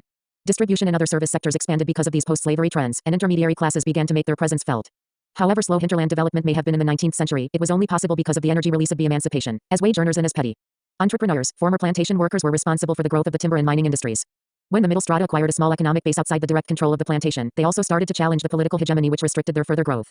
A new constitution in 1891 was the consequence of protracted populist agitation on the part of all strata outside the planter class. Legislators were thereafter elected on a slightly widened franchise, and they were persuaded to remove some of the stumbling blocks towards the acquisition of crown land, towards the establishment of a peasant-based rice industry and towards the development of a gold and diamond mining industry. Once more, the role of the state serves to emphasize the historical significance of the political exclusiveness which necessarily went along with slavery in Guyana and wherever slavery was not merely one institution but the basis of peripheral capitalism in any given territory. Because New World slavery was a colonial phenomenon, it is sometimes difficult to separate the specific consequences of slavery from those which accrued from colonialism. The evidence on Guyana seems to support the conclusion that underdeveloping tendencies can uniquely be identified with slavery. First, when they relate to the central fact that labor was not a commodity and to the absence of efforts to achieve this, in contrast to primitive accumulation or neanderthal capitalist societies were colonized in Africa and Asia. And second, when the tendencies stem from the monopoly over land and labor in the hands of slave owners, who placed restraints on the development of other forms of private property. This again falls short of being a common feature of colonialism per se. The colonial state, in the history of capitalism, guaranteed slavery or migrant labor or peasant production, depending upon the mode of labor appropriation which evolved. But the colonial slave state was more monolithic than others because there were no competing class interests which had to be reconciled. Authoritarianism was necessary to reproduce the relationship between master and slave. This ebook is licensed to Ryan Deason, @gmail.com on August 2, 2022. 3. Their Pedagogy and Ours. This ebook is licensed to Ryan Deason, @gmail.com on August 2, 2022. 10. The British Colonialist School of African Historiography and the Question of African Independence. Views on African independence can be divided into three major categories, as follows. 1. The colonial rulers, out of goodwill, granted independence, for which Africans had previously been given the necessary training. 2. The African people, through mass nationalist parties, wrested political independence from the colonizers through struggle. 3. With malice and deep strategy, the colonial powers themselves promoted the handover of the trappings of sovereignty, so that African independence meant false decolonization. In terms of intrinsic merit, the second and third categories above are of much greater importance than the first, because they reveal more about the historic processes which they set out to explain and they contribute more to an understanding of the present as history. 1 embarks on a critique of the colonial goodwill training school mainly because the view is widespread and still in the ascendant in certain quarters. Besides, chronologically speaking, it was the earliest view, and the others cannot be fully comprehended without contemplating their relationship to the colonialist position. Two principal protagonists have been selected here to represent British colonial writing on this subject, namely, Sir Alan Burns and Lady Marjorie Purham. In the opening sentence of his book, Colonial Civil Servant, Sir Alan Burns announced, "I was practically born into the colonial civil service. My grandfather and my father were both members of that service." As a former governor of Gold Coast and Nigeria, and as a high-ranking official in the colonial office itself, Sir Alan Burns is an unimpeachable spokesman for British colonialism. Lady Marjorie Purham is well known as a friend of the colonial office. She was for many years the most active Africanist at Oxford, offering courses to colonial office civil servants, as well as training the present generation of colonist-minded fellows at Oxford who write on African history. Independence and nationalism came to Africa as European imports, so they tell us. African peoples previously lacked all common elements of nationalism, except common territory, and the requisite ingredients were provided by the presence of the colonizing powers. According to Marjorie Purham, African nations now owe to Europe the form of their existence as nation-states. In effect, the argument suggests that both formal and informal education given by the British brought to Africa the ideas of freedom and democracy and the conception of the nation-state. Marjorie Purham notes that schools in British colonies taught the assertion of liberties from Magna Carta to the Reform Act of 1832 and beyond. Nationalism is a sense of common identity that arises as human groups seek to resolve the basic contradiction between man and nature. It is a definition of the in-group, as against all competitors in the struggle for scarce resources. Nation-states grew up in Europe, Asia and Africa. What was Ethiopia other than a nation-state? And what about Egypt long before colonial rule? Several African states destroyed by colonialism were as large as and often larger than the succeeding territories arbitrarily defined by Europeans. Even if, for the sake of argument, one were to deny that states like those of the Zulu, the Baganda, the Asante and the Mandinga under Samori Toure were not nations, it would be impossible to deny that they were nationalities at an advanced stage of evolution towards nationhood per se. They were at least comparable to Ireland and Ukraine in the 19th century, and they had more people sharing a common culture than many microstates in Europe, Africa and Latin America at the present time. What European colonialism provided was a new context for nationalism in Africa, after having destroyed the old.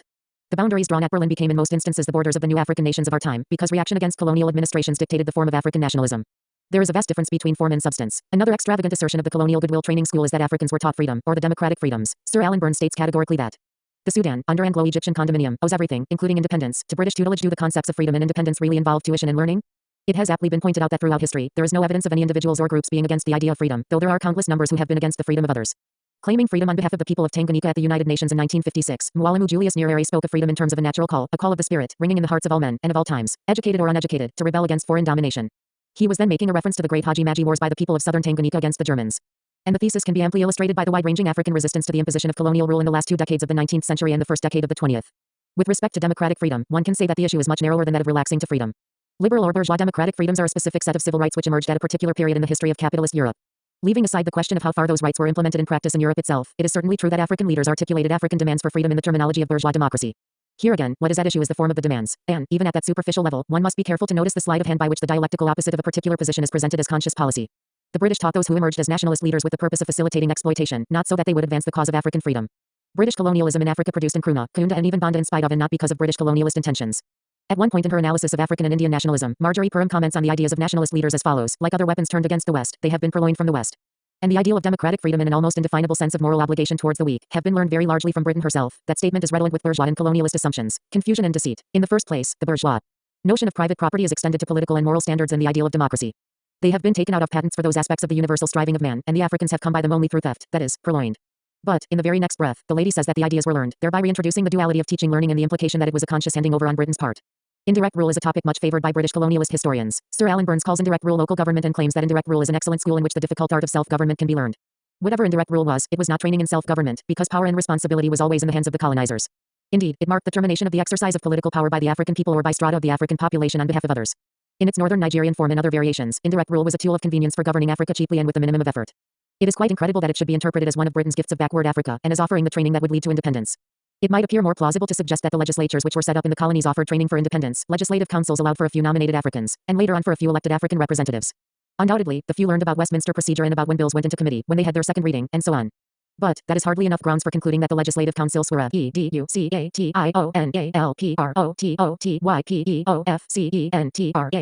parliamentary government, to use the words of Marjorie Purham. Up until the time that internal self-government was constitutionally made possible, all other legislative experiments were variations on the theme of metropolitan domination via the governor of the colony. The basic question is whether Africans were participating in the exercise of power and responsibility, to which the answer is no. All colonial constitutions stress the reserve, paramount or overriding powers of the governor, thus guaranteeing that African members would be frustrated, in the few instances where honest and courageous African nationalists were permitted to enter. In its extreme form, the colonial goodwill training thesis amounts to the assertion that colonialism from the outset was consciously liquidating itself. Sir Alan Burns implies this by observing that in the very process of colonizing Africa, Britain was bringing under its protection backward peoples and leading them towards civilization. With reference to Nigeria, he wrote that we are in Nigeria merely as trustees for the people, and it is our business to train them as rapidly as possible for self-government. A writer who claims that British education in the colonies was education for freedom and that indirect rule was practice in the art of self-government, should also maintain that Britain was planning decolonization virtually from the word go. In that regard, Burns maintains consistency, at the price of holding the laughable view that the British conquered only so as to plan decolonization. Marjorie Purham is more cautious and less consistent. When it comes to timing the moment when Imperial Britain decided on the policy on self-government as a possibility, she moves much closer to the end of the colonial period. If admittance of Africans to the legislative councils was part of the preparation for self-government and independence, then the timing of Britain's goodwill training program should at least date from the 1920s. However, Perham concedes that colonial administration hardly got underway properly until the 1930s, and it was not until after the Second World War that Britain began to timetable independence. The war had subtly changed Britain's attitude, though the authorities hardly knew it until faced with the decision, she writes. So now we know that there was a change post-1944, that there could not therefore have been a previous policy to contemplate independence, and that even after 1944 this change does not become effective until the colonial authorities were faced by the decision, namely, what to do with the great African and Asian humanity which set enough to colonial overlordship. In parts of her work, Perham unreservedly admits that anti-colonialism and anti-imperialism represents the latest phase in the reaction of the rest of the world against the long domination of the West. She concedes the basic desire for freedom on the part of all peoples, and actually uses the term regaining of independence with reference to the movement for African sovereignty in the late 50s. A reading of several texts from this British colonial historiographical school shows the same ambivalence and inconsistency. On the one hand, there are the vague and far-reaching claims to British uniqueness in preparing Africans for independence or self-government from a very early date. On the other hand, when more specific statements are made, they never mention a date earlier than the post-war epoch as the point when conscious policy came into being, and they admit that the initiative for change came from the colonized peoples. Sir Arthur Creech Jones, as Secretary of State for the Colonies in 1948, put forward the first public policy statement to the effect that the central purpose of British colonial policy was to guide the colonial territories to responsible self-government within the Commonwealth. That statement is often cited by the British colonialist school of historiography under discussion, and Perham places considerable emphasis on the role of the Labour Party in that respect. With the experience of India, Ceylon and Burma behind them, British policymakers had apparently anticipated the goal of eventual African self-government within the Commonwealth and the rapid and full constitutional independence, which actually came to Africa. It is the contention here that the nature and degree of independence and the timing of that eventually as conceived by some British policymakers in 1948 were all significantly different from what did occur in the years to follow.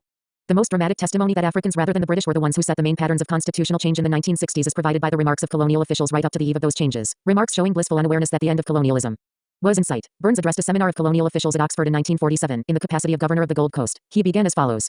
I have been asked to speak to you this morning on the future of the colonial service as I think it must develop if it is to meet the growing demands that will be made on it during the next 20 or 30 years. There have even been suggestions that our empire is coming to an end. That our colonies are now anxious and ready to stand by themselves, and there will shortly be no more need for a colonial civil service. I don't believe it. Virtually all the statements that Britain was actively contemplating granting African self-government from the latter part of the 1940s are made with hindsight by the writer faced with the reality of independent Ghana and other comparable changes.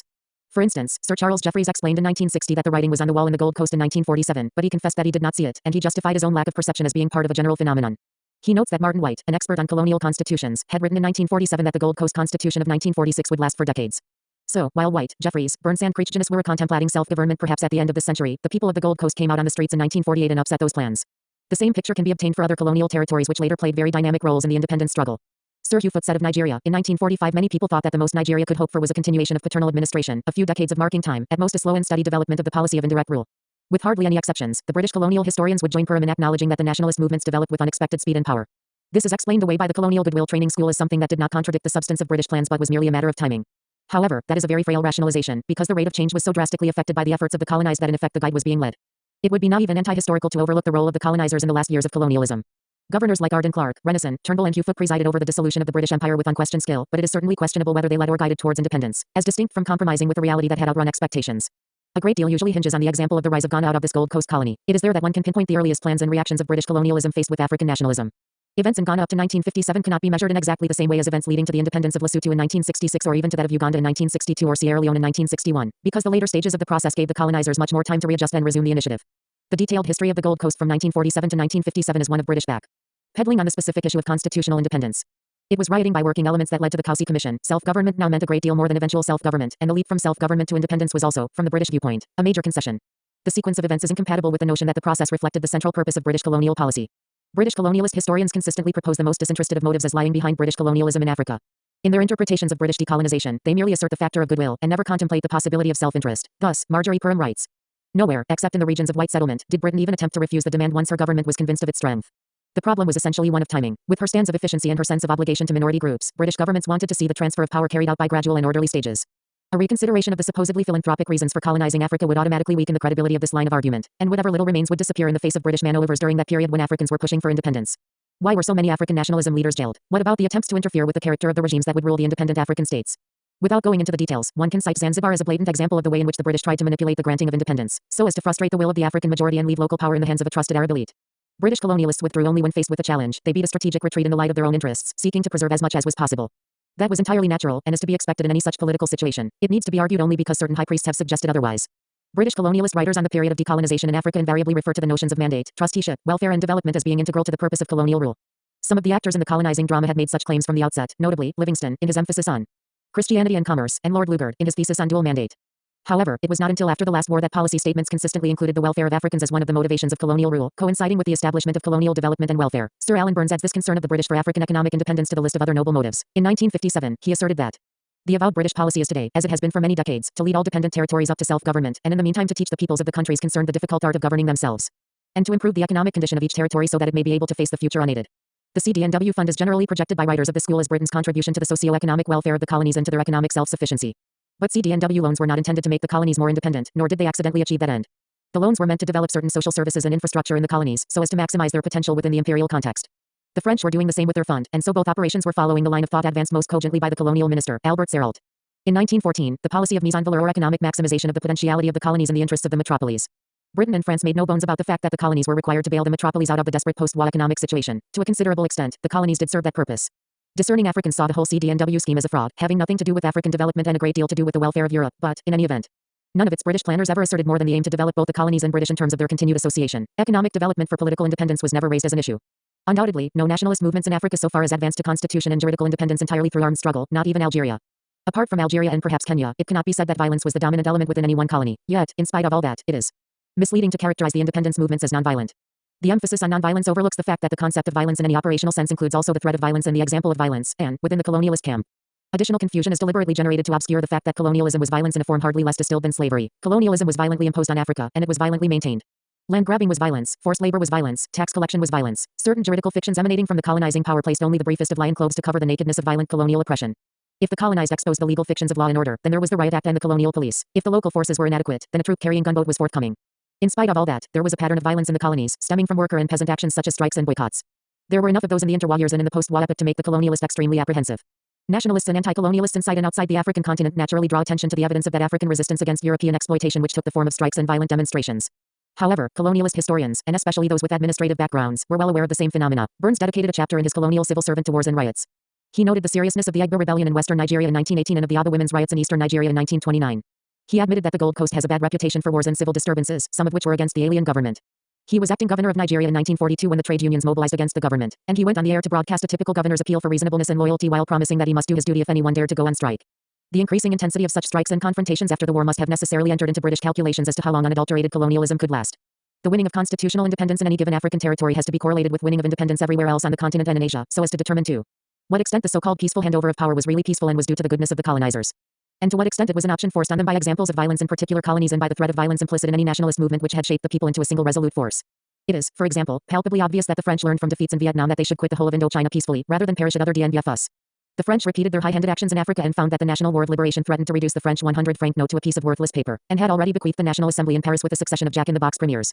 There was clearly a connection with the unsuccessful French wars of repression in Algeria and the hate with which they tried to establish acceptable African governments in West Africa. As for the British, Malaya haunted them in Asia and the example of Kenya gave them diarrhea in Africa. True, they did suppress the Mau Mau Land and Freedom Army, but at what cost? Imperialism is not imperialism if it costs more to suppress the exploited than the imperialists receive in surplus. The British knew that it was wise to proceed with African independence rather than court more Mau Mau. Even in far-off British Guiana, the popular movement of the 1950s could exert some leverage on the British by threatening them with Mau Mau. India is often given as the classic example of nonviolent transfer of power from the imperial power to the indigenous nationalist forces. But it should be remembered that India had a powerful current of mutinous soldiers and other political traditions opposed to the nonviolence of Gandhi. The British retreated as much from the threat of millions of Indians lying peacefully on the roads and railways as from the possibility that they might get up and strike back.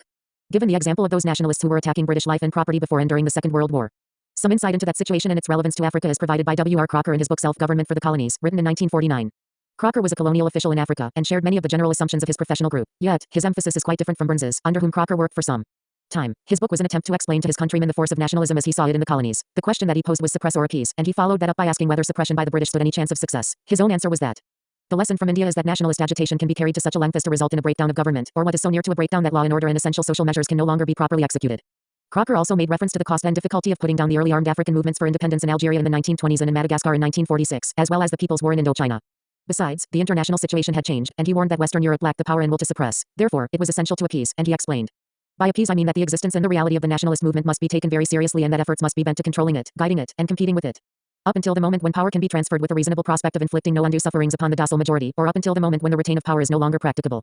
Apart from the gratuitous solicitude for the welfare of the docile colonized, the above statement really gets down to the nitty-gritty. Crocker goes into a few more details where he warns that to oppose the agitators is to make them more popular, and that to hold back too long in granting African demands for independence would be dangerous. In one sense, Crocker was a liberal among reactionaries, while in another sense, he was no more progressive, save that his line was a frank exposure of what the colonialists were doing, while others were trying to say that the hyena was only a goat. For what Marjorie Perham tries to hide under the rubric of transfer of power is what he exposes in his definition of appease. He showed an awareness that constitutional independence in India and Burma had not weakened the ties between those territories and Britain. The problem was how and when to step down, so as to secure the best of the situation, as he explains it. The conundrum of when to the transfer authority and how to in any given territory will require the highest political qualities, but English history is in many ways a history of political genius. If the British are true to their genius, the British colonial problem can be solved. The limitations of this British colonialist school of historians are manifold. Most of them flow logically from the bourgeois worldview. There is no piece of this writing which is free of references to the Soviet Union and communism. Explicitly and implicitly, there is the recognition that their interpretation of what happened in Africa is part of the struggle to determine whether capitalism or socialism shall triumph. Indeed, an interesting side alley into which many of these writers divert is a discussion of the colonial and nationality question of the Soviet Union, with a view to demonstrating that Russian exploitation of non-Russians existed inside the Soviet Union, and with a view to warning Africans about the Soviet wolf. Needless to say, the British colonialist school has a metropolitan and racial bias. It comes out most clearly in their references to pre-colonial Africa, but it is also present in their analysis of decolonization in a patronizing form. This is implicit in many statements already quoted in this discussion and is generally well enough known that the issue need not be flogged in this context. In highlighting the dominant features of this type of scholarship, attention should be drawn to the fact that it springs from the British political ruling elite, who are bourgeois but more than just bourgeois. Throughout British history, there has been a unique interpretation of classes and class values at the level of the political elite. The English bourgeois partly pushed aside but partly absorbed the feudal nobility, whose deportment and norms were adopted. Writers who fall into the colonial goodwill training school were nearly all colonial civil servants at one time or another and were very much part of the political ruling class.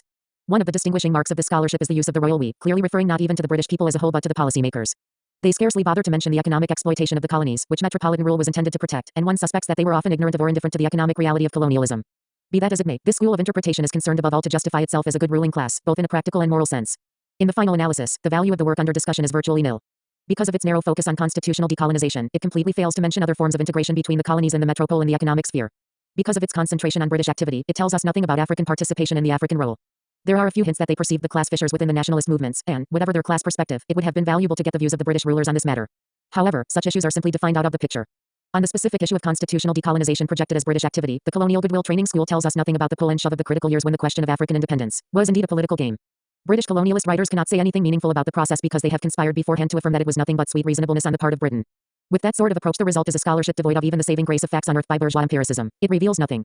At every turn, there is a bland expression about trusteeship, mandate, guidance, partnership, transfer, like soothing music for the milch cows. As indicated from the outset, the obligation to deal critically with the school of British colonialist historians is imposed by the wide vogue which it enjoys. It is probably still the majority position among European scholars in the metropole, and there is a significant neo-colonialist school whose work involves a revamping and refurbishing of the old interpretations, after jettisoning a few of the more objectionable and unsaleable points. Besides, a historical view is not the property of historians. It is the expression of class, national, racial and other presuppositions, and it returns to strengthen the said presuppositions. The vast majority of Englishmen will never give a thought to African history, but, whenever they react to an issue involving Africa or Africans, their judgment is shot through by the colonialist historical interpretation. Supposedly in the new spirit of independence, African research historians have taken to compiling texts for schools, sometimes in collaboration with whites who are very much tied to the old colonial structures. Thus, Joseph Annan of Nigeria got together with Godfrey Brown to edit West Africa in the 19th and 20th centuries. And they handed over a chapter on colonial rule in West Africa to W.E.F. Ward, a former educational officer on the staff of the British Colonial Office. Understandably, Ward spoke on behalf of his own country and class, and restarted the colonial goodwill training myth. When I joined the British Colonial Service in 1924, the fashionable slogan was trusteeship. I was told that West Africa was not yet ready for self-government, but that it would be one day. Meanwhile, Britain was in the position of a trustee, and I must look on my work as directed to helping Africa to take the government into its own hands. We were expected to work ourselves out of a job, though it cannot be claimed that all of us realized it. Or that all of those who did not realize it approved of the idea. The last sentence is a characteristic piece of double talk, while the we simply means that the oppressor continues to write history for the oppressed. In East Africa, the volume by Gideon Weiss and Derek Wilson, East Africa Through a Thousand Years, is in some ways a counterpart of the Annan and Brown volume, Weiss being a Kenyan and Wilson an English history master at a white settler-oriented Nairobi school. This time, however, it is just not inviting a particular British colonialist, but the advancement of a coherent colonialist view of decolonization, made more dangerous because it will infiltrate under the name of an African historian. East Africa Through a Thousand Years completely accepts the frame of reference of British colonialist historians, whereby constitutional matters were the focus of the decolonization process. It presents to African school certificate pupils the notion that the path to independence in Tanganyika began in 1945, when 2 African members were admitted to the Legislative Council. Weiss and Wilson credit Burns and Curran when they assert that the major concern of the British government was that each new state should be ready for independence, i.e. that it should be a stable government, acceptable to its people, under wise and capable leadership. Must another generation of African youth be asked to write and believe in such European fairy tales? This ebook is licensed to Ryan Deason, @gmail.com on August 2, 2022. 11. Education in Colonial Africa. The separation of knowledge has been entrenched within the structures of bourgeois universities in such a way that scholars in the humanities and social sciences can only pay lip service to the concept of multidisciplinary approaches. It would appear that education as a subject or department is particularly alienated and cut off from other disciplines. Certainly, on the development issue, the little that is written hardly ever integrates the aspect of education. At the same time, educationists who write about educational development are unwilling or unable to relate this to the movement of the society as a whole. The inclusion of the topic in the series of seminars attests to its fundamental importance to the political, economic and cultural changes taking place in Africa over the past 8 or 9 decades. A balance sheet approach to the colonial period in Africa invariably fastens onto the building of schools as a decisive element in favor of colonial benevolence. No attempt is made to explain how this benefited or developed Africa and the Africans, but the argument carries great force because of the universalized assumption that Western education per se is good. Africans came to believe it and the vast majority still do believe it. After all, someone with a school education on the continent is distinctly better off than someone who has not gone to the kind of school set up by Europeans. It is also obvious that the leadership of the political parties that strove for independence was drawn mainly from the educated elite. In this sense, European education of the colonized may appear to have been a crucial factor in political development. Yet, there is perhaps no subject on which conscious Africans can be so roused as that of colonial education. The path to political awareness in Africa more often than not leads to a denunciation of missionaries, colonial schools, Shakespeare and cultural imperialism. When prodded, any African educated under the colonial system can point to numerous incongruities from individual experience of the curricula, teachers and procedures of the schools he or she attended. Indeed, within the same individuals there is often the ambivalence of pride in scholastic achievement on the one hand and self-flagellation on the other, because they had acquiesced to the racist colonialist educational program. Education in Africa was not approached systematically by the colonial powers until the 1920s. By that time, colonial administrations had been set up throughout the continent and a range of economic activities were placed in motion with the aim of providing surplus for the metropolis. A small fraction of that surplus was redeployed to ensure that Africans would fill certain jobs in the lowest echelons of the economic and administrative sectors. Primary schooling was all that was essential for these positions as messengers, clerks, police constables, and so forth. But it was also necessary to train African teachers and a handful of Africans who were sufficiently initiated into the European way of life to pass the experience on to their brothers and to act within church, state and private firms as middlemen between the European hierarchy and the African masses. Hence, the growth of a modicum of secondary schooling, teacher training and eventually the rare experience of university education. Functionally, colonial education was developing the modern sector in Africa, mining, cash crop agriculture and trade with Europe. In effect, that meant the development of Europe and the underdevelopment of the African economy. It must not be forgotten that Africa had its own indigenous system of education to the European impact. This system did not simply disappear, but it suffered the same contraction and diminution of vitality as did the traditional economy. The disappearance of craft skill is nothing else but the disappearance of the education that had previously caused those skills to flourish. Indigenous African education lost its leading role in the society just as the traditional economy was displaced by the money economy. Those who entered the money economy saw European education as the element which might lead to upward mobility. Thus, the son of an agriculturalist was no longer apprenticed to him on the land but was sent off to a school which would fit him for a part in the money economy, preferably in the administrative services where prestige was highest. Education, even at the most revolutionary periods, highlights continuity in those aspects of the society which are cherished by the masses or by the dominant class. Education at its best seeks to bring out the potential of individuals to serve their own society and master their own environment. Colonial education interrupted the patterns of education which performed these functions and substituted instead learning associated with the advancement of an alien society and which usually had little to do with increasing African mastery of their own environment. Curriculum development in Africa over the past decade has everywhere had to face up to the problem of irrelevance in the colonial school system. The examples which cropped up throughout the school day were alien and irrelevant to the African child. Rather than building upon what existed, colonial schooling destroyed what existed, which made it easier in the long run to subscribe to the great lie that no education was previously available. One is concerned here with an African's basic awareness of his environment. Before the European or in the context of freedom from European education, a cattle-keeping people observed their animals with such attention that European languages have no words to describe the 70 or 80 varieties of cattle that, say, a Zulu or a Fulani felt it necessary to distinguish. In a similar vein, it was noted that African children in the forests would normally know the names of dozens of trees at an early age and would confound the European visitor who could not tell one leaf from another. The point here is that a European educated African was just such a stranger and ignoramus in his own land. It is this break in the continuity of the historical movement in Africa that I am consistently referring to as underdevelopment in an active sense, and it embraces economic, political and cultural fields. Presumably, if African education had been replaced by something of greater value to the African people, it would still have been possible to claim that Africa benefited and developed. Indeed, it could be argued that they had jumped to a higher stage which would have been long in coming if the process of uninterrupted evolution had gone on. However, the new education was severely lacking in many ways. To begin with, it was education for a tiny minority, replacing a system of education for all that had previously existed. The quantitative limitations of colonial education need to be stressed both as a corrective to the colonialist claim that they brought education to Africa and as a means of understanding that the present situation in Africa is profoundly influenced by the fact that the school system inherited from colonialism cannot possibly cater to the majority of the population. Masses of figures could be brought to show how few were the Africans who were allowed schooling by the colonial powers. A large proportion of the few were primary school dropouts while an insignificant minority made it to secondary school. After all, it has to be noted that Africa today still has appalling figures of illiteracy and inadequate schooling in spite of the fact that the independent governments have often done more in 10 years than the colonists did in 75. That is what the truly African education policy will not merely have to extend the colonial school system, but it will also have to break with the basic rationale that has guided it so far, of training a minority to aid in the work of administration. Producing Africans to aid in the task of colonial administration was of course not simply a matter of functional skills but also of ideology. Always learning is presented within a given ideological framework. Europeans could not do otherwise but instruct Africans within the bourgeois framework which was brought from Europe. However, winning over Afrikaans was not left to chance. Policymakers for colonial education deliberately and carefully worked out the kinds of programs designed to create the loyal African servant. The French referred to them as cadres and emphasized that they should not merely serve as clerks, translators and the like but as active agents of French cultural imperialism among the African masses. Occasionally, a far-seeing colonialist thought in terms of training Africans who would continue to run the continent in the interests of Europe after Europeans had relinquished direct political control. But for the most part the educated elite was viewed as being permanently available for aiding their white masters, since scarcely any colonialist contemplated the end of European rule in Africa within this century. One extremely interesting example of the way the colonial powers saw education as buttressing colonial rule ideologically and practically lies in the treatment of African rulers and their sons. African rulers had been deprived of power in the process of imposing European rule, but they still retained varying degrees of authority in the eyes of their own people, and all colonial powers used what they called chiefs as agents within their administrative systems. To the French, this was so important that they made it mandatory for chiefs to send their sons to school, in order that this stratum within African society should develop the same perspectives as educated Africans from different backgrounds. The French were being perfectly logical in expecting that all who aided them in the work of administering African territory on behalf of France should have an ideological perspective determined by the French themselves. The English, too, at some points felt the education of their indirect rule chiefs to be a priority, and schools for African rulers were opened at Bo in Sierra Leone and Tabor in Tanganyika. Although the experiment of special schools was not carried very far, it did translate that the sons of the traditional rulers allied to the British did rise to the top of the educational ladder.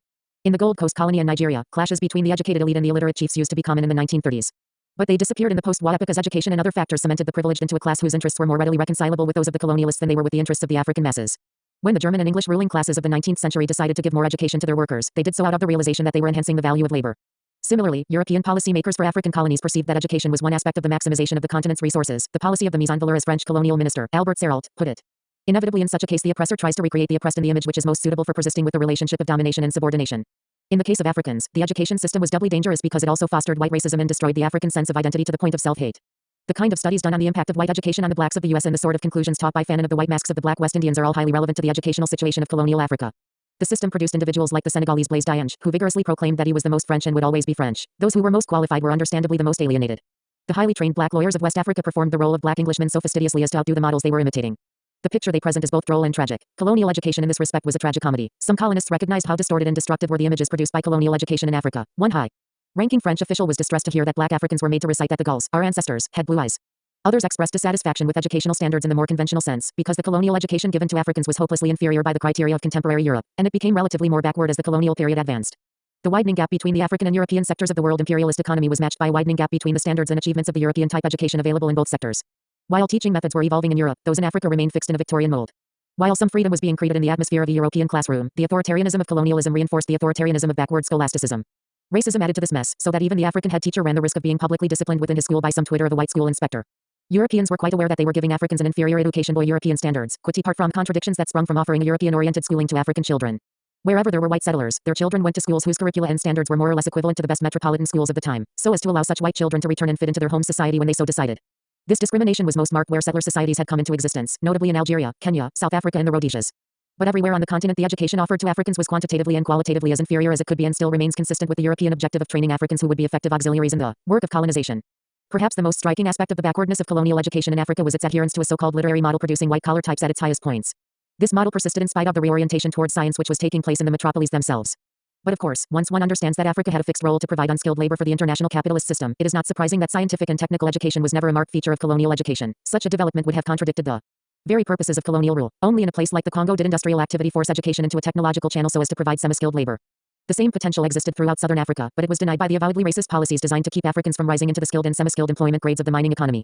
Africans as well as Europeans made requests for reform and radicalization of the colonial educational system. There were demands for more school places for girls, for more technical colleges and for curricula that were generally more relevant to the ecology and to the African people. None of these demands could get very far, because the parameters of the educational system were set by the phenomenon of colonialism as such. Capitalism in Europe had hardly done much to liberate the women, and in a colonial context it actually undermined the position of the African women. To recommend more education for girls was to fail to take account of the fact that the constricted money economy had no employment opportunities for women. A demand for more technical colleges was usually met by the answer that there was not enough finance in the coffers of the colonial administration. Of course, there was a vast difference in the amount of surplus expatriated to Europe and the amount of money raised by taxing Africans to meet the daily expenses of subordinating the said Africans. Colonialists were naturally loath to forego any of the surplus unless it went into the infrastructure for future profits and for maintaining the system as it was. Technical education was ruled out because it actually ran counter to the international division of labor that was part of colonialism, and the same was true of high-level agricultural education. It must not be imagined that Africa's role was agricultural and Europe's industrial. Scientific agriculture was also monopolized by Europe. Therefore, the superficially attractive idea of agricultural education for Africans was put into effect by colonialists in a degenerate racist form, which had as its rationale the training of Africans to take their national place as manual workers on the land. A complete catalogue of the evils of the colonial educational process in Africa would be long indeed. It was no less decisive than the economic factor in bringing about the underdevelopment of Africa. Indeed, in examining the concept of dependency as a crucial aspect of underdevelopment, one cannot fail to realize the major contribution of the educational system in producing the individuals. With all the syndromes of psychological dependence and with the styles that derive from serving as European puppets in Africa, yet, it is equally vital to understand the contradictions that were set in train because of the colonial school system. Those contradictions arose in spite of the intentions of the colonial masters, and they have already served in undermining the foreign domination of Africa. Education elicited a very positive response from large numbers of Africans. A great deal of force in one form or another was employed in getting the money economy in motion, and education was one of the very few positive inducements that motivated people both to join the money economy and to increase their participation in ways such as extended acreage of cash crops. Colonized Africans not only pressured the colonial governments to build more schools, but they themselves made tremendous efforts, including 30-mile walks to the school, local financing of schools and teachers, and community programs for educating students in Africa and even abroad. To some extent, these efforts aided the colonial enterprise. More Africans were thereby having access to European-type education without the colonialist having to release as much of their profits as they might otherwise have had to do. However, the African drive for more education defeated the purposes of the colonialists in a number of ways. The principal consequence is that particularly in British colonies there were more Africans with primary education than the colonialists really required for their own tasks. The colonial regimes were unable to provide such individuals either with secondary schooling or with the jobs that fitted the expectations created by the years of schooling. It is clear that in many colonies the crisis of the primary school leavers was a serious factor lending dynamism to the African independence movement. The African search for modern education also had a marked mobilizational and organizational effect. The act of getting together to finance a school was a political act. The sponsorship of a scholarship scheme tied to palm oil or to cotton cultivation was also a political response on the part of the oppressed. The form of welfare organizations which catered to educational objectives during the 1930s and 1940s was later subsumed by the mass political parties. As Africans broke beyond the bounds of colonial educational opportunities, individuals as well as collective opposition to colonial rule was engendered. At the individual level, it has been noted how significant were the roles played in independence struggles by West Africans educated in the United States. Those individuals were part of the process of seeking out Western education wherever it could be found. Coming from places like Nigeria, their normal outlets for limited higher education was in Britain, but they sought new frontiers in the United States when they found no openings in Britain. Africans who never received higher education or any education at all were part of the movement to change certain vicious racist trends of the colonial educational system in which they placed hope for their children. In French West Africa, the major issue over which there was popular protest was the French attempt to create bush schools that were supposedly more relevant to African needs but were fundamentally aimed at creating an inferior educational environment for the natives. The struggle against these schools was a victorious one, and it formed part of the national independence struggles in French West Africa and French Equatorial Africa in the post-war era. The same is true of the African movement against agricultural education in British East and Central Africa. The powerful African independent church movement had a somewhat less powerful counterpart in the independent schools that sprung up on African initiative. In Kenya, they had a Christian background. In North Africa, they had a Muslim background, while elsewhere, as in the Sudan, no particular religious preference was expressed. In all these situations, however, the independent spirit went far beyond the classrooms, and the colonial powers were themselves quick to see the generally subversive implications of Africans controlling their education in this way. In any event, contradictions arose within what the colonists would have considered as the most advanced institutions espousing European value systems. With very few exceptions, the leaders of African independence movements were products of an educational program that was aimed at keeping them as colonial subjects. The opposition to the colonial intellectual formation took place at two levels. A few individuals actually rejected the entire value system of capitalism, individualism, racism, and exploitation. These were the few who uncompromisingly continued to strike out against imperialism after gaining the tokens of constitutional independence. The second level of protest was generated by the contradiction between the value system and the personal aspirations of educated Africans. They had been taught about freedom, liberty, and a career open to the talents, and instead found that colonial rule offered the educated elite none of these things. Taken together with all the other contractions of colonial society, the antagonism between the colonizers and the African educated elite was a notable contribution to the emergence of national political parties, and to the gaining of constitutional independence as a step on Africa's march towards reconquering the political power lost through the imposition of Europe's colonial rule. Everywhere on the African continent, education originating with the colonialists was meant to ensure mental and physical enslavement. To a large extent it did carry out this function. But every aspect of Africa's subjugation also contained the seeds of revolution, since capitalism in its colonial guise could not satisfy even the minimal aspirations of the African people. The more cash crop farming there was, the more likely it became that there would be peasant revolts. The larger the wage-earning sector, the more likely it was that there would be the revolt of organized labor. Dissatisfaction with education and with the opportunities for education was at the forefront of colonial grievances, and it helped to weld together the vast majority of the population to address themselves to the principal contradiction between themselves as the colonized and the Europeans as colonizers. No other facet of the African experience so clearly illustrates the dialectic of oppression and resistance. Historical underdevelopment is a key aspect of the story, while the rebirth of freedom is the other. This ebook is licensed to Ryan Deason, @gmail.com on August 2, 2022. 12. Education in Africa and Contemporary Tanzania. Education in Africa. In discussing education in Africa, we should first contrast the independent educational system as it existed before the arrival of Europeans with the colonial education system established after 1885, which is the conventional date for the beginning of African colonization. The differences between the two are critical to any real evaluation of contemporary education in Africa. Communal and universal versus particular and elitist societies. Education in independent pre-colonial Africa was universal. Everyone received either a formal or informal education designed to give him or her a role within the society. Mothers passed on values to their children, and the elders acted as models of behavior for the youth. That was informal education. It went on all the time and could not be stopped. Formal education in independent Africa occurred throughout teaching one's skills to apprentices. For example, if a man were a hunter, a miner, or a cloth maker, he would educate his children or other family members or other persons in the society in order to preserve his particular craft. In addition to vocational skills, social values were specifically transmitted to the young at puberty during the rites of initiation. Many societies also had formal training schools for those preparing for the equivalent of the priesthood. So this, very briefly, was the African educational system. It provided education for everybody. It had a role for everybody. Colonial education, or European education in colonial Africa, stood in contrast to the above. It was doled out to a minority. Colonial education was elitist, because it was based upon elitist philosophical and ideological assumptions derived from European class society, as distinct from African society, which was communal and relatively unstratified. In a stratified sociological system, education serves the interest of the dominant class, caste, race, or geographical unit, irrespective of pretensions to the country. Such an education is for the few, whether they be the actual children of the ruling class, or children of the exploited and oppressed classes who are co-opted into the services of that system. When the European education system was transported to Africa, it became even more limited and elitist, because the purpose of the colonizers within Africa was to select only a very small number of Africans to aid in the work of colonization. The point was made very clearly by the colonizers: why do we want to educate the blacks? Because we are running the country, but we cannot do it all on our own. We need some African messengers and translators. We need African clerks in the railways, the civil service, and the trading companies. We need teachers to train those messengers and clerks. That is why it became necessary for the colonialists to establish some form of school education in Africa. The African versus the European personality. Another set of distinctions exists between indigenous African education and colonial education. African education was designed to develop what I call the African personality, a term which has been used by Kwame Nkrumah, Sekou Touré, and a number of other prominent African spokesmen. It often carries vague mystical overtones, but what I have in mind is simply that a society, both consciously and unconsciously, develops individuals to sustain its mores and values. In unfettered African society, Africans were part of the extended family. They developed a consciousness of their relationship to their kin, their land, and their ancestors. All these factors made up the African personality. Any educational system, so long as it is independent, develops people for purposes which the society internally and independently chooses for itself, notwithstanding the fact that a particular sector may be more influential than another in exercising that choice. In the colonial system, it was not the people themselves, not the colonized, who set the terms and goals of their education. The colonizer did so. When he educated a few Africans, he did so not to develop them within their African context, as Africans, but rather to alienate them from their society from which they came. His purpose was to create or recreate them in his own image, to mutilate and transform the very sense of their African identity. A dramatic illustration of this is found in French West Africa, where African school children were told to recite, "The Gauls, our ancestors, had blue eyes." When a French school child says this, it is a means of identifying himself with his past, and this is normal in any educational system. But when a colonized Senegalese or Dahomian is told that the Gauls, his ancestors, had blue eyes, and he knows he has black eyes and a black skin, he experiences a tremendous sense of alienation. His sense of who he is, his sense of being an African, is in danger of collapsing. He becomes instead a black European, which was, in fact, the purpose of French as well as British, Belgian and Portuguese colonial education. It was designed to alienate the few who received it from the mass of the people as a whole, not to reinforce the connection between those educated in the formal system and the rest of the population. Interdependence versus individualism. A third set of contrasts is related to the communal nature of African education, which stressed the interdependence of individuals within the society. Work and social effort had to be collective if they were to be meaningful. This collective emphasis sprang from the structure of the society, which was non-stratified undifferentiated. Subclass contradictions that did exist were, by and large, non-antagonistic class contradictions, except in a few areas where feudal or quasi-feudal social forms had come into being. An antagonistic contradiction penetrates to the basic means of production. When the existence of members of one class depends upon exploiting members of another class, race or nation, then their interests are antagonistic. In African societies, there were non-antagonistic contradictions based on the division of labor. Such, for instance, was the opposition between pastoralists and cultivators, between whom there was at the same time a considerable degree of interdependence. Also, there was a division of labor in which some individuals became priests, while others wielded political authority. When the division of the social product is relatively egalitarian, a major contradiction does not arise between the priest and ruler, on the one hand, and the rest of the subjects on the other. In the African situation, it was possible to teach that labor is a collective activity, since this was in accordance with social reality. Colonial education, deriving from bourgeois values, portrayed labor and even social existence to be competitive. Not only was this idea extolled within the classroom, but in the arena of real life such progress as was possible within colonial society was granted to Africans because of their personal achievements, thus further separating the individual from the mass of his fellows. The colonial educational system was competitive in the metropolis, but it was more so in Africa, because only a tiny handful, far less than in Europe or North America, became, as it were, the chosen few. A tiny handful went to school, and it was made clear to them that, here is your avenue to progress. You have to compete with others to get there. And once you make it within the system, you will establish yourself as a superior individual, not as some small part of a collective. Ideological values were buttressed by material changes which further differentiated African society. For example, where land used to be the property of the whole community, it became commercialized. Under colonialism, land was bought and sold in Africa, a concept almost unknown previously. Once it was bought and sold, a few individuals got the land, and others had to do without. They became sellers of labor to those who owned land. The individualist approach struck at the roots of the land tenure tradition, and the educational system reinforced that individualism as well derived its rationale from it. Orientation to, or away from, the life environment.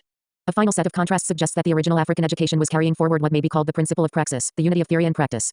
One was learning about life. The individual was instructed about the life of the community in order to fulfill his own role within the community and simultaneously understand and complement the roles of others. African education was specifically oriented towards the practice of day-to-day life. It must be reiterated that educational systems are both formal and informal. We should not hold to the idea that education takes place only if there is a classroom, and only if people remain outside of the process of production for months or years. That is the narrow Western conception of education that evolved out of feudalistic and capitalist times, but Africans were educated differently. Consider, as an example, the African pastoralists. When Maasai youth, aged 5 or 6, deal with cattle, they are at school. By the time they reach the age of 10, they can distinguish dozens of species of cattle, their shape, the color of their skins, their particular markings, the shape of their horns, and so on. The Maasai can even identify the species of ticks that come and rest on their cattle. They have gone to school with their cattle because it is essential for their survival and the survival of their community that they should know about cattle, for that is how the community makes its living. Therefore, whether they get that education by formal or informal means, it is at all points linked to the question of practice, of doing, as distinct from a purely abstract appreciation. Colonial education in Africa was hostile to the principle of praxis, partly because of unconscious and ill-considered European premises about education. Consider a subject as basic as geography. A European school teacher in a tropical schoolroom in Africa or in the West Indies would teach about spring, summer, autumn and winter, which relatively few Africans or West Indians would ever have seen. Brought from Europe, the educators too often taught the same things they would have taught in Europe, but more than that, they insisted that education in Africa be essentially white-collar education. They promoted what they considered to be the values of Christianity, and values connected with doing certain types of low-level bureaucratic work. It was a non-specific, non-technical education, unrelated to the actual physical environment of Africa. In Europe, a scientific and technological bias had been imparted to education in the late 19th century and even more so in the 20th century, because such a bias was necessary to the development of capitalist society in Europe. However, because Africa had been allocated the role of primary producer within the imperialist international division of labor, it was not only unnecessary, but undesirable and antithetical to the interests of capitalism that African education should take a scientific and technological direction. The colonizers did not want Africans to do anything more than supply labor in its cheapest and crudest forms. When, for example, rural Africans in South Africa did manage to get skilled or semi-skilled jobs, the whole racist society galvanized itself to hold back African development, because an African was considered even more of a threat if he had an education and a skill. He was then either not given a job or given it at a wage as much as 10 times less than that which a European received. The African school child who did receive a colonial education very often was removed physically to a primary or secondary boarding school. Many Africans who experienced this kind of education found that they could no longer relate to their own home communities, or that they had tremendous difficulty in doing so. The church too was responsible for outdated forms of African education. By the 19th century, churches in Europe had ceased to play the hegemonistic role in education which they had played in previous centuries. Europeans had come to an awareness that the church should be separated from the state and from civil education, because the metaphysical approach of Christianity was hostile to the full elaboration of European knowledge, especially in science. For the most part, Europeans very calmly separated the church from their school system, but, at the same time that the Europeans were separating the church from their educational system, they were bringing the church into Africa. They found it useful, one presumes, to create irrelevant and mystifying approaches to knowledge, because all they wanted the African to learn was the fear of God. The missionaries said this very clearly: we want to teach them the fear of God. 2. Education in Tanzania. Qualitative gains. Against the background of colonial and pre-colonial education in Africa, it may be helpful to take the narrower example of Tanzania today to pinpoint some of the things that Tanzania has achieved, and some of the things that it has tried to achieve. In the educational sphere, the legacy of colonial rule was an extremely high rate of illiteracy throughout the continent. The number of children going to school very seldom went above 1 out of 10, and in some cases it was less than that. In the United States one talks about high school dropouts and college dropouts, but in Africa one talks about primary school dropouts. 50% of the children in Africa had to contend with an enormous quantitative problem in the area of education. Heretofore, colonial education had only been made available to a very small percentage of the African population. But the government planners of the new African educational systems were charged with providing a formal school education for everybody. They had to start thinking in terms of universalizing education, pushed by the demand of the working classes. In my opinion, most African countries which attained independence with a few secondary schools and with almost non-existent facilities for technical and university education have done more in 10 years of independence than the colonialists did in 75 years of colonial rule. As far as expanding the physical educational facilities are concerned, I have many reservations about some independent African governments, but it is simply an indication of how shabby the colonial regimes were, that in 75 years they did not manage to give to Africans, quantitatively, even the primary education which governments in Ghana, Nigeria, Uganda, Kenya, Tanzania and elsewhere are giving to their people today. Very seldom does the new education arrive, however, at anything near universal school education, not even in Tanzania. The Tanzanian government projected the year 1980 as the date when it hoped to arrive at universal primary education. This wait is justified by policymakers in terms of a lack of finances. Education is a huge financial investment which does not bring immediate returns. It is a long-term investment. Many governments spend 25%, perhaps 30% of their budget on education, and of course this is not as productive an investment as a farm or a factory, which will conceivably show returns in 1 to 5 years. In spite of this, many young Tanzanians have not been very happy about the idea of accepting incomplete primary education for a number of years. Their imagination has been caught by the kind of experiment which went on in Cuba and which provided the Cuban people with universal literacy. While coming nowhere close to the Cuban year of education strategy, Tanzania has stepped up its adult education program. President Julius Nyerere argued that because so many of the present adult population had been denied the opportunity of education during the colonial period, adult literacy campaigns should become a matter of the highest priority, and Tanzania has had one of the more successful adult education programs in Africa. Altogether, it cannot be denied that 10 years of independence has shown a tremendous development, in purely quantitative terms, in the number of children going to school, and in the number of people in the society who received a formal education of the same schoolroom type as had been established under colonial rule. That is the first achievement. The elimination of racism. Another early achievement in post-colonial Tanzania was the elimination of the racist structure of colonial education, which reflected the racism of the colonial and capitalist world. There were white settlers in Tanzania, although their Kenyan counterparts were more numerous and more notorious. These white settlers received, by far, the largest proportion of the educational budget. Arabs and Asians received the next largest slice, and finally, the majority, the people of the land, the Africans themselves, received the scrapings. This racist school structure was promptly attacked and destroyed. Teacher training. The idea of teacher training had to be seriously reconsidered, because part of the process of African alienation resulted from the physical presence of white teachers in African schools who, whether or not they consciously subscribed to all the goals of colonial rule, reflected the biases and individualism of the metropolis and the racism inherent throughout the capitalist world. Since Tanzania had been one of the more backward colonies, few Africans were trained to be teachers at the time of independence. Its leaders wanted to expand their school system, but the teachers who were already entrenched there were primarily white expatriates and Asians who did not always opt for national status. The university opened its first College of Arts, Social Sciences and Natural Sciences in 1965, and it was used virtually as a teacher training institution. A program was devised by which an undergraduate could emerge at the end of his studies as a teacher in 2 subjects. Normally within the British system, one earns a bachelor's degree before proceeding to study for a year, or 2 years, to acquire teaching certification considered appropriate for secondary school teachers. Tanzania had to break with that practice and integrate teacher training within the undergraduate program. About 80% of all the early graduates went straight from the university into the secondary schools to meet the priority of Tanzanization. A small example of the consequences of Tanzanization can be seen in the return to traditional dance within the school system at both primary and secondary levels. Music and dance have always been dominant African art forms, and they were relevant to culture in ways that were far more fundamental than mere recreation. Not only has ngoma been revived in the schools, but the traditional forms have been given a new content, a new thrust. The words the students sing and the scenes they act out in ngoma might today be related to Ujima, the collective, for example, or they may even be concerned with the question of defense against the Portuguese. So there is a merger of new political content with old African form. The National Service Program. Beyond the quantitative changes and the very obvious transformations of the school structure, one confronts much more complicated questions. Tanzania has had to struggle to retrieve its education from a colonial to a distinctly African path. At the same time, these African values had to be set in the forward-looking context of socialist reconstruction. A key problem is that colonialism has means of self-perpetuation. Africanization per se could not break the continuity of colonial education, given that African teachers had been taught by Europeans within a European value framework. In effect, the African teacher was often a programmed European, making Fanon's phrase black skins, white masks even more apt than it initially appears, since the mask in indigenous African practice symbolized a complete change of identity on the part of the wearer. Higher institutions of learning in Africa were particularly prone to emphasize colonial continuity, often under the guise of maintaining international standards. Any African teacher who had access to higher education, either before or after independence, was likely to be as elitist as the European who had preceded him, alienated from his African roots, and as individualist as though he had been socialized in Britain or the US. The National Service was perceived as a device to induce change of a practical and normative kind in Tanzania. It was instituted as a means of bringing a number of youth into more active participation in the life of their community. One of its principal aspects was the provision of the rudiments of military training for self-defense. Colonialism disarmed the African people, except for those who served the master in the colonial army. One of the first things which the National Service did was to revive the normal practice whereby the youth are entrusted with the physical defense of the society. At the same time, the National Service revived the principle that education should provide real skills, practical skills, as distinct from white-collar education. So, the National Service offered agricultural and craft skills regarded as relevant to the question of economic development. Its first recruits were youth with primary and lower secondary education. The National Service also rested on the premise that young people should be educated to serve rather than to command peasants and workers. University graduates represented the pinnacle of the old elitism. They had to learn to reintegrate themselves with the rest of the population. Therefore, in 1966, the National Service Act was extended to cover secondary and university students previously exempt from its provisions. Tanzanian university students completing their training that year were required to enter national service. Like everybody else, they were to live in a national service camp for 6 months and were to be trained by instructors who often had only primary school education. At the camp, servicemen received an allowance. For a subsequent 18 months they were to make a contribution of 60% of their salary to the national budget. University students promptly demonstrated to signify their non-acceptance of these terms. This was confrontation of the people versus the elite, and being an elite without power, university students were disciplined to perform national service in order to complete their education. Now secondary school graduates proceed immediately to national service camps for some months before joining the university. The national service program succeeded to a limited extent. After setting out on the difficult task of refashioning people's values, it has, not surprisingly, ended up with a degree of formalism. In other words, students will go to the national service and they will do what they are told.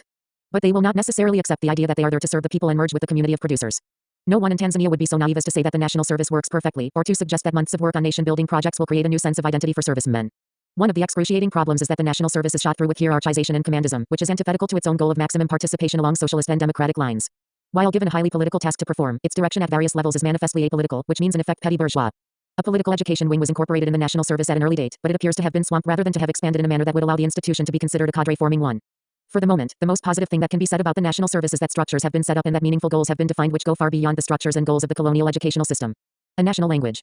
Tanzania has been fortunate in being one of the few African countries with an authentic national language. There are dozens of linguistic units in Tanzania, but, with few exceptions, everybody can communicate in Swahili. Most observers have commented on this phenomenon as evidence of Tanzania's national and territorial integrity. In addition, the existence of Swahili as a lingua franca has implications with regard to transcending both stratification and external orientation. English, which was the teaching medium in the colonial secondary schools, was one of the mechanisms of alienation. The continued use of English and French in post-colonial Africa helps keep the African petty bourgeois attached to their masters. With the introduction of Swahili as a language of national education, those who entered the secondary schools were offered the opportunity of defining their visions of the world in a language which grew out of their own environment. There also emerged the possibility of using an idiom which could bind together the peasantry and the upper classes, in contrast to the European language, the use of which previously divided them. English is still the language of instruction at the university and in the higher reaches of the secondary schools because it takes time to make the transition to Swahili. Textbooks have to be developed and new concepts have to be incorporated into the language. Some foot-dragging in the practical implementation of the national language policy is evident. It is probably due, in part, to the lack of self-confidence of most of the petty bourgeoisie and their wish to continue the English language identification with the metropolis. However, debate in local circles has produced a consensus that Swahili can, and must, take precedence at all levels of communication, including the university. Education for self-reliance. In the wake of the famous Arusha Declaration of 1967, it should be borne in mind that the subtitle of the Arusha Declaration was TANU's policy of socialism and self